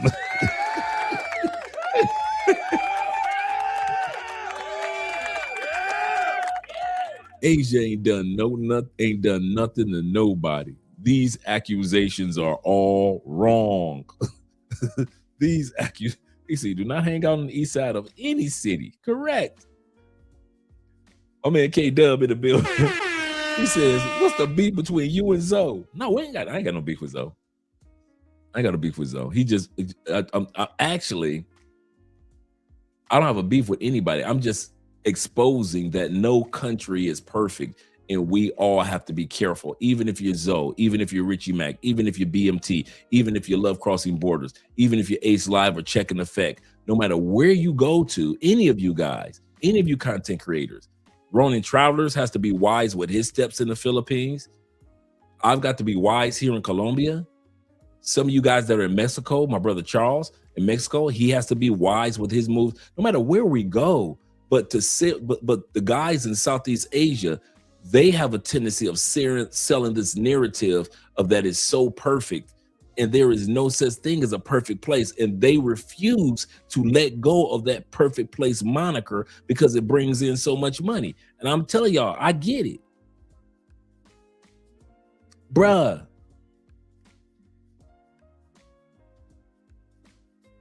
I'm gonna be honest with y'all, something that I noticed the past couple of years, and I'm serious. I get it. Hell and high water has happened to many a dude in DR, Mexico, Colombia, Brazil. I get it. I mean, I'm serious. I get it. People have lost their lives and are still losing their lives in these areas. I get it. So it is easy. And I mean, we in South America have made the narrative easy product to be marketed to you guys called Southeast Asia. Because you're doing a product comparison. You go to South America, you're going to get drugged, robbed, hustled, scammed. And we who are here, we're willing to admit, yeah, if you move stupid, you're going to get a stupid prize. We ain't got no, but now those that are in Southeast Asia are your favorite content creators. We have made it, the bad guys have made it easier for them to market this as a Shangri-La, as a utopia, if you will. A place of peace, and you don't have to. And don't get me wrong, I understand both countries are night and day. I'm not despairing of that at all. I'm talking, and that's for regular people. I'm talking about they sell the narrative that if you're stupid in South America, you could end up dead. If you're stupid in Southeast Asia, nothing's going to happen. That's how they sell it. If you're stupid in South, because all these dudes are always looking for somewhere where they can be stupid and there are no repercussions. No woman's going to drug them. Nobody's going to try to rob them. They'll never get hustled. They'll never get scammed. And so the narrative is sold. Like I said, I ain't mad at them. The money, let's be honest, the money is right here now. So as long as I could get y'all to believe that this is a utopia and this is dystopia, you don't want to go there anymore. Get your tickets and come to Southeast Asia. I ain't mad at them. Get your paper, brother, because when everybody was coming to Colombia, dudes was getting their paper. You know, everybody's watching our videos, in other words. But now I can sell this narrative, but here's the part. We told y'all about the good, the bad, and the ugly of Colombia. We told y'all everything about Rio. Nobody can sit back and say, we lied to you about Brazil. Nobody can sit back and say, we lied to you about DR. We lied to you about Mexico. We lied to you about the Caribbeans. We lied to you about Peru. Nobody can say that the content creators over here lied to you. We told you the truth. Whether you came down here or not, that's cool. On the other hand, Southeast Asia, they gonna tell you about it's the land of smiles, sunny weather, and all those things are true. I want to say this again. Everything that your favorite Southeast Asian content creator has said is true. It is beautiful. It is wonderful. It is a lot a lot safer. It's a lot safer. But it's not utopia. And that's what they don't tell you. That is my, you can say, petty or gripe with them compared to us. We tell you everything. They sell you on it's, you can finally feel free to wear your gold. And then all of a sudden I put up all these videos where people getting their gold snatched. You'll never have to think about it. They sell it as if you never have to worry about getting drugged. I just showed you video after video after video after video of people getting drugged and robbed in Southeast Asia. Isn't that the part of the video that we're on right now? They told you in Colombia or Brazil, you can get scammed at the clubs and robbed. International Zoe is telling right now in Southeast Asia, I have been robbed and scammed in a club. And I showed you the video of the white dudes that got. And then the sister came on and told y'all, hey, I'm just letting y'all know I can get scammed and robbed in clubs by the club owners and the security. That's the difference. It should not take a dude from South America to tell you the truth about Southeast Asia. And like I said, I got so many jokes. They can make videos about me. All your favorite Southeast Asian YouTubers can come together and make a fuck you video, a fuck you Andre video, right? Which is, I don't trip on that. These cameras go off. Real life happens in real life, right? So y'all ain't never, I don't have no beef with anybody. I'm not upset with anybody. They still my brothers. But if they don't tell you the truth, fuck it. I will. I love you enough to not just say I love you, but to show you as my brothers, I love you. And I'm telling you, there is no perfect fucking country. Get that shit out your head. You can get drugged in Las Vegas. You can get drugged in Detroit. You can get drugged in Tampa. Your ass can get drugged in Brazil. You can get drugged in Colombia. And from all these videos we've been watching, you can get your black ass drugged in Thailand too. And they will steal your shit. So stop listening to only the good side of these countries and listen to the whole narrative. And then you can make proper decisions on how you move in other countries. One of the reasons, okay, this is my bold prediction. This is my bold prediction. In the next 5 years, y'all will say about Southeast Asia the same shit with the same energy y'all say about South America. That's my bold prediction. That same defensive worry that y'all have when you come to South America. In 5 years, if not 3, I really believe 3, but I'm gonna give it 5. The same stories that'll come out back to back to back about dudes getting robbed and drugged and hustled and robbed and drugged is gonna speed up. That train is about to take off. This right here is just the beginning.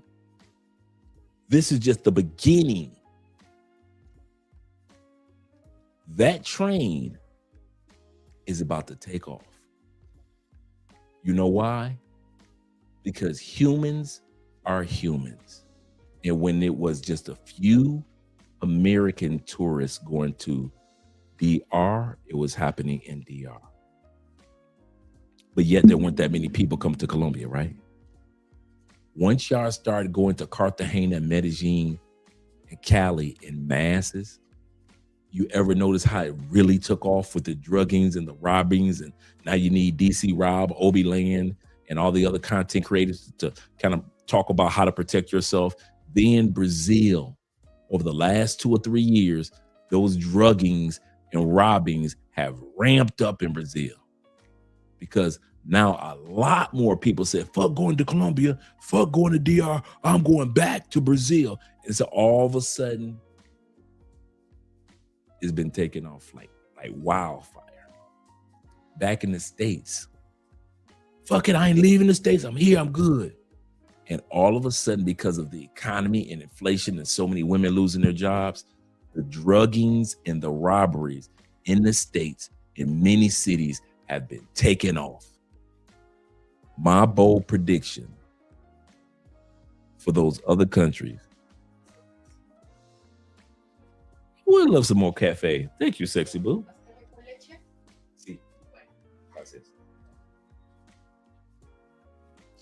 And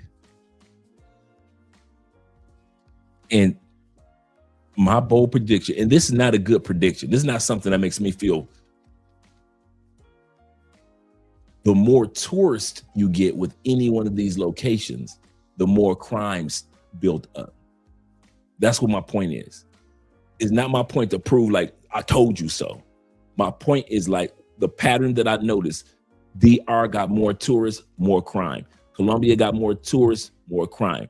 Brazil got more tourists, more crime. Economy hit United States, more crime from women towards men. Southeast Asia, more tourists, more crimes towards tourists. That 5 years, you will be talking about Thailand, Indonesia, the Philippines, Japan, and you'll be talking about Vietnam and Korea, Malaysia, and even other countries out there the exact same way. Thank you, baby. Thank you, babe. The exact same way that we talk about Colombia and Brazil. In what way is that? It's not made for stupid people. So I'm going to say this now. All you dudes that like, and women that like to do stupid shit in other countries, enjoy yourself now. Y'all did stupid shit in DR. You did stupid shit in Brazil. You did stupid shit in Colombia. You did stupid shit in the States. I'm saying it now, and I mean it. Enjoy your stupid shit now. Because the day is coming, and it's coming fast. For anybody that's doing stupid shit on this planet will be some of the most dangerous shit that you could ever do as a traveler. And this is how you know that it's serious. Y'all ready? Because us travelers talk about it? Nope. You know how you're going to know that it's serious? In the next 5 years, here is the catalyst of my bold prediction. You know the sisters in the States love to talk about how passport bros or black men that travel get drugged and robbed. They've made tons of videos about Colombia, y'all going there, right? Oh, y'all going to Brazil, y'all getting robbed and drugged, right? You gonna know how real that shit is when sisters in the States start making back to back to back Thailand, back to back to back Philippines, and all of Southeast Asia videos talking about how y'all done zoomed y'all asses to Thailand. Now y'all ass out there got diseases and kids and the same rhetoric. That's how you know how prevalent it is when the news makes it back to the ear of the sisters back in the States. Right now, all they say is y'all marrying them Thai women and y'all bringing them back. That's all they saying right now, right? Y'all marrying them women in the Philippines and y'all bringing them back here, blah, blah, blah. Just guessing and shit. They not sure. Them women ain't educated. They just saying guess shit in the States. In the next 5 years, that guess shit gonna come to an end. It's gonna be sisters that's gonna be sending stories back of you motherfuckers getting robbed and drugged in Southeast Asia. And the sisters in the States gonna do the same videos that they did about DR, that they did about Brazil, that they did about Colombia. That's how you know when shit hit the fan. That so many of y'all gonna get robbed, so many of y'all gonna get drugged, so many of y'all gonna get scammed in Southeast Asia, not the regular everyday people. Now, mind you, most of us who travel, well, this narrative has nothing to do with us. This whole episode has nothing to do with us. Most of you guys that travel to any country, you do not get caught up in dumb shit. So I'm not talking to you guys. 90% of you guys, this video tonight has nothing to do with you. And I think that's maybe one of the reasons why most content creators in Southeast Asia don't talk about these topics, because most of you guys don't get off into stupid shit. But and most guys that go to South America don't get off into stupid shit. You come, you visit, you have fun, and you good. But for the few that think you can move with foolishness in Southeast Asia, I'm here to tell you, do it now.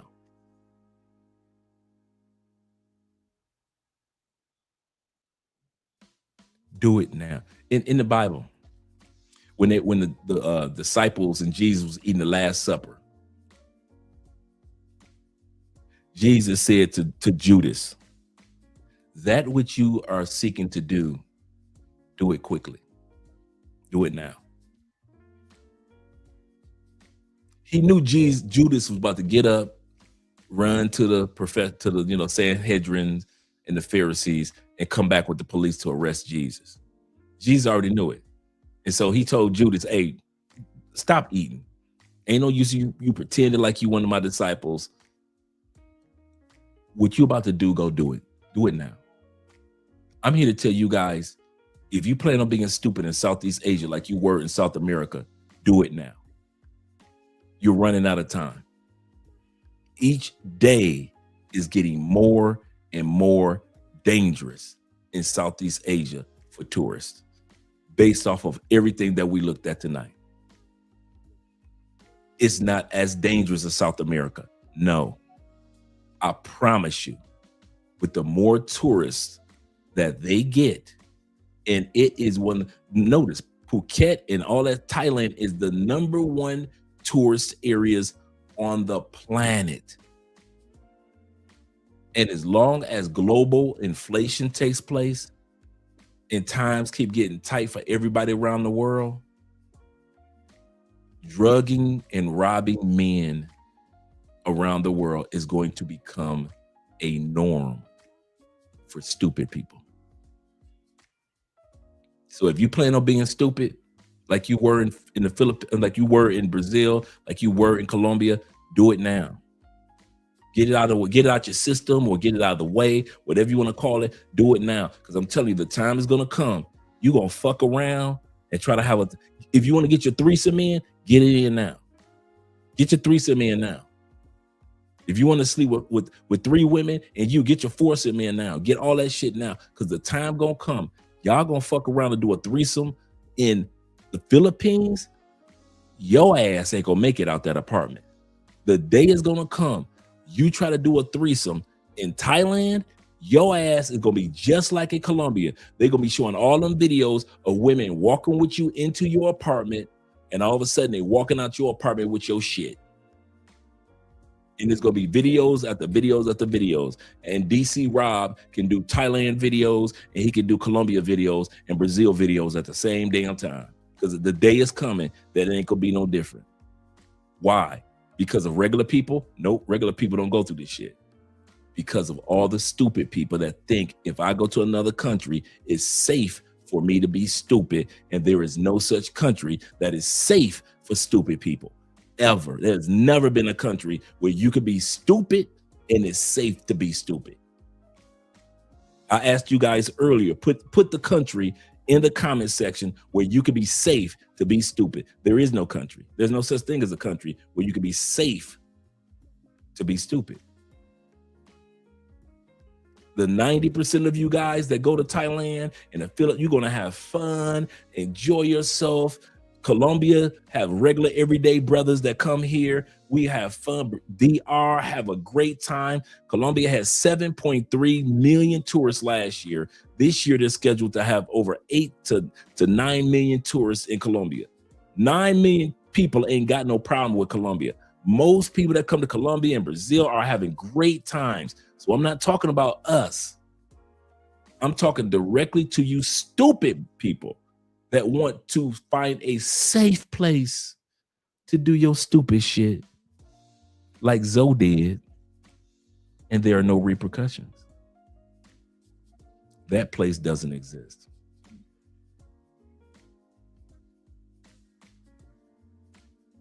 He said Qatar and Kuwait. He said, but even those places have limits on stupidity. That is so true. Yeah, get your threesomes out of the way. Go ahead. Get your threesome. He said, yeah, right. Wise man. Wise man would. Go to the brothel and get your threesome out of the way. Yes, sir. Leo says this. Shout out to Leo with the $10 love. He said, Dre, I have been getting my ears tickled by Thailand content creators. He said, appreciate exposing the real and warning travelers to be on guard. That's it. I'm not saying don't go to Thailand. You hating on Thailand. I'm not saying that. He said, did not know it was like that there. Thanks. Bruh, when I was doing the homework, I thought I was just doing homework about Zoe. Shout out to Zoe for this. I'm being honest. Shout out to International Zoe for being transparent because he didn't have to tell his story. Let's be honest with you. Shout out to you, Zoe, man. Because your story caused me to do research. And this research has caused all of us to kind of see this from a different perspective to where we did not know a lot. I didn't know guys were getting drugged in Thailand. I did not know that dudes had their watches missing. I didn't know they were snatching gold. All these crimes I know because it's, here in Colombia they do them. But I didn't know that shit was happening in Southeast Asia. Shout out to Zoe. Let's continue on with the video. I'm going to shut up for a while and let the video roll. This man lost a watch worth $1 million. $1 million after getting robbed and drugged in Thailand. Trip together through Southeast Asia and had been holidaying as part of a group staying at the Nana Backpacker Hostel in Vang Vieng. The girls' parents have left Melbourne bound for Thailand to be by their daughter's sides. But the poisoning reaches beyond just Holly and Bianca. 2 Swedish nationals are believed to have died and another 10 people have fallen sick following the incident. Drinking just 25 to 90 mils of methanol can be fatal. The Department of Foreign Affairs is yet to comment. A young Finnish man on holiday in Pattaya was left in tears after he said Pattaya bar girls allegedly drugged him and stole his Rolex that he stated was worth nearly 1 million baht. Hi everybody, I'm Adam and thank you for watching the Pattaya News today on March the 30th of 2026. Now, as for our story, this was reported around 2 o'clock a.m. this morning when Mr. Kenneth, a 30-year-old Finnish national, walked into Pattaya City Police Station to file an official complaint and then spoke to our reporters here at the Pattaya News. According to the victim, he'd been drinking at a beer bar earlier when he invited 2 Thai women back to his hotel room to hang out and relax, according to him, and continue drinking. But he said upon continuing to drink, he soon felt extremely drowsy and passed out, despite, according to him, not drinking that much. Upon waking, he discovered that 5,000 baht in cash and his luxury Rolex watch were missing. He is certain the 2 women he brought back were responsible. Visibly emotional, Mr. Kenneth told police that he had been alone on a solo trip to Pattaya when this incident occurred. Police recorded the complaint and investigators have been tasked with reviewing CCTV footage from the hotel and surrounding areas to identify and track down the suspects for further legal action. The case remains under investigation as authorities work to locate the 2 women involved. As always, thank you for watching the Pattaya News. If you enjoy what we do, make sure you like, subscribe, and follow for regular updates here from Pattaya and Thailand. So after about maybe 10, 15 minutes, I'm good. I'm ready to go. And I should have known because before I bought the bottle and sat in a room, I went to the bathroom. But the girl like followed me to the bathroom, like if I was gonna leave. And I'm like, so I go out of the room into the main floor. Like you come in, there's a bar, there's some tables, and then there are rooms. And I see two white guys and then they're like, we're gonna give you your bill, but you gotta go back inside the room. I was like, why do I have to go inside the room to get my bill? And they was like, you gotta go inside the room. Da, da, da. And I'm like, I'm not going back inside the room. I was like, damn, I'm in some shit. You know, I'm in some shit. I didn't know how much shit I was in, but I'm in some shit. Yeah, he could sense the energy of the room change. He could sense the energy of the room change. Shit. So they keep telling me, and the girl's like, go inside the room. And I'm like, what? I'm like, I'm not going inside the room, period. And the white guys are like looking like, what's going on? So they bring me the bill, right? Now, the bill is $900. So y'all told us that everything was 20 cents in Thailand. Y'all told us every damn thing was 20 cents, 15 cents, 12 cents, 4 cents. Y'all told us you could buy a house for $1.87. You could rent somebody kids to pretend like they're your kids for 29 cents. You could get somebody to pretend like they're your wife for 27 cents. Yeah, wait a minute. Yeah, y'all, wait a minute. $900. Y'all told us that Thai people don't even know how to count that high. That's what y'all told us on YouTube. Thai people don't even know how to count that goddamn high.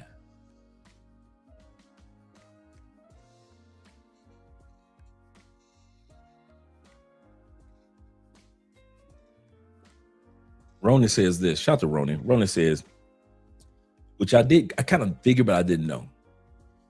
He said the Russian mob. No wonder he said the white guys. You know, remember our brother Zoe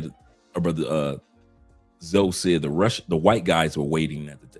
He said the Russian mob have corrupted the Thailand area as well. When he said the white guys, I remember that. He says the kind of a clue into these scenarios. I can agree with that. I can agree with that 100%. Because I didn't get it. I was like, well, maybe they're investors, but okay. He cares so much about his watch, yet he wore it around straight. I don't get that one. Why do? But think about it. Let's be honest. How many times we see dudes bring expensive jewelry to Colombia? Expensive computers to Colombia. Expensive this, expensive that. How many times have we seen guys bring some expensive diamond rings or diamond bracelets, expensive gold necklaces to Colombia, to Brazil? 5 years. I'm stretching because I don't think it's going to take that long. I don't think it's going to take that long for the corruption to hit Thailand and Southeast Asia to the point that a lot of guys are going to start talking about Southeast Asia the way y'all talk about South America. That I'm gonna hit you with something else. That's why we ain't jealous of y'all. All you dudes in Southeast Asia, y'all think, oh, y'all living in South America full of crime. We ain't jealous of y'all. We not. We ain't hating, but we ain't jealous. You know why? One of the reasons we're happy where we are. We're happy. We're happy where you guys are. We're happy where we are. Reason number 2 is wait till your shit hit the fan. In other words, the old narrative goes, ain't no fun when the rabbits got a gun. Ain't no fun when the rabbits, it's easy to sit back and laugh at us over in South America. I'll catch y'all in 3 years in Southeast Asia. See how much y'all be laughing then. Talk about Asia, Southeast Asia is the hot spot. I see how y'all be laughing then when that shit hit Cambodia. When that shit really hit Malaysia. Yeah. And like I said, I'm not sitting around like I told you so. I'm saying for the average everyday person like me and you guys, nothing is going to change. It'll be great for years to come. South America, Southeast Asia is great for regular people. Stupid people, you're the ones on the timer. And I don't know why your favorite content creators are not telling you this. I don't know why, but it's okay. Yep, hood rich pookies, those are the ones that are going to be in trouble. Not average people that just travel like we do. Not you guys who travel on vacation, have your fun and go back home, or you found a home in Thailand, you're enjoying your life. I'm not talking to you guys. Like I said, it's 90% of us I'm not talking to. You just watching this show for entertainment tonight because I'm not talking to you. I'm talking about the guys that go from country to country to country doing stupid shit and think that Southeast Asia, he finally found a place because the YouTubers don't talk about a place in Southeast Asia that stupid dudes can do stupid shit and get in trouble. So you assume that it must be perfect. You think Richie Mack is talking to you when he's saying zoom to Thailand. You think MTR is talking to you. You think Chocolate Man is talking to you. You think BMT is talking to you. No, they're not. They're talking to men and women that have sense in their head about coming to Southeast Asia. You think Ronin Travelers is talking to you. He's not. He's talking to men and women that have sense in their head about coming to the Philippines. Y'all think Danny Flight is talking about stupid motherfuckers can come to Japan or come to China and live a life. No, Danny Flights is talking about he's talking to Danny with Flight, I think it's a Flight Madness YouTube channel. He's talking about people with common sense coming to China and building a new life. So these men are talking to 90% of travelers that could come, visit, or live and have a great life. Tonight, I'm talking to you stupid motherfuckers because those other content creators don't talk to y'all. So I'll wear the black cowboy hat, and I'm here to tell you, all you fuck ups that go to these other countries, because I saw you fuck up in these countries over here in South America and in the Caribbeans. I'm telling you, bruh, you cannot outrun stupidity. All of this was going on with our brother Zoe could have been alleviated if he had not done the dumbass move of listening to the tuk-tuk driver and have this driver take him to some out of the way spot. Because everybody that says that they gotten drugs so far, each one of them have in common, it was an area that was away from the tourist spots. It was an area away from the tourist spots. And Zoe said it. He said, I went there because I was bored. And how many times I mentioned to y'all, boredom would get you in trouble in any country. An idle mind is the devil's workshop.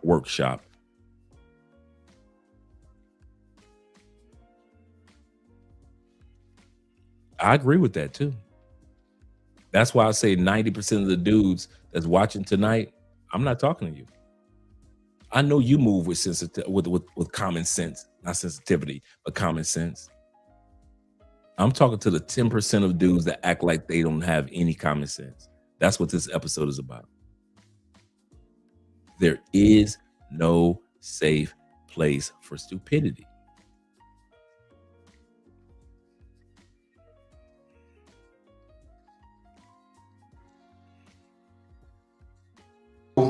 out of the room into the main floor. Like you come in, there's a bar, there's some tables, and then there are rooms. And I see two white guys and shit, and then they're like, we're gonna give you your bill, but you gotta go back inside the room. I was like, why do I have to go inside the room to get my bill? And they was like, you gotta go inside the room, da, da, da. And I'm like, I'm not going back inside the room. I was like, damn, I'm in some shit, you know, I'm in some shit. I didn't know how much shit I was in, but I'm in some shit. So they keep telling me, and the girl's like, go inside the room. And I'm like, what? I'm like, I'm not going inside the room, period. And the white guys are like looking like, what's going on? So they bring me the bill, right? Now, the bill is $900, or maybe a little more, something. It's $900. And I said, are you effing kidding me? And they be like, that's your bill. And I'm like, I'm not paying that shit. You fucking kidding me? Let's talk about how I got robbed in Thailand. And maybe by the end of this, we can figure out where things went wrong and what I might have been able to do differently to avoid getting robbed. Okay, this one is a good story. Same thing that happened to International Zoe happened to the white man from Australia. Let's roll. Okay, so there I was, 6 a.m. after the nightclub, basically blackout drunk, right? And I'm walking on the way to, I believe, get a lift home from like a local taxi or something. And I walk past the karaoke bar, and there's some pretty girls out the front, and they were very convincing. They said, oh, hello, handsome, you come in, you sing some song. And me, being a rapper nearly blackout drunk who loves karaoke, I said, you know what? I'm in, fuck it. So I've walked into this room, right? Or I've walked into this venue. They've taken me through the venue, past the bar. They've taken me inside, around a corner, into a room. So I sit down and I'm thinking I'm in there to sing some songs. I can't wait. Next minute, 15 beautiful Thai girls have all lined up wearing matching outfits. They're all arm in arm. They're all looking at me with big smiles and bright eyes. And the guy next to me, he goes, okay, now you choose girl. You choose 1, 2 girl, maybe 3 girl. And I'm like, ooh, shit. I might be in over my head here. And he's like, you want some drink? And I'm like, oh, yeah, no, I'm looking around. I'm looking at the situation and I realize, yeah, I'm in way over my head. I'm not doing this. And so then after me not choosing a girl for an extended period of time, all the girls leave and the guy next to me, he's like, so you're going to get a drink? And I was like, you know what, brother? It's 6:30 in the morning. I think I'm going to go home. I really appreciate your hospitality, but I've got to go. And he said, okay, no problem. Well, as soon as you pay the bill, you can go. And I've gone, what bill? What do you mean bill? I haven't done any. I just sat down. And he said, no. So the girls come in and you get drink and that's going to cost you 250 Australian or 5,000 baht. And I was like, bro, I am not paying that bill. I didn't even ask for anything. Where's my drink? Where are the girls? Nobody's here. I haven't sang a single song. I'm not paying that bill. He said, you can't leave until you pay the bill. I said, brother, I'm not paying that bill. So he's got no drinks, no girls, no one was singing. He just sat down. 250. But your favorite YouTubers ain't gonna tell you that. It was in this exact moment the energy shifted in the entire room.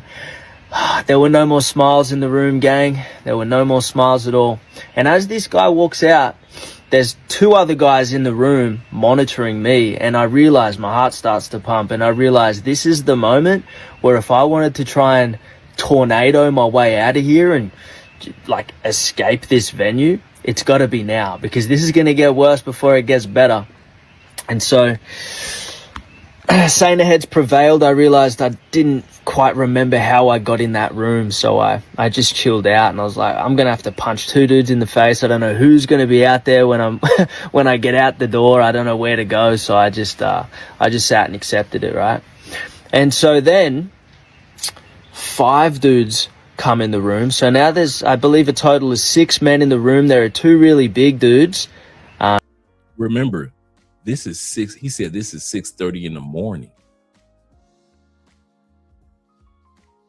What are you doing at a karaoke bar at 6:30 in the morning that you just walked into? Once again, there is no country for stupid people. Clearly security, I guess. I don't know. There's a younger Thai guy, pulls his phone out, starts filming me, like in my face, filming me the whole time.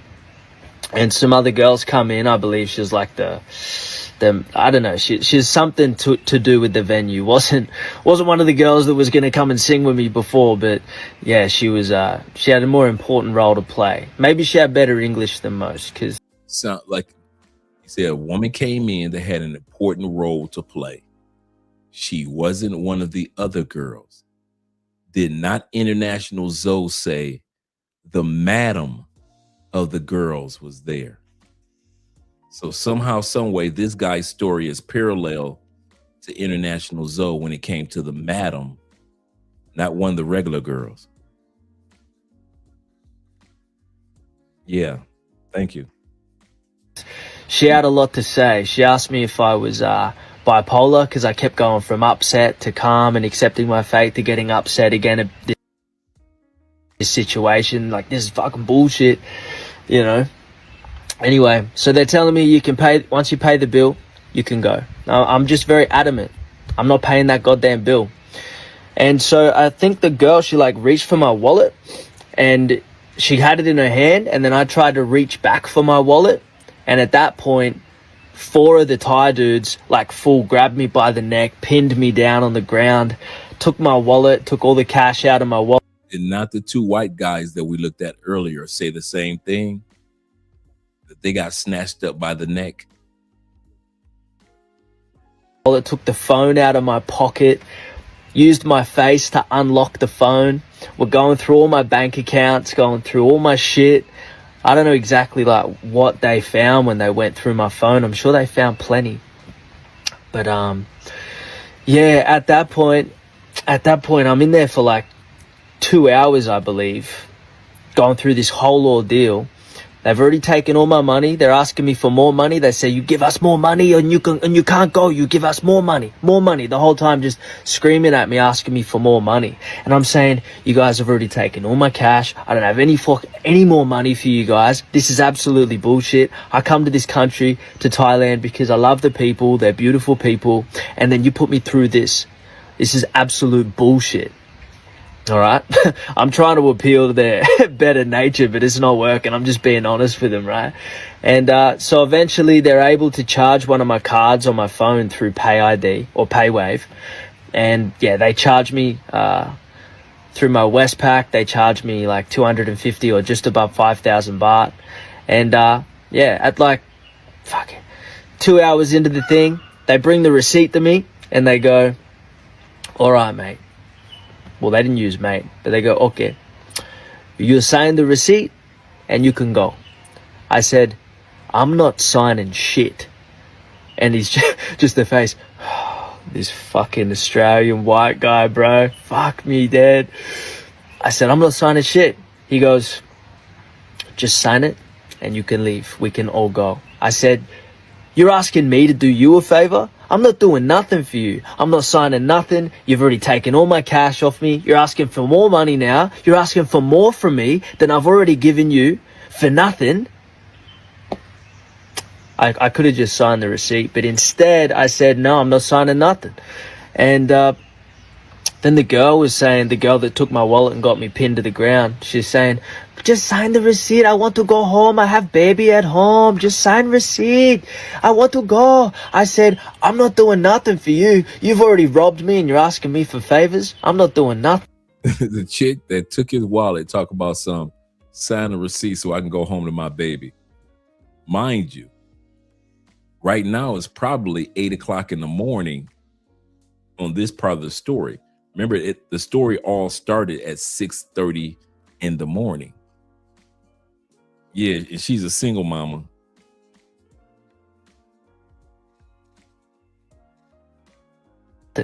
And eventually the guy next to me is like shoving the pen in my face. He's saying, just sign it, just sign it. And so I grabbed the pen, snapped it in half, threw it at the ground. I said, I'm not signing nothing.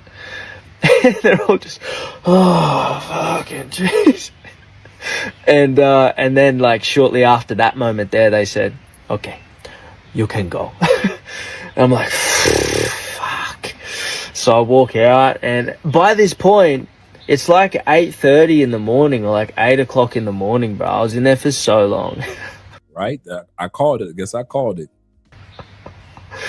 Oh God, yeah. So along this little storyline, I'm trying to figure out what I could have done differently to avoid things escalating the way they did.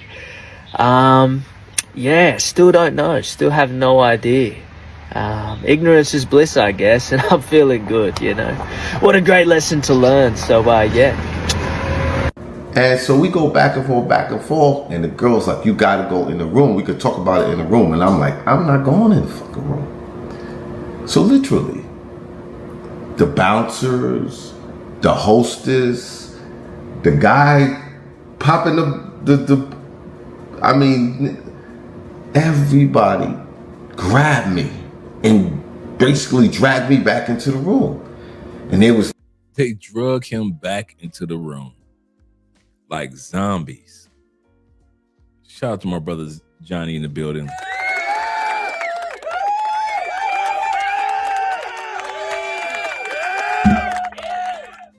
He says, much love to you, big brother.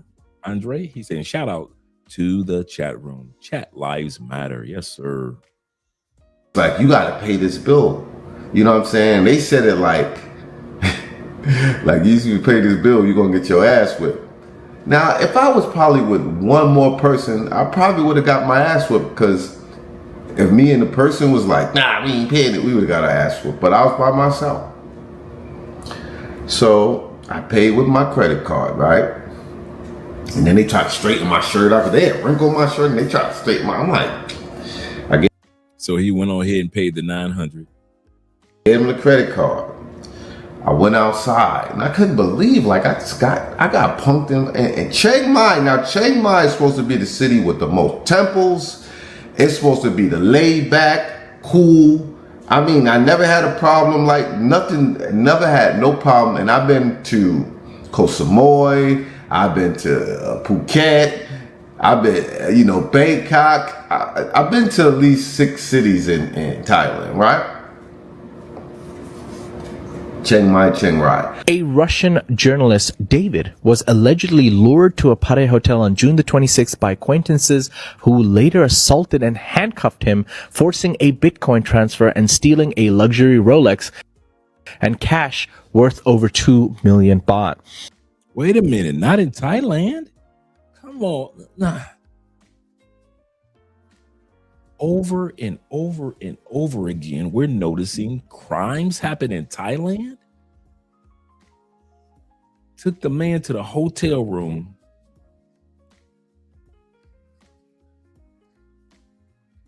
And robbed him, handcuffed him and robbed him from Bitcoin. And took his jewelry.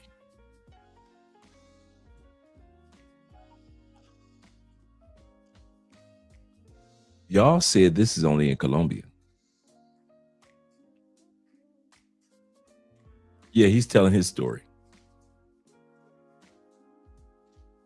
Y'all said this only happens in Brazil,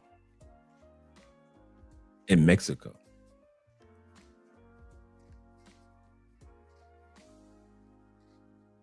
Y'all starting to sound more and more hypocritical, I'm telling you.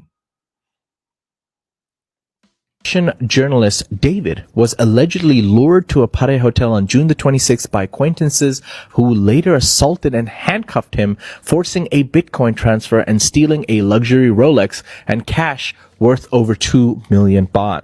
He escaped while still restrained and sought help.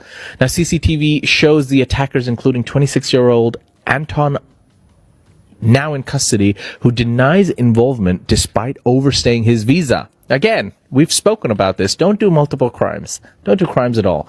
Other suspects are believed to have fled Thailand. The victim and perpetrators knew each other, and police are pursuing leads as they untangle conflicting accounts and track the remaining suspects abroad. A Korean tourist reported that he was robbed by two ladyboys on Pattayaa's Walking Street in the... Not the ladyboy robbery. Y'all getting robbed by ladyboys? Wait a minute, y'all. Somebody is not telling the whole stories about Thailand, huh? How come it take the South American dude to tell you about Southeast Asia? The ladyboy fiasco? Y'all sitting up there having ladyboy extravaganzas? It's one thing to get robbed by ladies of the night that's in your hotel room paying for Airbnb. Y'all getting got by the ladyboys now?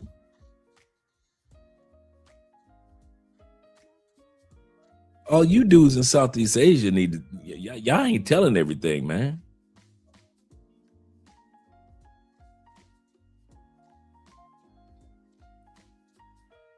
The ladyboys. Let's continue on.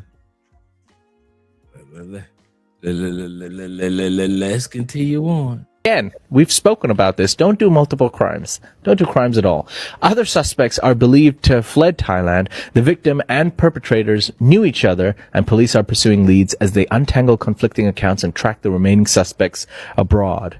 A Korean tourist reported that he was robbed by two ladyboys on Pattayaa's Walking Street in the early hours of June 3rd. The 38-year-old victim told police that a Gucci bag containing 10,000 baht, an ID card, and a room key was stolen outside an entertainment venue at around 5 a.m. How many times I got to tell people, don't be on Walking Street at 5 a.m. That's where the werewolves come out. According to the report, one suspect allegedly approached him, started a conversation, and made physical contact while another moved in to distract him. A concerned citizen later provided video footage of the alleged theft and called for stronger action against pickpocket gangs in the area.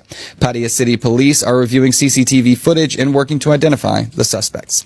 So predictable in Pattaya that it's 5 a.m. in the morning, you see a tourist walking around with the bag, and then all of a sudden, I got to start filming because this lady's grabbing onto him, another lady's approaching. To protect yourselves, guys, if you see them approaching you, probably just start running. Maybe just get out of there as quickly as possible, especially if you're not interested in what they might be offering at 5 in the morning. But also, maybe just don't be on Walking Street at 5 in the morning. That might be your safest option. I don't know. So I go outside and I call my credit card company. You know, I walk up the street a little bit. I cancel the card. So I don't know if they got the money or not, but I canceled the card. I explained to them the situation. By the time I got another tuk-tuk that was going back down the street to head to my hotel, they were pulling the gate down on that spot. So they got their money for the day, I guess. Like, they was like, I don't know if they do it every day or what. And then it surprised me. They was gangster. They did it to a brother. So you imagine what they would have did to them white boys. But that was crazy. Brother, if you want to know the truth, the white boy said, fuck y'all. I ain't giving y'all no money. And the white boy was able to leave. We just looked at the white boy. The white boy said, mate, I'm not giving you a dime. Broke the pen in half. What'd they tell the white boy? You can leave. You can go, sir. You can go. White boy said, I ain't paying you $250 for shit. You can go.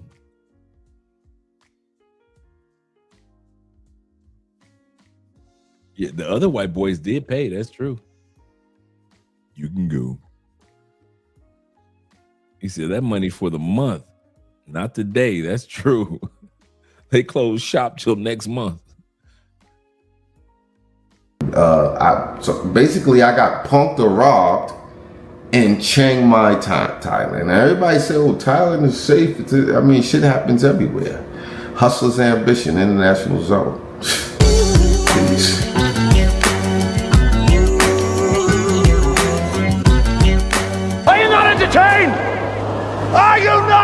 I think it makes sense to follow up my Thailand robbery story with a message to the viewers. A lot of people in the comments saying that I'm making it up, or that there's holes in my story, or that's why they'll never go to Thailand, or this or that. It's like, yo, all I can do is speak from an experience I had. I'm not out here talking about all the good experience that I've had in Thailand. There's already a lot of them. I just wanted to put a video out based on the experience that I had at a karaoke bar that attempted to scam me, and then when I didn't play along, they decided to forcefully rob me. They tried to get 3,000 Australian from my credit card, but they didn't realize that that was what was already taken off the credit card. They thought that's what was available, and that wasn't the truth. So they would have got me for like 60,000 baht if it had been available, but it wasn't. So they only got me for like 250 Australian, 5,000 baht or whatever, and all the cash that I had on me. For whatever reason, they didn't take my watch, they didn't take my gold medallion, and they had the guy filming it the whole time, I guess, to make it look like a legal operation, like I was the problem because I wanted to not pay or some shit. I don't know. The reason I didn't go to the police, by the way, is because these operations are usually tied in with the police and the mafia, and everyone's involved and everybody's got money coming into their hands. Like, what's the point of me trying to make a complaint to people that are just going to ask for more money? Maybe I do get some money back, but they had access to my phone, and on my Google Maps, I had my address of where I was staying, and there was no security at the place that I was staying. It wasn't in a secure like compound or anything like that. It was just a house out on the mountains of Hang Dong, which is west of Chiang Mai. So it happened at a place called Black Club near the moat, near the old city walls and that. But moral of the story is these bad things are going to happen anywhere, right? If there's a mafia or a cartel or a gang of some sort, there's always going to be operations in where people are going to get stung. There are blatantly bad people in the world that want to take from others without earning it for themselves, like legally, I guess. There's bullies everywhere in every country. I think Thailand don't even go that hard in comparison to countries in South America or even hoods in America. Like, fuck, if that happened in America, people felt like doing that to me in America, I'd probably get shot. People get shot every day. People dying every day, everywhere. Getting unlucky. You know what I'm saying? I got lucky as hell. So to say, some people in the comments to say that they're not going to go to some of these places, well, shit, don't leave the house. That's probably... Are not people starting to talk about and are going to talk about Thailand and the Philippines the same way they talk about Colombia? It's on its way.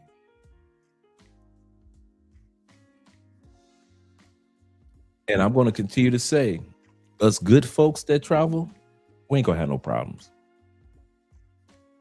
Us regular, and I don't want to say good folks, us regular everyday travelers, we're good. But if you want to get caught up doing stupid stuff, like Zoe, like this dude, his situation was 6:30 in the morning. What the heck? What is 6:30 in the morning and karaoke have in common? You know how fucking bored your life gotta be? Boring your life has to be for you to come up with no other plan. Sleep? Nah. Go to the beach and relax. Nah. Go get something to eat. Nah. I know what I want to do at 6:30 in the morning. I want to go to karaoke.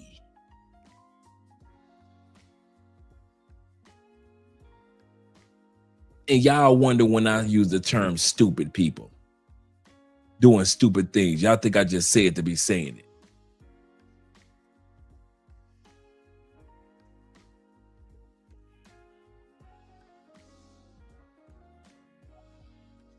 Be your best option. If you don't want anything to bad happen to you ever, never leave the house. That is the best option for you. Me personally, I'm in Hanoi. You sound just like me. I kid you not. When people talk about Colombia or Brazil, what do I always say? Don't bring your ass here anyway. Don't I? I've been saying that for years.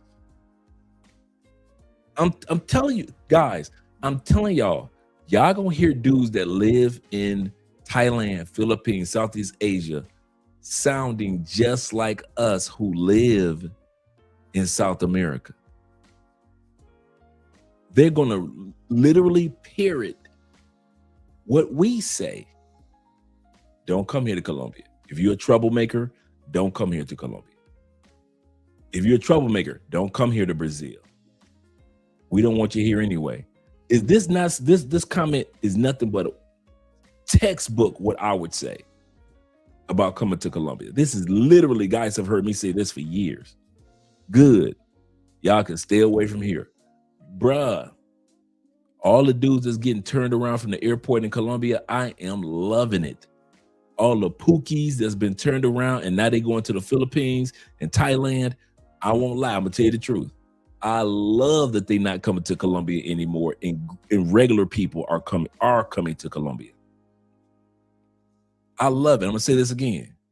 All the pookies that used to go to DR, Brazil, Colombia, Mexico, I am so happy that they are zooming their ass over there to Southeast Asia and fucking y'all shit up. We don't want them. We never did want them. So this right here, this statement right here, that is a textbook Andre and Andrea statement. We feel the exact same way about our country as you feel about yours. Like I said, we love when we meet all you good brothers and good sisters that come to Colombia, come to Brazil, come to Peru. We're cool with that. And you guys are going to sound so much like us. Watch. All that laughing at South America that y'all was doing, them days going to be over fast because y'all going to get tired of those pookies coming over, fucking up the country. And right now, you see it in bits and pieces. Don't worry. In the next 5 years, you're going to see that shit in masses. And that's when y'all going to wake up and say, oh, Thailand need to do something about this shit. That's going to be another sign. See, us who are expats in Colombia, we know, hey, Colombia, y'all need to do something about this shit.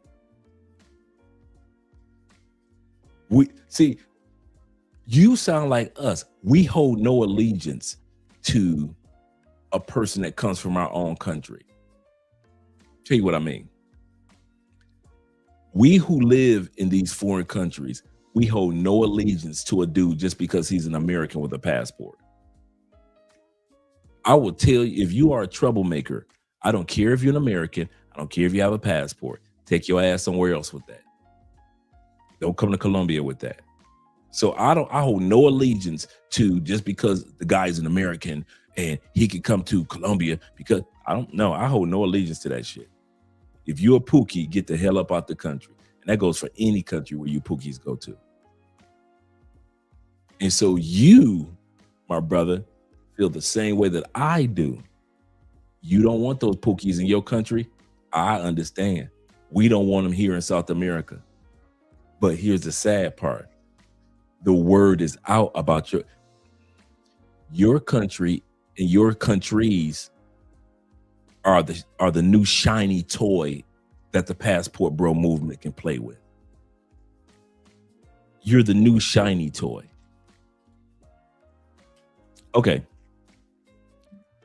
Remember in the movie Toy Story 4, or you guys don't want to pretend like you didn't see Toy Story 4.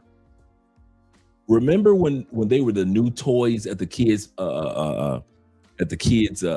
daycare center?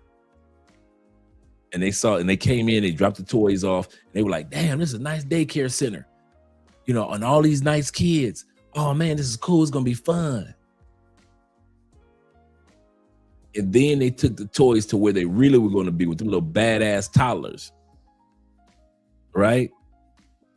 And the toddlers was destroying all the toys and everything. That's what Thailand is. Thailand in Southeast Asia walks into the into the daycare center. Oh man, this is nice. Everybody can come down here. It's so peaceful. It's not Colombia. It's not Brazil. It's nice. The women are smiling. It's so peaceful. The food is inexpensive. The cost of living is better. And y'all the shiny thing. Y'all the shiny toy in Toy Story 4.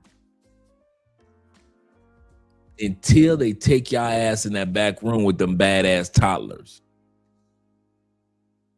And them toddlers get a hold of Thailand. And when them toddlers get a hold of the Philippines, and when them toddlers get a hold of Vietnam, and when them toddlers get a hold of Singapore, and when them toddlers get a hold of Malaysia, they gonna tear some shit up. That's when y'all gonna realize y'all got a problem on y'all hand. Not when they first walk in. Remember in Toy Story, they first walked into the kids' daycare center and all the nice older kids were in there that played with toys and wouldn't break the toys. Not them. You think that those are the dudes that's coming to Thailand, the guys that got sense, the responsible guys, the responsible ladies. You would think that that's who's coming to Thailand. It looks that way. You're the fresh new toy. But within the next couple of years, they gonna take your new ass and put you right back there with all them badass Pookies and Ray Rays and Nook Nooks and Paw Paws, and they gonna tear your shit up. How do I know? Because I remember when DR was a brand new toy going into the daycare center. I remember when Brazil was the brand new toy going to the daycare center. And I remember when Colombia was the brand new toy. And Mexico, parts of Mexico was a brand new toy. And in Panama, every country that was the brand new toy that the older kids could enjoy, the mature people could enjoy, the mature tourists could enjoy, eventually made their ass back into that back room with all them Pookies and Ray Ray and Man, and they tore Colombia up. Brazil ain't shit no more. Same thing with all the other countries. So if you think that them Pookies are not gonna come to you and tear your shit up, I give your toys about 3 to 5 years to work.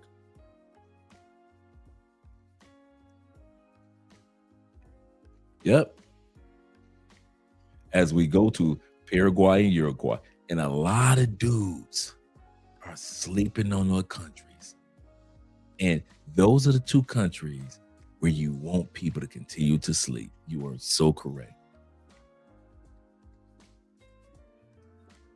So when he say it's Thailand doing something already with the limited visa.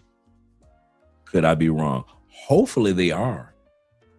Hopefully they've seen what's happening to other countries, and many of Southeast Asia countries are nipping this in the bud. But here's the kicker. Y'all want the truth? With the limitations of global births, people ain't having kids like they used to. Countries are rallying for people to come live in their country.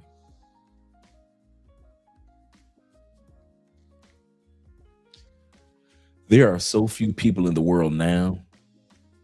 There are countries that's willing to let Pookie ass come to their country, tear some shit up. Come on, Pook, bring your ass.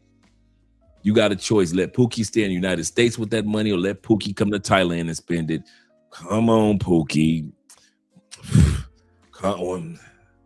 Bring your ass. You know how you had that one kid that you didn't want to pick, you know, when it was time to pick for the basketball team? I picked so-and-so on my team. I picked so-and-so on my team. I picked so-and-so on my team. And then you down to the last two dudes, and you know that they don't know how to play basketball. What do? Give me so-and-so, man. Come on, dog. Come on. Then the one that's left, you like, come on, dog. Come on through. That's how y'all gonna be doing pookies in Thailand. Thailand gonna be opening up doors for pookies, even though they don't want them. Come on, pookies. Come to Thailand. We need more people. Yep, just like Japan. But that's what's going on in Japan, what's going on in Italy, what's going on in the States. It's global. People bitching about Africans going to Southern Europe. But you notice something about Southern Europe? They are not sending those Africans back. They need the people there for tax dollars. They need people there for the labor. They need people there to spend. So Southern Europe are not going to turn all those Africans away. And so it will be in Southeast Asia. Even if you want them to be turned away, pookies will not be turned away. And if they can't make it into Thailand, they'll find somewhere else in Southeast Asia. That's why I'm not just talking about one country. Let's finish off the last few minutes of this video. We're at the end. Vietnam right now. Again, traveling solo.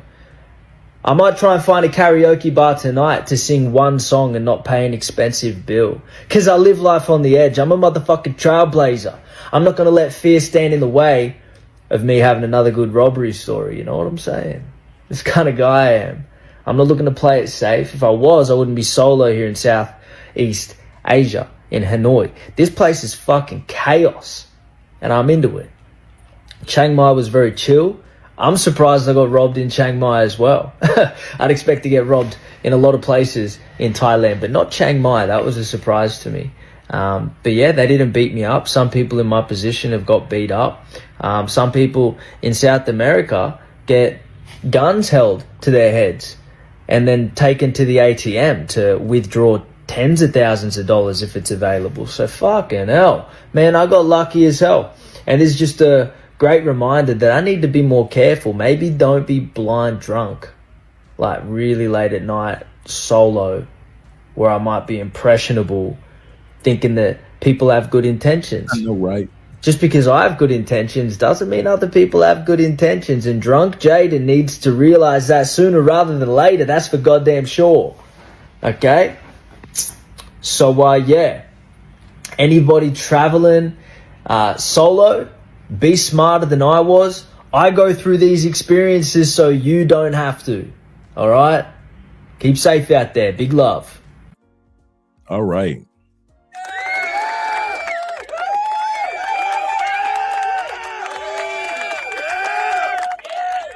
I did not think this video would take 5 hours to do. Appreciate all you guys that were here, that support the channel, watch the channel.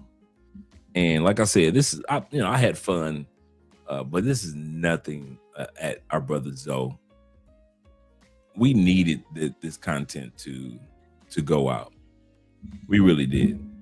I mean, I did mean the egotistical shit. Zoe, bruh, tone that shit down. That one, acting like your shit don't stink. That one, tone down. Passport bros thinking that you beyond. I'm beyond the passport, bro. That ego shit, turn that shit down. That's like me getting my citizenship this year and acting like, yes, I'm better than the passport. No, I ain't better than no damn body. And any of us can get got. So Zoe, that ego shit, I hope from getting robbed, whether it was this year or last year, that you learned that if you get robbed, ain't nobody gonna be on your team. Ain't nobody gonna call you and say, damn, Zoe, you all right? Why? Because you got the big ego. Nobody give a fuck. Nobody care nothing about people with big egos except your initial people. But that's all I care about anybody. Anyway, my initial family. Fuck you, YouTubers. You can do all that if you want to, Zoe. But at the end of the day, nobody wants to be known as the asshole of the travel groups. So let go of that moniker, bro. Be a cool dude. I ain't saying you got to kiss people's ass, but damn, stop walking around like you want people to kiss your ass. That's what I hope you take away from this. And as for us, I hope that we took away from this, there is no perfect country for stupid people. For us wise people, yes, this world belongs to us. For us people that move strategically and we keep our wits about us. You don't have to have your guards up, but at least have your wits about you. For example, the Australian dude just said, he said, I was drunk. He just said, I was drunk. He told us before it was 6:30 in the morning and he's walking into a karaoke bar and he's traveling solo. When you're moving that stupid, there is no country that's safe for you. There is no country that's safe for you. But for the rest of us, we're good. The other 95% of us that travel to all these countries, we are good, man. And as for you content creators in Southeast Asia, I really do hope that you guys start sharing the other part of the narrative, at least for our safety, of things to do and things not to do. I wish some of you guys in Southeast Asia would start doing more videos on look out for this scam that could happen to you. At least for warning. At least for warning. Look out, because this could happen to you. Not saying that it will. And also look out for this, because this happened to somebody else. Southeast Asia, stop saying that robberies only happen in South America. Stop saying that druggings only happen in South America. Stop saying that scams only happen in South America. Because based off the receipts that I presented tonight, like as if I was a lead attorney, not the lead attorney, but a lead attorney, I presented enough evidence tonight to prove that Southeast Asia will have incidences and do have incidences that we all need to look out for, no matter where we are in the world. And just because this doesn't happen as often as South America does not mean it will not be like that in the next 3 to 5 years. People are thirsty and they will scam and they will rob anybody. So let's be careful out there. And shout out to my brother Hannibal in the building with the $20 love. He says this. He said, they are ready to start getting tough in Thailand. And I hope so. I'm going to tell you something. I am an advocate of every country getting tough on Pookie behavior. What you talking about, us party dudes? No, I'm not talking about you party guys. Most guys that come to countries or parties are not problematic. Most guys that go to other countries and have fun and do pay for play or meet a girlfriend or have your lady friend, most guys are not problematic. Most women aren't problematic. So I'm not talking to you guys. I'm talking about the stupid dudes that get in trouble country to country to country. I'm glad this planet is starting to crack down on Pookie behavior. I love it. I love when Colombia tells them you can't come in. I love the fact that Brazil is going to start telling them you can't come in. I'm glad that Brazil put up a visa that you have to have a certain amount of money for. I hope Thailand puts its foot on the neck of stupid dudes. Not us regular guys, but just that little 5% of stupid guys that make the rest of us look bad. I love it. I love that they're getting more stricter globally. Globally, I love it. I love this parts of Europe that will not allow you to come in there and act a damn fool. I love it. Because those rules and policies don't impact most of us who travel. It impacts the stupid people. And that's who we're all tired of. We are all so exhausted with, doesn't matter what race, color, or creed, or gender. We are all tired of stupid people who travel. You are such an embarrassment. He said they cracking down on the Indians. I saw that when I was doing my homework. I did see that. Their visas have gone 30 days. Their visas have gone 30 days to 15-day visas now for those the Indians. He said the Thai government are not going to let you come into their country and act a fool. You know who else they're cracking down on? The British. The British. I did not know that so many arrests from doing the homework here, and I just didn't have enough room to put it all in here. So many arrests of British women coming to Thailand and trying to go back to Britain with pounds upon pounds of Thai marijuana. Dude, I ran across, I kid you not, I had to run across between 4 to 6 headlines, just headline the article. I mean, the headlines, the news report, the videos of at least 5 to 6 women from UK that have been arrested over the last year or two for trying to bring, I mean, when they was opening up them suitcases, I was like, what? I said, I'm thinking to myself, like, you actually think you're going to get that through customs? So they're cracking down on UK for real. They are cracking down on UK for real. So yeah, you are so correct, brother. So correct. Yeah, they need to crack down on them locals too. Yeah, bruh. Dude, man, I came across and I never did a video on it. And I never said anything because it was at that point where I was like, man, if I talk about this, I'm going to come across as a hater in Thailand. You know, because Richie Mack was taking off. That's my dude. And BMT was, you know, he had just got back to Thailand. So if I talk about this topic that I know about, I'm going to come across as a hater, right? And what it was I didn't know that Thailand had it's called sea slavery. You know how when you see the old movies with the pirate ships, or you watch Pirate of the Caribbean, and then the dudes would be like in a bar, and then the pirates will come knock a motherfucker out or get him drunk, and he'll wake up and he's on a pirate ship. And all they did, the dude just got shanghaied. He just woke up he was in a club that night, got drunk, woke up, and he's on a pirate ship. And a bunch of his boys on a pirate ship. And that's how they got their crew, right? I didn't know that still existed in real life. And Thailand is one of the top places in the world for sea slavery.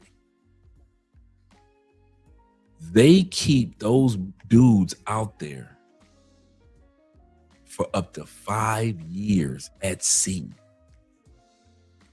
kidnapped. Haven't seen your family think you dead and gone. One dude told his story. He said, and if you die, he said, it may be 2 or 3 days before they throw your body overboard. He said, so those of us who are at the bottom of the boat, we have to lay there next to decaying bodies until the crew up top decides to come get the body and throw it overboard.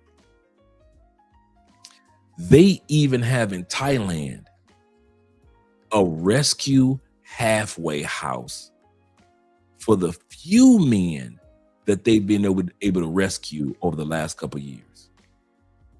It is so common in Thailand to do sea slavery. It is, and what do, they actually do fishing.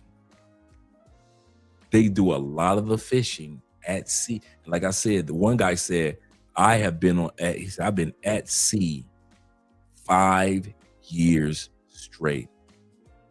He said, when they bring the fish in, I'm not allowed to get off the boat. I got to go at the bottom of the boat. Me and a bunch of other dudes got to go to the bottom of the boat. We are the ones that were kidnapped. He said, I have never been off on land.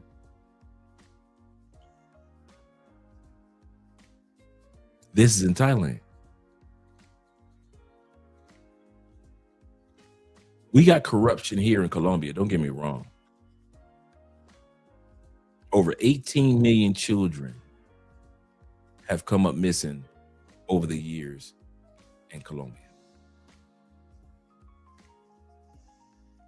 Some of the women and men that were part of some of those organizations are in political positions today. And I mean major political positions in Colombia. Some of the most evil, demonic people.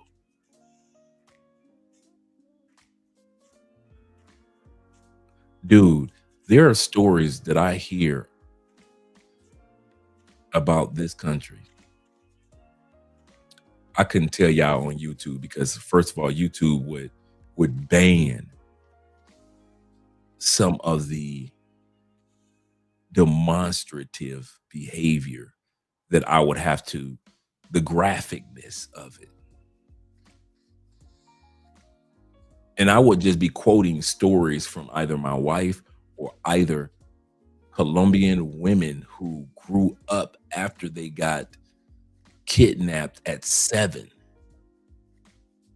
Boys that were kidnapped at 6. And if they survived, sharing their stories.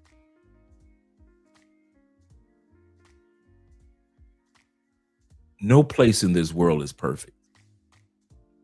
Get it out your mind that every place is dangerous, but no place is perfect.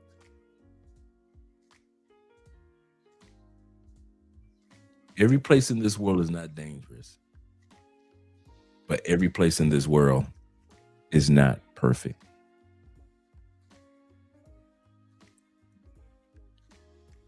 You know what? That would be, I'm glad that you mentioned that, brother. I've been waiting for a good Patreon topic to talk about on Patreon. And I know we're going to be talking about in details, step by step, how to relocate to another country. And yes, on Patreon, I will have certain guest speakers too. But I do believe that this is a story time.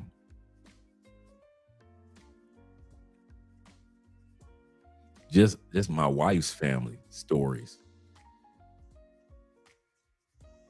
Bruh. It's crazy.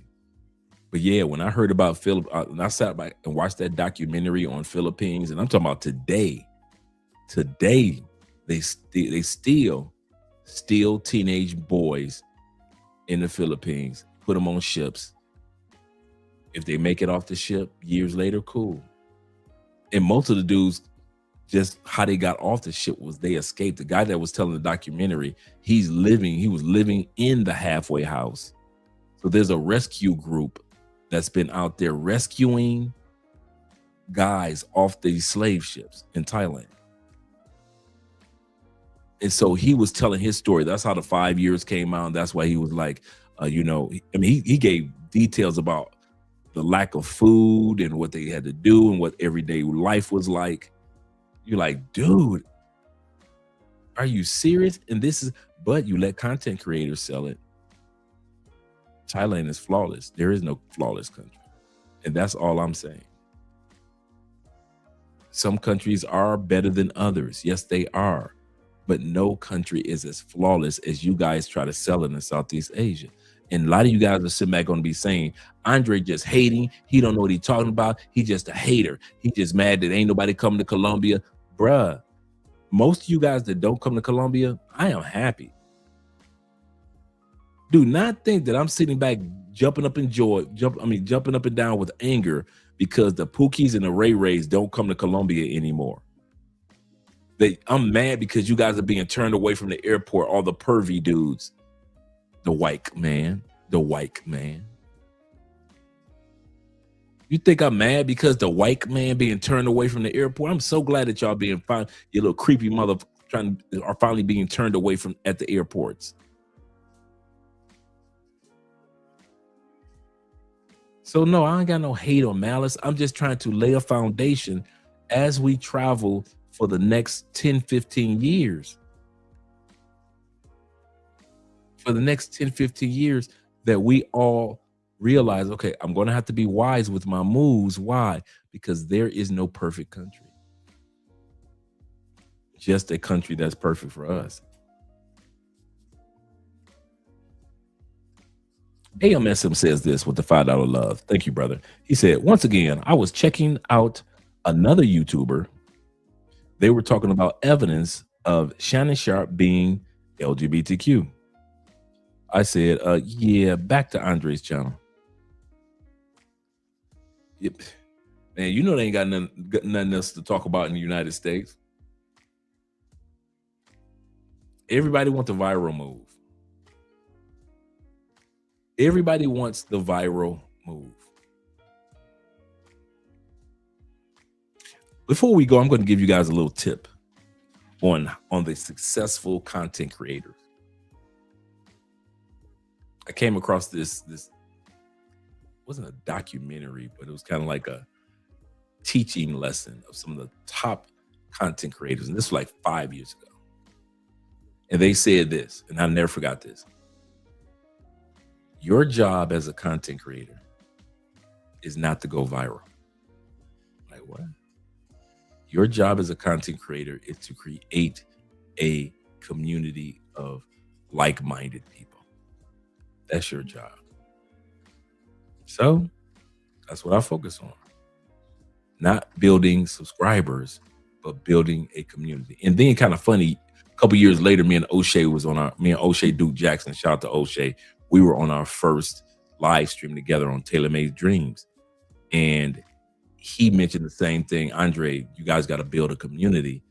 It's cool to get your subscriber count. You got your little 100,000 subscriber award. He said, but Dre, you got to build a community of like-minded people. And I was like, He's like, yeah. Build a community, dude. And so from that moment on, we just focus on building a community for us brothers and sisters who dared to tread this channel of like-minded people.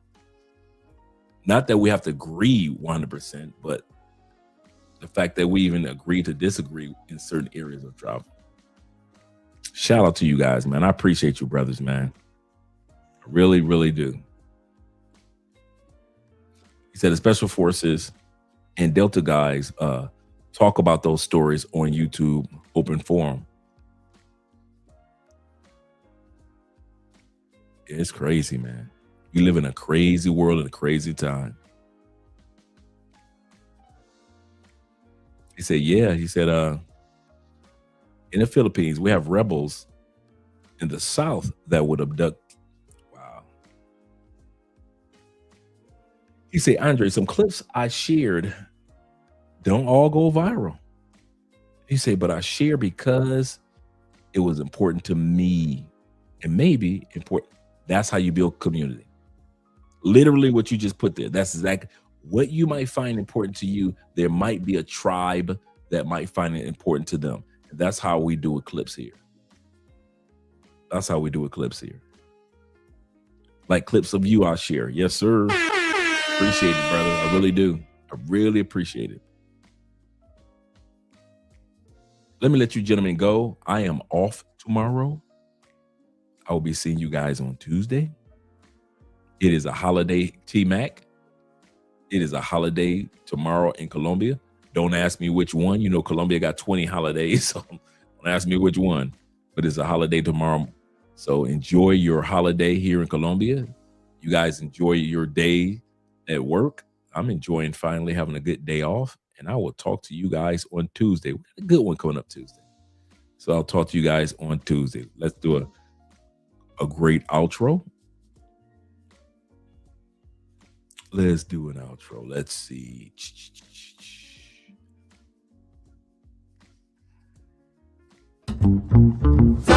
Yeah.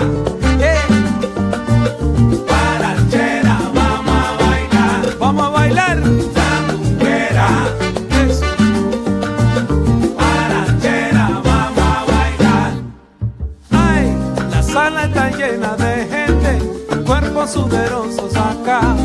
La pista está hirviendo, pero te destaca mamá, brillando como una estrella. Mira qué bonita está, escucha el coro mamita que te voy a dar. Sandunguera, sandunguera, guarachera, vamos a bailar, vamos a bailar. Guarachera, vamos a bailar. Ay, siempre un paso para adelante, después un paso para atrás. Ahora te suelto mamita, muévete con el ritmo que va. Sandunguera te estoy llamando, mira qué bonita estás. Escucha el coro de nuevo que te voy a dar. Sandunguera, sandunguera, guarachera, vamos a bailar. Vamos a bailar, vamos a gozar. Sandunguera, guarachera, vamos a bailar. Ay, sandunguera linda, vamos a bailar tú y yo. Ay, qué sabroso. Vamos a bailar, mi nena linda, vamos a gozar. Vamos a gozar. Muévete, sandunguera, vamos a guarachar. Ay, repítelo. Vamos a bailar, mi nena linda, vamos a gozar. Ay, vamos a guarachar, mamá. Sandunguera, vamos a guarachar. Oye, mira, mami, vamos a gozar, vamos a bailar. Vamos a gozar. Juntos tú y yo en la pista, mami. Vamos a guarachar. Ahora estamos tú y yo en la pista. Vamos a gozar. Ay, esa cosa que me hiciste, mami, me gustó. Vamos a guarachar. Muévete bien, chiquita. Vamos a gozar. Mueve tu cuerpo y tu cinturita. Vamos a guarachar. Oye, el ritmo te está llamando ahora. Vamos a gozar. Este ritmo es para guarachar, señora. Vamos a guarachar. Ay, camina con el mambo ahí. Vamos a gozar. Si mamá guerrera, oye Lola. Vamos a guarachar. Vamos a guarachar. Vamos a bailar. Vamos a gozar. Ay, qué rico está, qué rico.